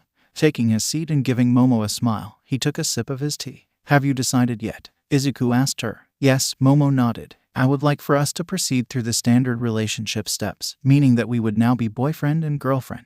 Izuku huffed through his nose. Oh, Momo blinked. Are there other terms you'd prefer? I really would prefer the commitment those terms imply though. That's fine, Izuku nodded. It just isn't what I was asking about. Oh, Momo blushed. You meant about the other thing. Yes, Izuku chuckled. What do you think I should do? Momo asked. It doesn't really matter, Izuku shook his head. This decision is yours. But I trust you and would appreciate your perspective, Momo pushed. Izuku couldn't help but sigh. I think you should take it, he told her. Really? Momo asked in surprise. But you didn't. Izuku smiled at that. You aren't me, he pointed out. And the main reason I couldn't take it is that I do not trust myself with that kind of power. But as I said, I trust you with my life. I have no doubt that you would use that power for good and not abuse it.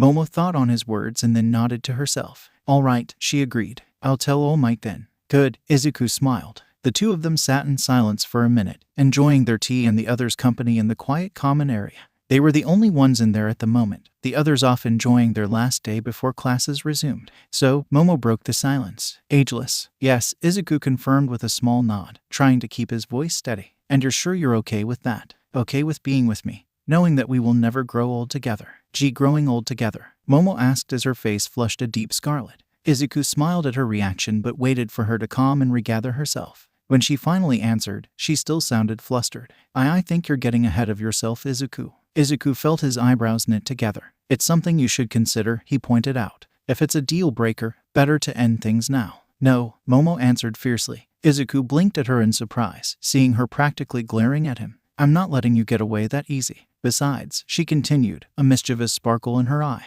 I think I'm getting the better end of this deal. After all, I'll be the one with the eternally beautiful man. Beautiful? Izuku repeated softly. Momo's blush returned, though not as fiercely as before. Yes, Momo nodded before she took another sip of tea to hide her smirk. Okay, sadly the chapter is over. And if you enjoyed the video, just leave a like and subscribe with post notification, so when the next chapter is ready, you will be notified. Okay, see you in the next video. Bye.